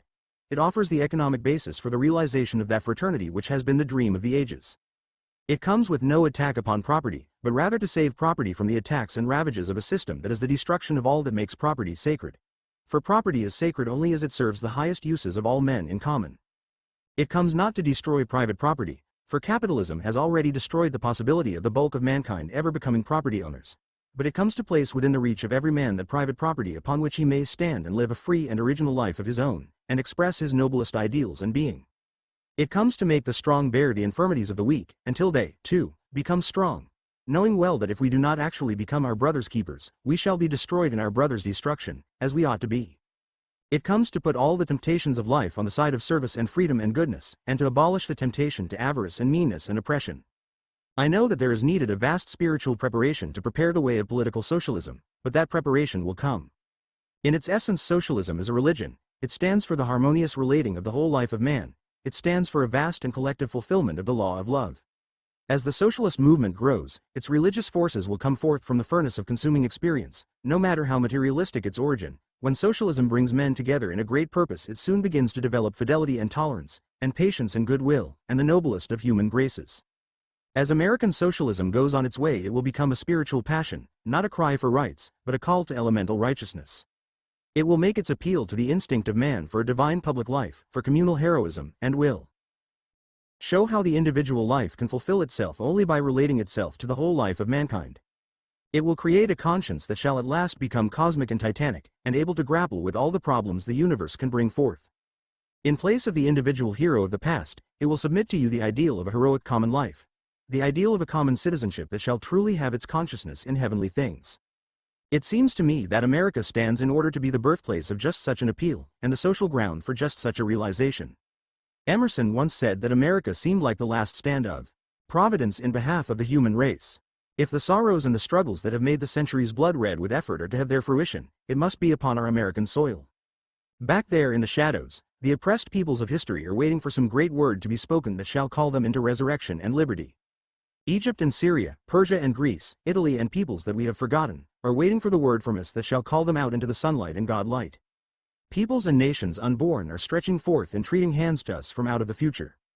If we should fail here in America, then 6,000 years of history will have failed, for history has come to its limit on the shores of the Pacific. It has come back to its starting point. If we fail, the heart of God will break again, and another cycle of history, with its weary procession of bleeding centuries, will have to begin. But we cannot fail, we dare not fail. Liberty and fraternity and equality are not tantalisms to hopeless human suffering, but ideals to be realized by human worth and effort. We must prove our worth and power to match these ideals. Potential within this meeting is the power which God might use for the freeing and the healing of the nations. Within this audience are the resources and weapons for conquering the world of love and liberty. The saving sword which the peoples now need is not the sword of Joshua or Cromwell, but the sword of an awakened and inspired and ennobled common life. And as the hand of God reaches out in the dark of our social chaos, it is our privilege to put within that hand the sword of comrade love that shall liberate the world, and make every child indeed the heir of all the good of all the ages. I pray that the highest and most unselfish that lies in you and in me may respond to the highest and most unselfish inspirations of history, as we go forth to support this cause of socialism, and to support in its presidential candidate one who has proven his fidelity to American labor, and who is in his rightful place as the leader of this first national campaign for social democracy. Chapter 7. The Socialist Party of America. Let us be the party of the ideal, but let us also be the party of the actual. Ray. Frapuric O. McCartney. Socialist Unity Convention, 1901. We are revolutionary not in the vulgar meaning of the word. Victor B. Ear Sir. Social Democratic Herald, 1906. There is coming over the minds of the capitalist class of America a consciousness that the revolutionary temper is by no means the exclusive proprietary possession of those whose forefathers came over and landed at Plymouth Rock, but that there is good fighting material among our alien proletariat. June Sparko. First National Congress of the Socialist Party, 1910. The life of a socialist propagandist is one continuous feast of speaking and wniting. Morris Heitreweer. Loose Leaves from a Busy Life, 1934. Who shall be the John Brown of wage slavery? Eugene V. Des. Appeal to Reason, 1907. The Depression of 1893 was a chastening experience for American socialists. Instead of bringing on the expected revolutionary crisis in the capitalist system, it strangled the radical movements that had come into being only a short time before. By the time the 1896 election took place, the nationalist and Christian socialist crusades had died out and the populists had thrown their support, in effect, capitulated, to the Democratic Party. The election itself was the crowning blow. It swept the arch-conservative Republican Party into power at all levels of the government, reducing the Democrats to sectional malcontents. Among radicals, only the Socialist Labor Party, anchored as it was to distant and immutable goals, seemed unaffected by the melancholy turn of events. But in the spring of 1897 an opportunity for a fresh start suddenly presented itself.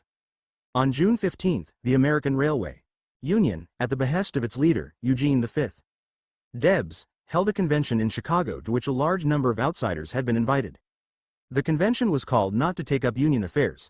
There was little to take up, the union having been decimated by the Pullman strike 3 years before, but to establish a new socialist organization, one inclusive enough to house the entire left in America. Revolutionary socialists, communitarians, labor union leaders, and assorted radicals and reformers who felt that the old politics had betrayed them in America. Debs's own life history demonstrated why so many found it necessary to resurrect a new faith from the shattered hopes of the past. Until recently he had been a loyal Democrat and militant trade unionist. While serving as Secretary-Treasurer of the Brotherhood of Locomotive Firemen in the 1880s, he made his way up the ranks of the Indiana Democratic Party, first as city clerk in Terre Haute, where he had been born in 1855, then as a member of the state legislature. Debs was liked by everyone who knew him, and his splendid gifts as a speaker and organizer would have taken him far in politics. But its corruptions and compromises offended his high sense of integrity, and he chose to devote himself wholly to the cause of labor.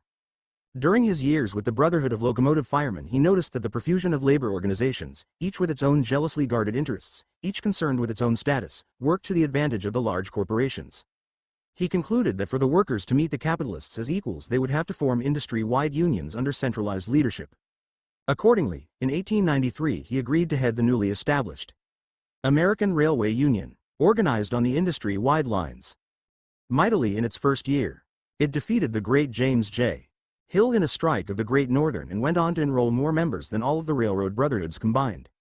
Then came the calamitous Pullman strike, called because the company had cut back wages, which brought down the union and resulted in Debs's imprisonment for 6 months.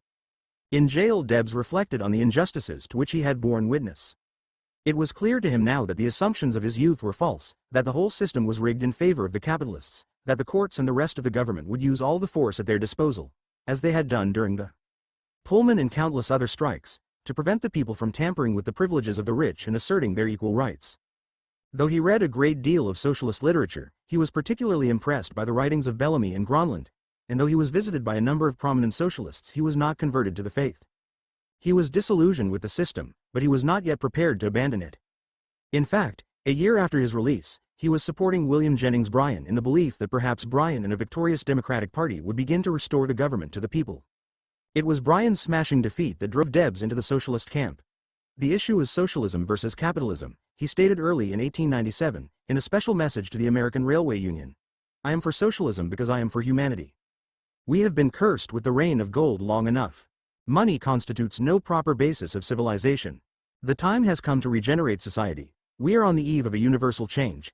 Debs's conversion was one of the epochal events in American socialist history. When the Railway Union met, Debs still had no definite idea of what kind of socialist he was.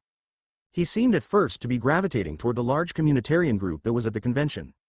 This group, calling itself the Brotherhood of the Cooperative Commonwealth, had been thinking for some time about creating a socialist colony in the state of Washington. In its more extravagant moments, the Brotherhood imagined that it would someday win over the entire state, ultimately the entire country. But Debs soon realized that the plan was chimerical, and he threw his support behind those socialists who wanted to launch a new political party. In 1898, the colonizers and the politicals split apart. The colonizers went off to Washington and set up their short-lived community. The politicals formed the Social Democratic Party and immediately entered the lists in local, state, and federal elections. On the whole, the party did badly, or much worse than it had expected, winning only a few minor offices in Massachusetts. It was an inauspicious beginning. Before long, however, the party's prospects began to improve. With Debs as its main spokesman, its symbol, and its standard-bearer in the 1900 presidential election, the Social Democratic Party acquired some notoriety in the country. Debs was quite unlike the public stereotype of the socialist. He was neither a foreigner, an intellectual, nor a fanatic. He was a humble, sweet-tempered Midwestern American who had emerged from the working class and spoke the plain language of his countrymen. That he wanted nothing for himself, certainly not power or wealth, was obvious to all. What he did want, as he made clear in the 1900 presidential campaign, and in 4 subsequent ones, was an America worthy of its revolutionary heritage. Socialism, he maintained, was Americanism brought up to date. It was the fulfillment of ideals implicit in the Declaration of Independence. He beckoned Americans to accompany him on his pilgrim's quest for the cooperative commonwealth, the Zion in the wilderness. Debs won the confidence of those old-line, mostly immigrant socialists who were dissatisfied with the Socialist Labor Party, now more inflexibly doctrinaire and authoritarian than ever. The Jewish group of New York City's Lower East Side, whom Delian had read out of his organization in 1897, joined Debs's party en masse. An even larger group of socialist laborites broke free of Delian 2 years later after challenging his policy of dual unionism, the creation of new unions to compete with existing ones. For a period, these insurgents, known as kangaroos, retained the Socialist Labor Party label and put up their own presidential candidate in 1900. But the kangaroos at the last moment withdrew their candidate in favor of Debs. In the summer of 1901, at an historic convention in Indianapolis, the two parties, the dissident SLP and the Social Democrats united to establish the Socialist Party of America. The Socialist Party was an uneasy unity of opposites. Fundamentally, two factions are ideological tendencies, revolutionary and liberation of outright and uncompromising war on the capitalists. So far as they were concerned, socialists had only one obligation: to tell the workers the truth, however painful and discomforting it might be. And the truth was that they, the workers, and the capitalists were locked in mortal combat, and that the government and the labor unions were, all appearances to the contrary, unequivocally on the side of the capitalists. It followed, therefore, that any socialist who came to terms with the political system, by voting, running candidates, etc., or with the conservative unions, by approving of such palliatives as higher pay and better working conditions, was a traitor to the movement. The party should prepare the working class for the revolution that was certain to come. The moderates, or constructivists, as they liked to call themselves, wished to make socialism relevant to the everyday needs and problems of the people. The choice for socialists, they argued, was simple: whether to become a movement or remain a sect. Whether to test socialist ideals in the marketplace or hold them as inviolable abstractions. The moderates were more optimistic than the revolutionaries. They were confident that capitalism would evolve of its own accord into socialism. The change would come peaceably, by degrees, not by a single apocalyptic leap. To exacerbate class conflict would narrow the base of socialist support and so delay the advent of the cooperative commonwealth. The Socialist Party achieved unity by committing itself simultaneously to both positions. It affirmed its belief in an ethic of ultimate ends, in its mission to transform America completely. It also determined to struggle for immediate and piecemeal victories, using the weapons forged by capitalism. The platform agreed on at the 1901 Indianapolis Convention called for the support of unions, no matter how small or conservative, for the civil rights of minorities, for the expropriation of monopolies, public utilities, and the means of transportation and communication, for welfare assistance to the aged, the infirm, and the unemployed, for universal education to the age of 18, and for a host of political reforms, initiative, referendum, recall, proportional representation, designed to ensure democratic procedures. These proposals were modest enough, and they might have been advanced by any number of progressives at that time. But the platform kept coming back to the party's revolutionary ideal, emphasizing that reforms and improvements were insufficient, that the exploitation of labor can be done away with entirely when society takes possession of all the means of production for the benefit of all the people. When the Indianapolis Convention ended, the delegates must have wondered what the sound and the fury was about. For the Socialist Party of America was, after all, a very minuscule entity in 1901. Debs had received 95,000 votes the year before, and while that was more than any socialist candidate had ever received, it was less than 1% of the vote cast. But in little more than a decade after its founding, the party's fortunes rose spectacularly. From 95,000 its vote increased to nearly 900,000.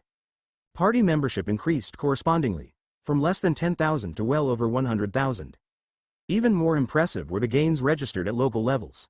In 1900 socialists held a few offices. In early 1912 they held over 1,000 of them in various parts of the country, including one congressman, Victor Berger of Milwaukee, and a plethora of state legislators, aldermen, mayors, and city commissioners.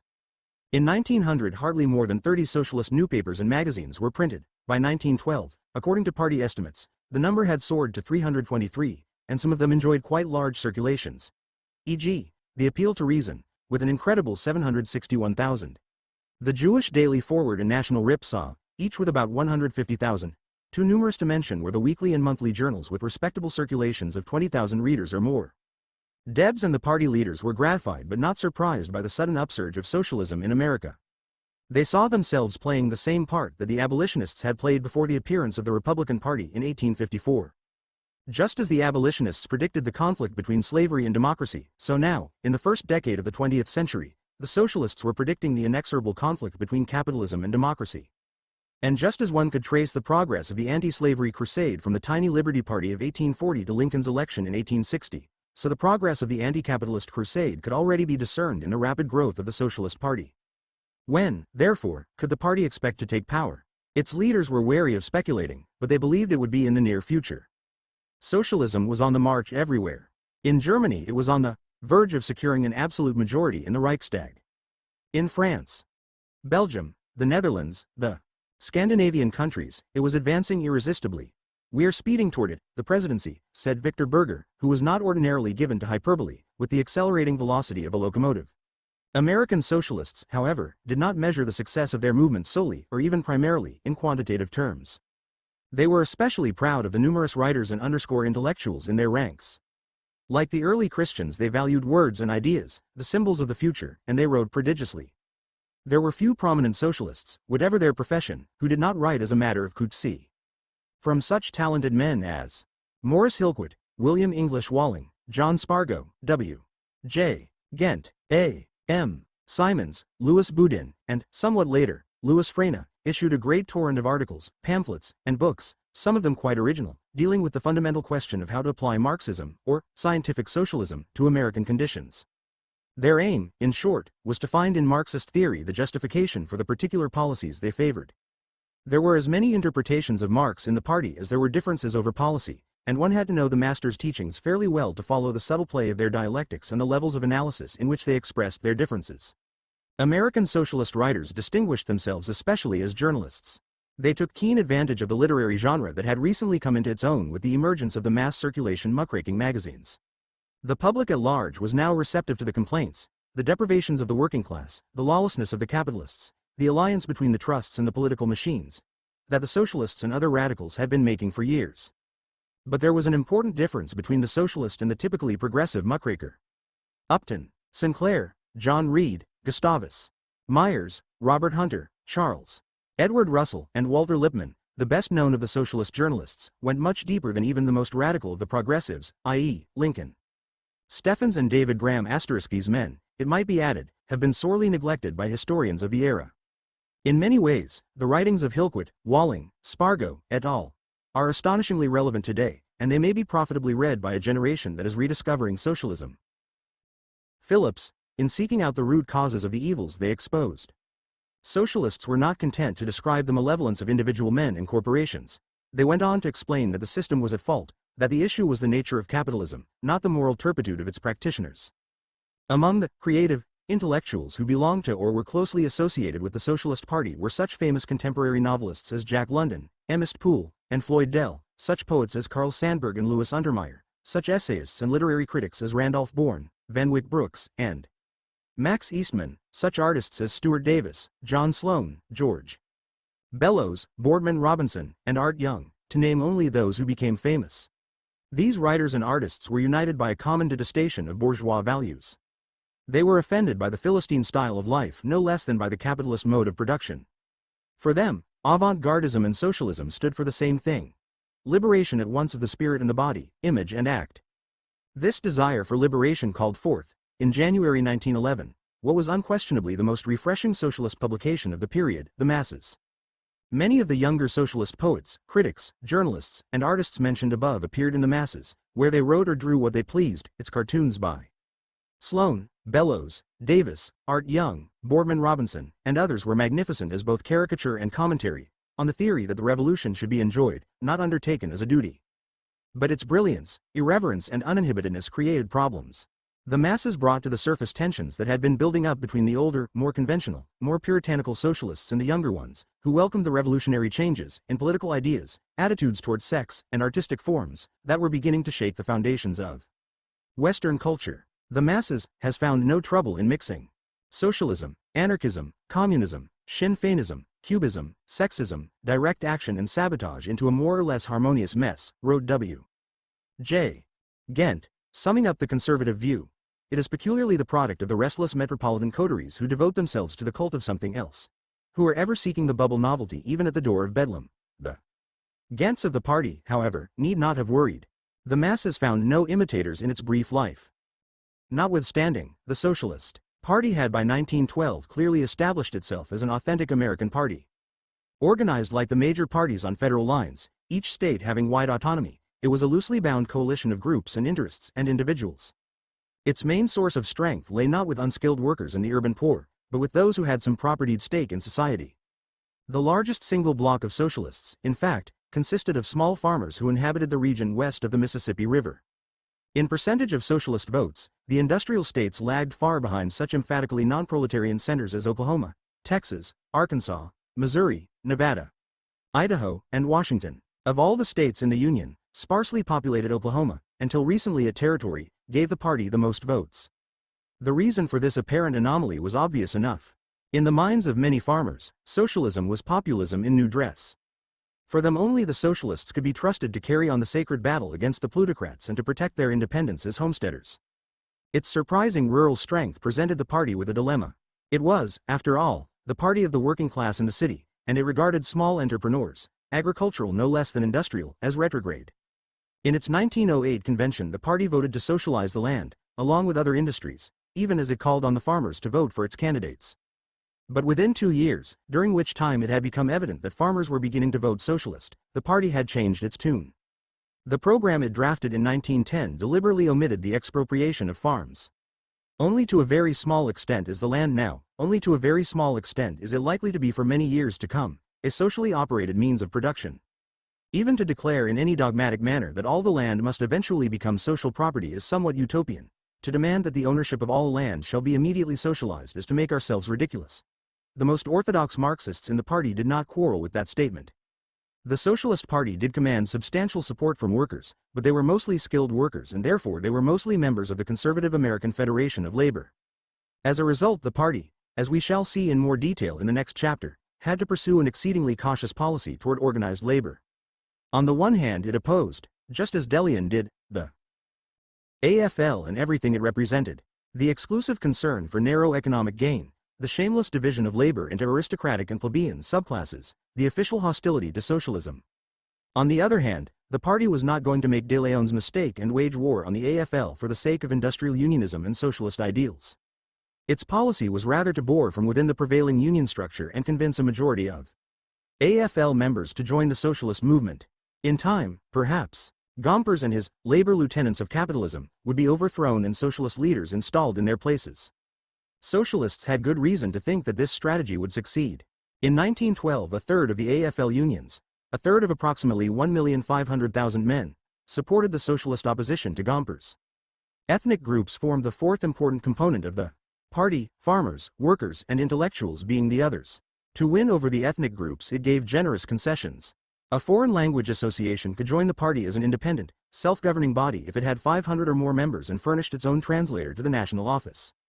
Under the circumstances, large numbers of South Slavs, Italians, Hungarians, Bohemians, Jews, Germans, Poles, Slovaks, and Finns affiliated with the party.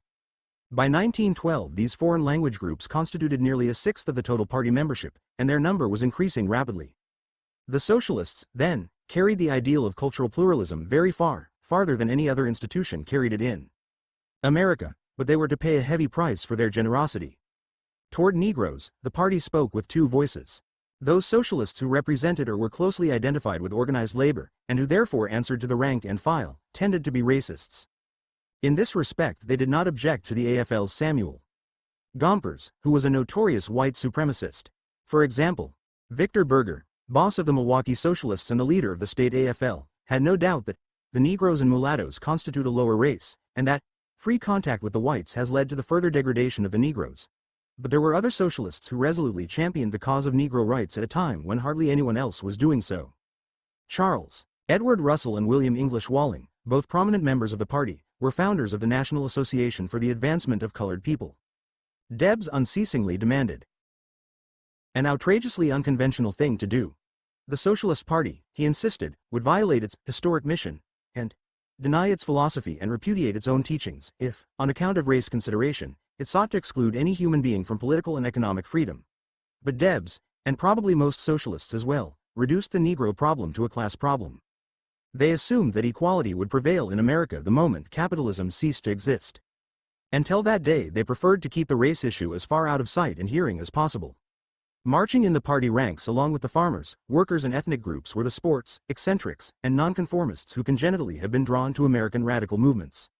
Also a smattering of millionaires and aristocrats, including some descended from pure Mayflower stock, also unreconstructed individualists, itinerant miners, lumberjacks, and agricultural workers of the Rocky Mountain and Northwest regions, also a doughty contingent of Christian socialists who continued to defy their superiors or their congregations, and, conspicuous above all the others, a band of exceptional women, among them Helen Keller, Margaret Sanger, Mother Jones, Kate O'Hare, publisher of the National Rip Saw, and Rose Pastor Stokes, a Jewish immigrant who had married a Brahmin socialist, to name a few. These women belonged to the party because they assumed that the oppression of women was inseparable from the oppression of the working class, and the triumph of feminism would come only with the emancipation of society as a whole. The Socialist Party, then, was a seething complex of diverse, often antipathetic, groups, persons, and political tendencies. How did it manage to cohere for as long as it did? Ideological parties are notoriously prone to factionalism. Usually they disintegrate the moment the issue that called them forth has ceased to be relevant. The main reason the Socialist Party stayed together, and indeed continued to grow, before World War I, was that the central issue on which it posited its existence, the irremediable wrong of industrial capitalism, retained its relevance. But there was another reason that was scarcely less important: the control that was exercised by a tight and efficient little machine. Theoretically, the party was governed by an unwieldy national committee consisting of some 30-odd delegates, one from each of the organized states with 10 or more local chapters. Actually, decision-making power resided in a small segment of the committee. This was the segment that represented the urban constituencies. The cities were able to command the party councils, even though they delivered many fewer votes than the agricultural states beyond the Mississippi, first, because their members were concentrated and well-disciplined, whereas rural socialists were dispersed and ill-informed about intra-party politics, and, second, because their leaders knew more clearly what they wanted and therefore what accommodations the party should make with the system. Milwaukee and New York were the two chief urban constituencies, and the men who spoke for them, namely Victor Berger and Morris Hillquit, were the men who dominated the National Committee. Their life histories, which were so similar in so many ways, helped to explain their role as the yoke fellows of American socialism. Berger was 18 when he emigrated to the United States from Austria. While teaching German in Milwaukee, he joined the Socialist Labor Party and so learned the fundamentals of Marxism. But he withdrew from the SLP when he realized that its program stood no chance of attracting support, even from German workers. Single-handedly, Berger built up a powerful reform socialist machine in Milwaukee. It had its own newspaper, the Social Democratic Herald, later the Milwaukee Leader. It ran the city and state AFL unions. Berger himself was head of the local branch of the International Typographical Workers Union, and it held political offices and dispensed patronage. In time, the Milwaukee Socialist Party eclipsed both major parties. It was backed not only by workers, mostly German, of course, but also Polish and native-born, but by middle-class reformers who admired it for its incorruptibility. Hillquit, née Hilkowitz, arrived in New York in 1885 from Latvian Russia, where he had been born 16 years before.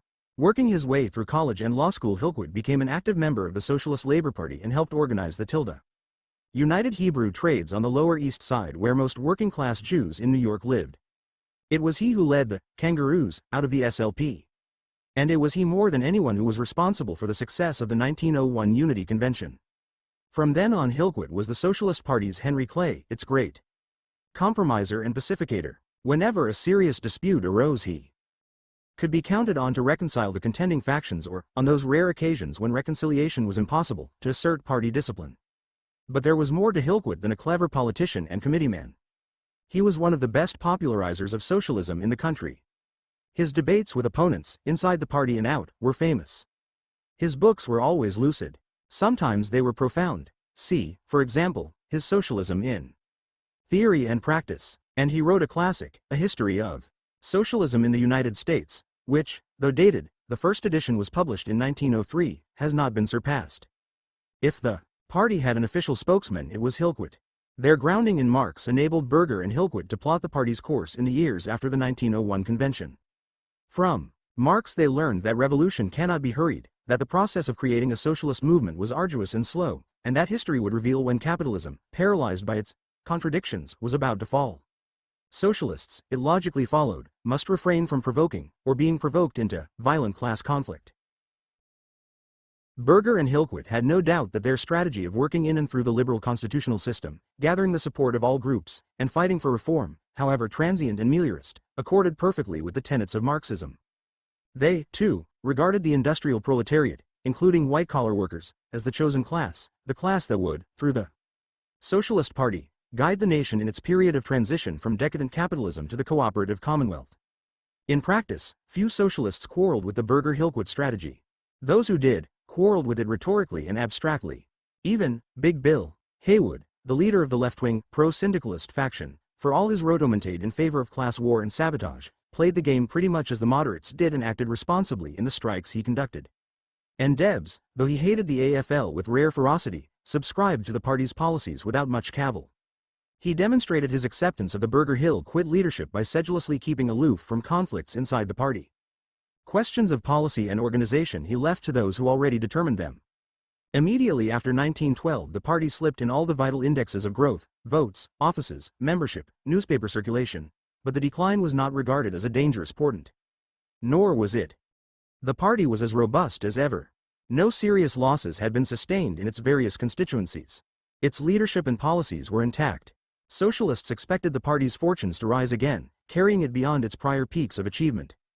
Their optimism was undaunted, but that was because they did not foresee the seismic events of 1917, America's entry into the war and the Bolshevik Revolution, which shattered the party beyond repair. Socialist Party Platform of 1912. The representatives of the Socialist Party, in National Convention at Indianapolis, declare that the capitalist system has outgrown its historical function, and has become utterly incapable of meeting the problems now confronting society. We denounce this outgrown system as incompetent and corrupt and the source of unspeakable misery and suffering to the whole working class. Under this system, the industrial equipment of the nation has passed into the absolute control of plutocracy, which exacts an annual tribute of hundreds of millions of dollars from the producers. Unafraid of any organized resistance, it stretches out its greedy hands over the still undeveloped resources of the nation, the land, the mines, the forests and the water powers of every state in the Union. In spite of the multiplication of labor-saving machines and improved methods in industry, which cheapen the cost of production, the share of the producers grows ever less, and the prices of all the necessities of life steadily increase. The boasted prosperity of this nation is for the owning class alone. To the rest it means only greater hardship and misery. The high cost of living is felt in every home. Millions of wage workers have seen the purchasing power of their wages decrease until life has become a desperate battle for mere existence. Multitudes of unemployed walk the streets of our cities or trudge from state to state awaiting the will of the masters to move the wheels of industry. The farmers in every state are plundered by the increasing prices exacted for tools and machinery and by extortionate rents, freight rates and storage charges. Capitalist concentration is mercilessly crushing the class of small businessmen and driving its members into the ranks of propertyless wage workers. The overwhelming majority of the people of America are being forced under a yoke of bondage by this soulless industrial despotism. Socialist Campaign Book, 1912.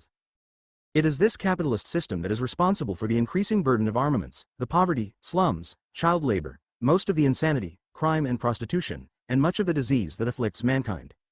Under this system the working class is exposed to poisonous conditions, to frightful and needless perils to life and limb, is walled around with court decisions, injunctions and unjust laws, and is preyed upon incessantly for the benefit of the controlling oligarchy of wealth. Under it also, the children of the working class are doomed to ignorance, drudging toil and darkened lives. In the face of these evils, so manifest that all thoughtful observers are appalled at them, the legislative representatives of the Republican and Democratic parties remain the faithful servants of the oppressors. Measures designed to secure to the wage earners of this nation as humane and just treatment as is already enjoyed by the wage earners of all other civilized nations have been smothered in committee without debate, and laws ostensibly designed to bring relief to the farmers and general consumers are juggled and transformed into instruments for the exaction of further tribute. The growing unrest under oppression has driven these two old parties to the enactment of a variety of regulative measures, none of which has limited in any appreciable degree the power of the plutocracy, and some of them have been perverted into means for increasing that power. Antitrust laws, railroad restrictions and regulations, with the prosecutions, indictments and investigations based upon such legislation, have proved to be utterly futile and ridiculous. Nor has this plutocracy been seriously restrained or even threatened by any Republican or Democratic executive. It has continued to grow in power and insolence alike under the administrations of Cleveland, McKinley, Roosevelt and Taft. In addition to this legislative juggling and this executive connivance, the courts of America have sanctioned and strengthened the hold of this plutocracy as the Dred Scott and other decisions strengthened the slave power before the Civil War. They have been used as instruments for the oppression of the working class and for the suppression of free speech and free assembly. We declare, therefore, that the longer sufferance of these conditions is impossible, and we propose to end them all. We declare them to be the product of the present system, in which industry is carried on for private greed, instead of for the welfare of society. We declare, furthermore, that for these evils there will be and can be no remedy and no substantial relief except through socialism, under which industry will be carried on for the common good and every worker receive the full social value of the wealth he creates. Society is divided into warring groups and classes, based upon material interests. Fundamentally, this struggle is a conflict between the two main classes, one of which, the capitalist class, owns the means of production, and the other, the working class, must use these means of production on terms dictated by the owners. The capitalist class, though few in numbers, absolutely controls the government, legislative, executive and judicial. This class owns the machinery of gathering and disseminating news through its organized press. It subsidizes seats of learning, the colleges and schools, and even religious and moral agencies. It has also the added prestige which established customs give to any order of society, right or wrong. The working class, which includes all those who are forced to work for a living, whether by hand or brain, in shop, mine or on the soil, vastly outnumbers the capitalist class. Lacking effective organization and class solidarity, this class is unable to enforce its will. Given such class solidarity and effective organization, the workers will have the power to make all laws and control all industry in their own interest. All political parties are the expression of economic class interests. All other parties than the Socialist Party represent one or another group of the ruling capitalist class. Their political conflicts reflect merely superficial rivalries between competing capitalist groups.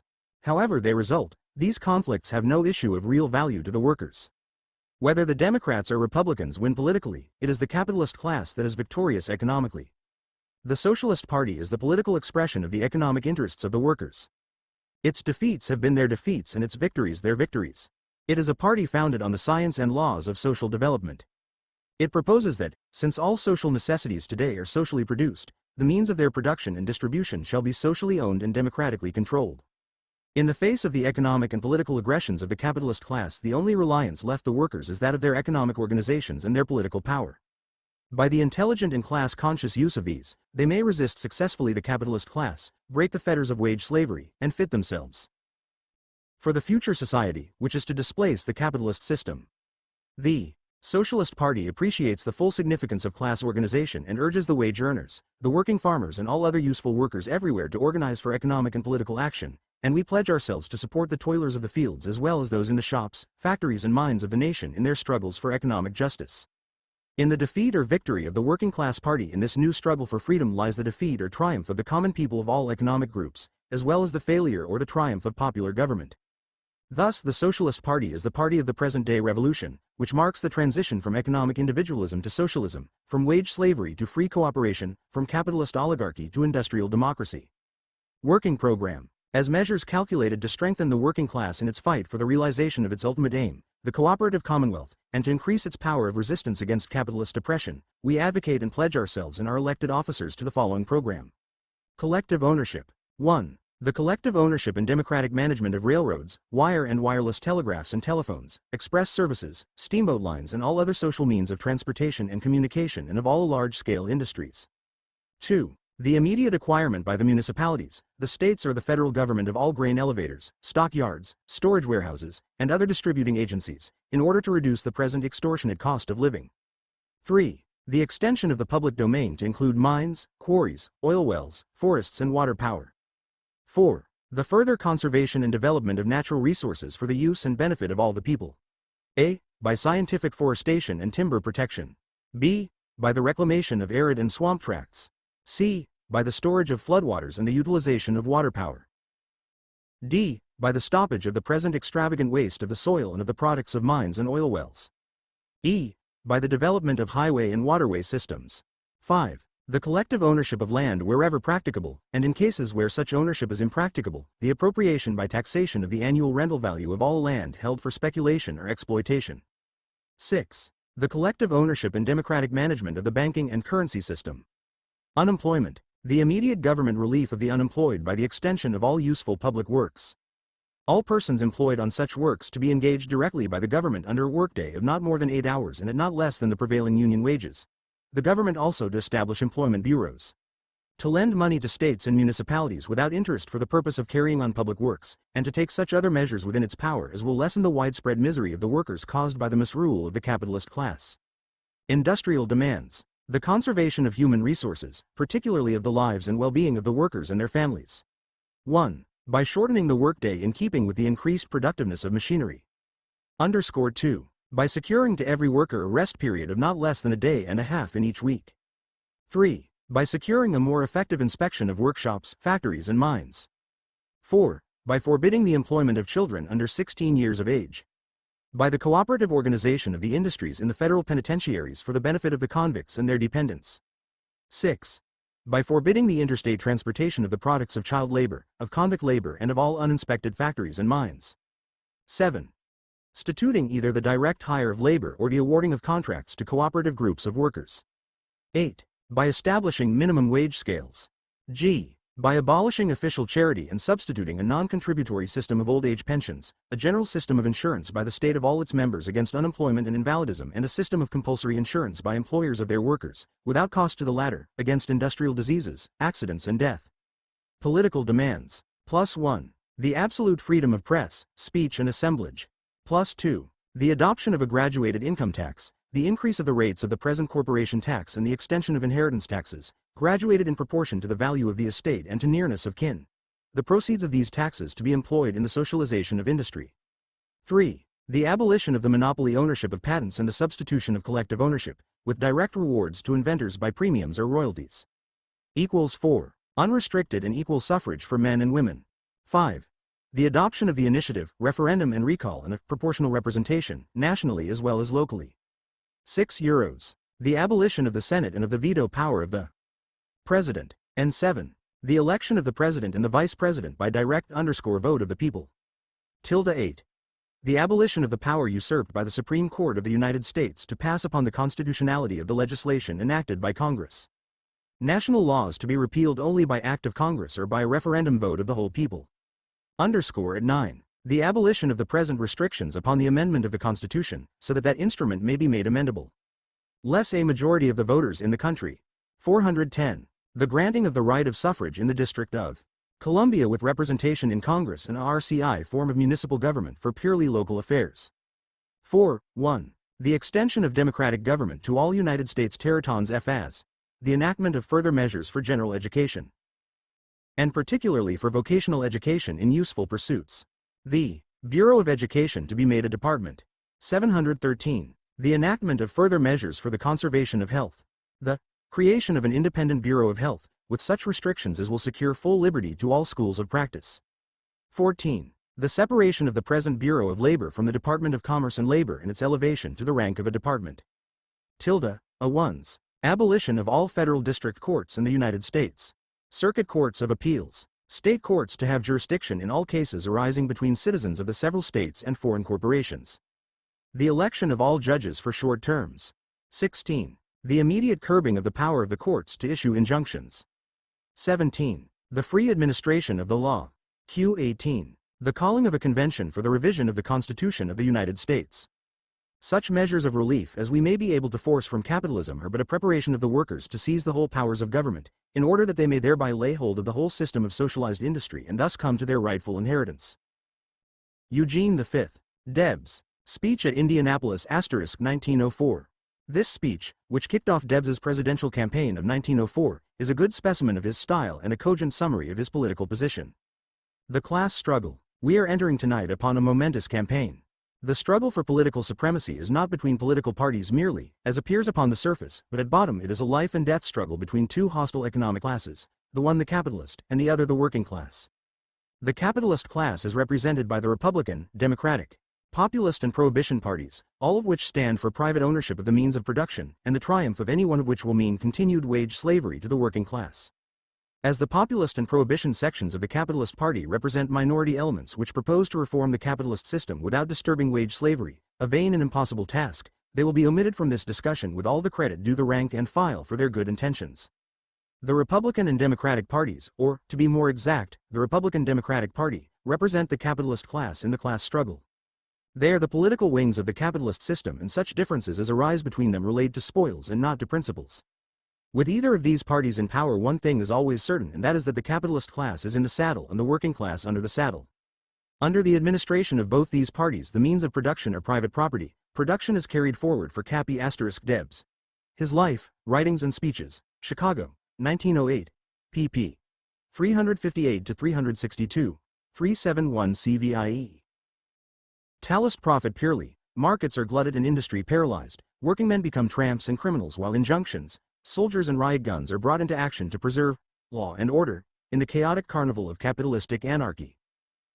Deny it as may the cunning capitalists who are clear-sighted enough to perceive it, or ignore it as may the torpid workers who are too blind and unthinking to see it. The struggle in which we are engaged today is a class struggle, and as the toiling millions come to see and understand it and rally to the political standard of their class, they will drive all capitalist parties of whatever name into the same party, and the class struggle will then be so clearly revealed that the hosts of labor will find their true place in the conflict and strike the united and decisive blow that will destroy slavery and achieve their full and final emancipation.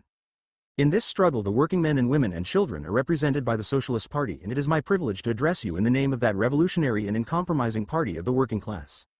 Attitude of the workers. What shall be the attitude of the workers of the United States in the present campaign? What part shall they take in it? What party and what principles shall they support by their ballots? And why? Essay or questions the IMI. Sufficiently cites and the service tools of scheming politicians use them at election time to renew their master's lease of power and perpetuate their own ignorance, poverty and shame. In answering these questions, I propose to be as frank and candid as plain-meaning words will allow, for I have but one object in this discussion, and that object is not office, but the truth, and I shall state it as I see it, if I have to stand alone. But I shall not stand alone, for the party that has my allegiance and may have my life, the Socialist Party, the party of the working class, the party of emancipation, is made up of men and women who know their rights and scorn to compromise with their oppressors, who want no votes that can be bought and no support under any false pretense whatsoever. The Socialist Party stands squarely upon its proletarian principles and relies wholly upon the forces of industrial progress and the education of the working class. The Socialist Party buys no votes and promises no office.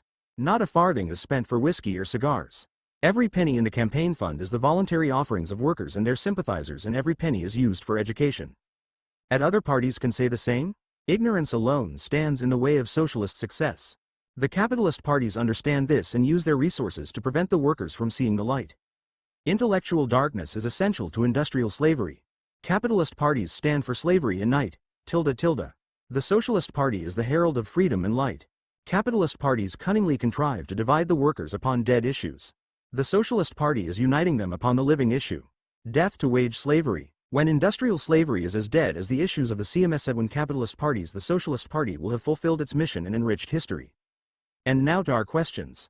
First, all working men and women owe it to themselves, their class and their country to take an active and intelligent interest in political affairs. The ballot. The ballot of united labor expresses the people's will, and the people's will is the supreme law of a free nation. The ballot means that labor is no longer dumb, that at last it has a voice, that it may be heard, and if united shall be heeded. Centuries of struggle and sacrifice were required to wrest this symbol of freedom from the mailed clutch of tyranny and place it in the hand of labor as the shield and lance of attack and defense. The abuse and not the use of it is responsible for its evils. The divided vote of labor is the abuse of the ballot, and the penalty is slavery and death. The united vote of those who toil and have not will vanquish. Democracy. The historic struggle of classes. Since the race was young, there have been class struggles. In every state of society, ancient and modern, labor has been exploited, degraded and in subjection. Civilization has done little for labor except to modify the forms of its exploitation. Labor has always been the mudsill of the social fabric, is so now and will be until the class struggle ends in class extinction and free society. Society has always been and is now built upon exploitation, the exploitation of a class, the working class, whether slaves, serfs or wage laborers, and the exploited working class in subjection have always been, instinctively or consciously, in revolt against their oppressors. Through all the centuries, the enslaved toilers have moved slowly but surely toward their final freedom. The call of the Socialist Party is to the exploited class, the workers in all useful trades and professions, all honest occupations, from the most menial service to the highest skill, to rally beneath their own standard and put an end to the last of the barbarous class struggles by conquering the capitalist government, taking possession of the means of production and making them the common property of all, abolishing wage slavery and establishing the cooperative commonwealth. The first step in this direction is to sever all relations with capitalist parties. They are precisely alike, and I challenge their most discriminating partisans to tell them apart in relation to labor. The Republican and Democratic parties are alike capitalist parties, differing only in being committed to different sets of capitalist interests. They have the same principles under varying colors, are equally corrupt, and are one in their subservience to capital and their hostility to labor. The ignorant working man who supports either of these parties forges his own fetters and is the unconscious author of his own misery. He can and must be made to see and think and act with his fellows in supporting the party of his class, and this work of education is the crowning virtue of the socialist movement. The Socialist Party. In what has been said of other parties, I have tried to show why they should not be supported by the common people, least of all by working men, and I think I have shown clearly enough that such workers as do support them are guilty, consciously or unconsciously, of treason to their class. They are voting into power the enemies of labor and are morally responsible for the crimes thus perpetrated upon their fellow workers, and sooner or later they will have to suffer the consequences of their miserable acts. The Socialist Party is not, and does not pretend to be, a capitalist party. It does not ask, nor does it expect the votes of the capitalist class. Such capitalists as do support it do so seeing the approaching doom of the capitalist system and with a full understanding that the Socialist Party is not a capitalist party, nor a middle-class party, but a revolutionary working-class party, whose historic mission it is to conquer capitalism on the political battlefield, take control of government and through the public powers take possession of the means of wealth production, abolish wage slavery and emancipate all workers and all humanity. The people are as capable of achieving their industrial freedom as they were to secure their political liberty, and both are necessary to a free nation. The capitalist system is no longer adapted to the needs of modern society. It is outgrown and fetters the forces of progress. Industrial and commercial competition are largely of the past. The handwriting blazes on the wall. Centralization and combination are the modern forces in industrial and commercial life. Competition is breaking down and cooperation is supplanting it. The hand tools of early times are used no more. Mammoth machines have taken their places. A few thousand capitalists own them and many millions of working men use them. All the wealth the vast army of labor produces above its subsistence is taken by the machine-owning capitalists, who also own the land in the mills, the factories, railroads and mines, the forests and fields and all other means of production and transportation. Hence wealth and poverty, millionaires and beggars, castles and caves, luxury and squalor, painted parasites on the boulevard and painted poverty among the red lights. Hence strikes, boycotts, riots, murder, suicide, insanity, prostitution on a fearful and increasing scale. The capitalist parties can do nothing. They are a part, an iniquitous part, of the foul and decaying system. There is no remedy for the ravages of death. Capitalism is dying and its extremities are already decomposing. The blotches upon the surface show that the blood no longer circulates. The time is near when the cadaver will have to be removed and the atmosphere purified. In contrast with the Republican and Democratic conventions, where politicians were the puppets of plutocrats, the convention of the Socialist Party consisted of working men and women fresh from their labors, strong, clean, wholesome, self-reliant, ready to do and dare for the cause of labor, the cause of humanity. Proud indeed am I to have been chosen by such a body of men and women to bear aloft the proletarian standard in this campaign, and heartily do I endorse the clear and cogent platform of the party which appeals with increasing force and eloquence to the whole working class of the country. To my associate upon the national ticket I give my hand with all my heart. Ben Hanford typifies the working class and fitly represents the historic mission and revolutionary character of the Socialist Party. Closing words. These are stirring days for living men. The day of crisis is drawing near and socialists are exerting all their power to prepare the people for it. The old order of society can survive but little longer. Socialism is next in order. The swelling minority sounds warning of the impending change. Soon that minority will be the majority and then will come the cooperative commonwealth. Every working man should rally to the standard of his class and hasten the full-orbed day of freedom. Every progressive Democrat must find his way in our direction, and if he will but free himself from prejudice and study the principles of socialism he will soon be a sturdy supporter of our party. Every sympathizer with labor, every friend of justice, every lover of humanity should support the Socialist Party as the only party that is organized to abolish industrial slavery, the prolific source of the giant evils that afflict the people. Who with a heart in his breast can look upon Colorado without keenly feeling the cruelties and crimes of capitalism? Repression will not help her. Brutality will only brutalize her. Private ownership and wage slavery are the curse of Colorado.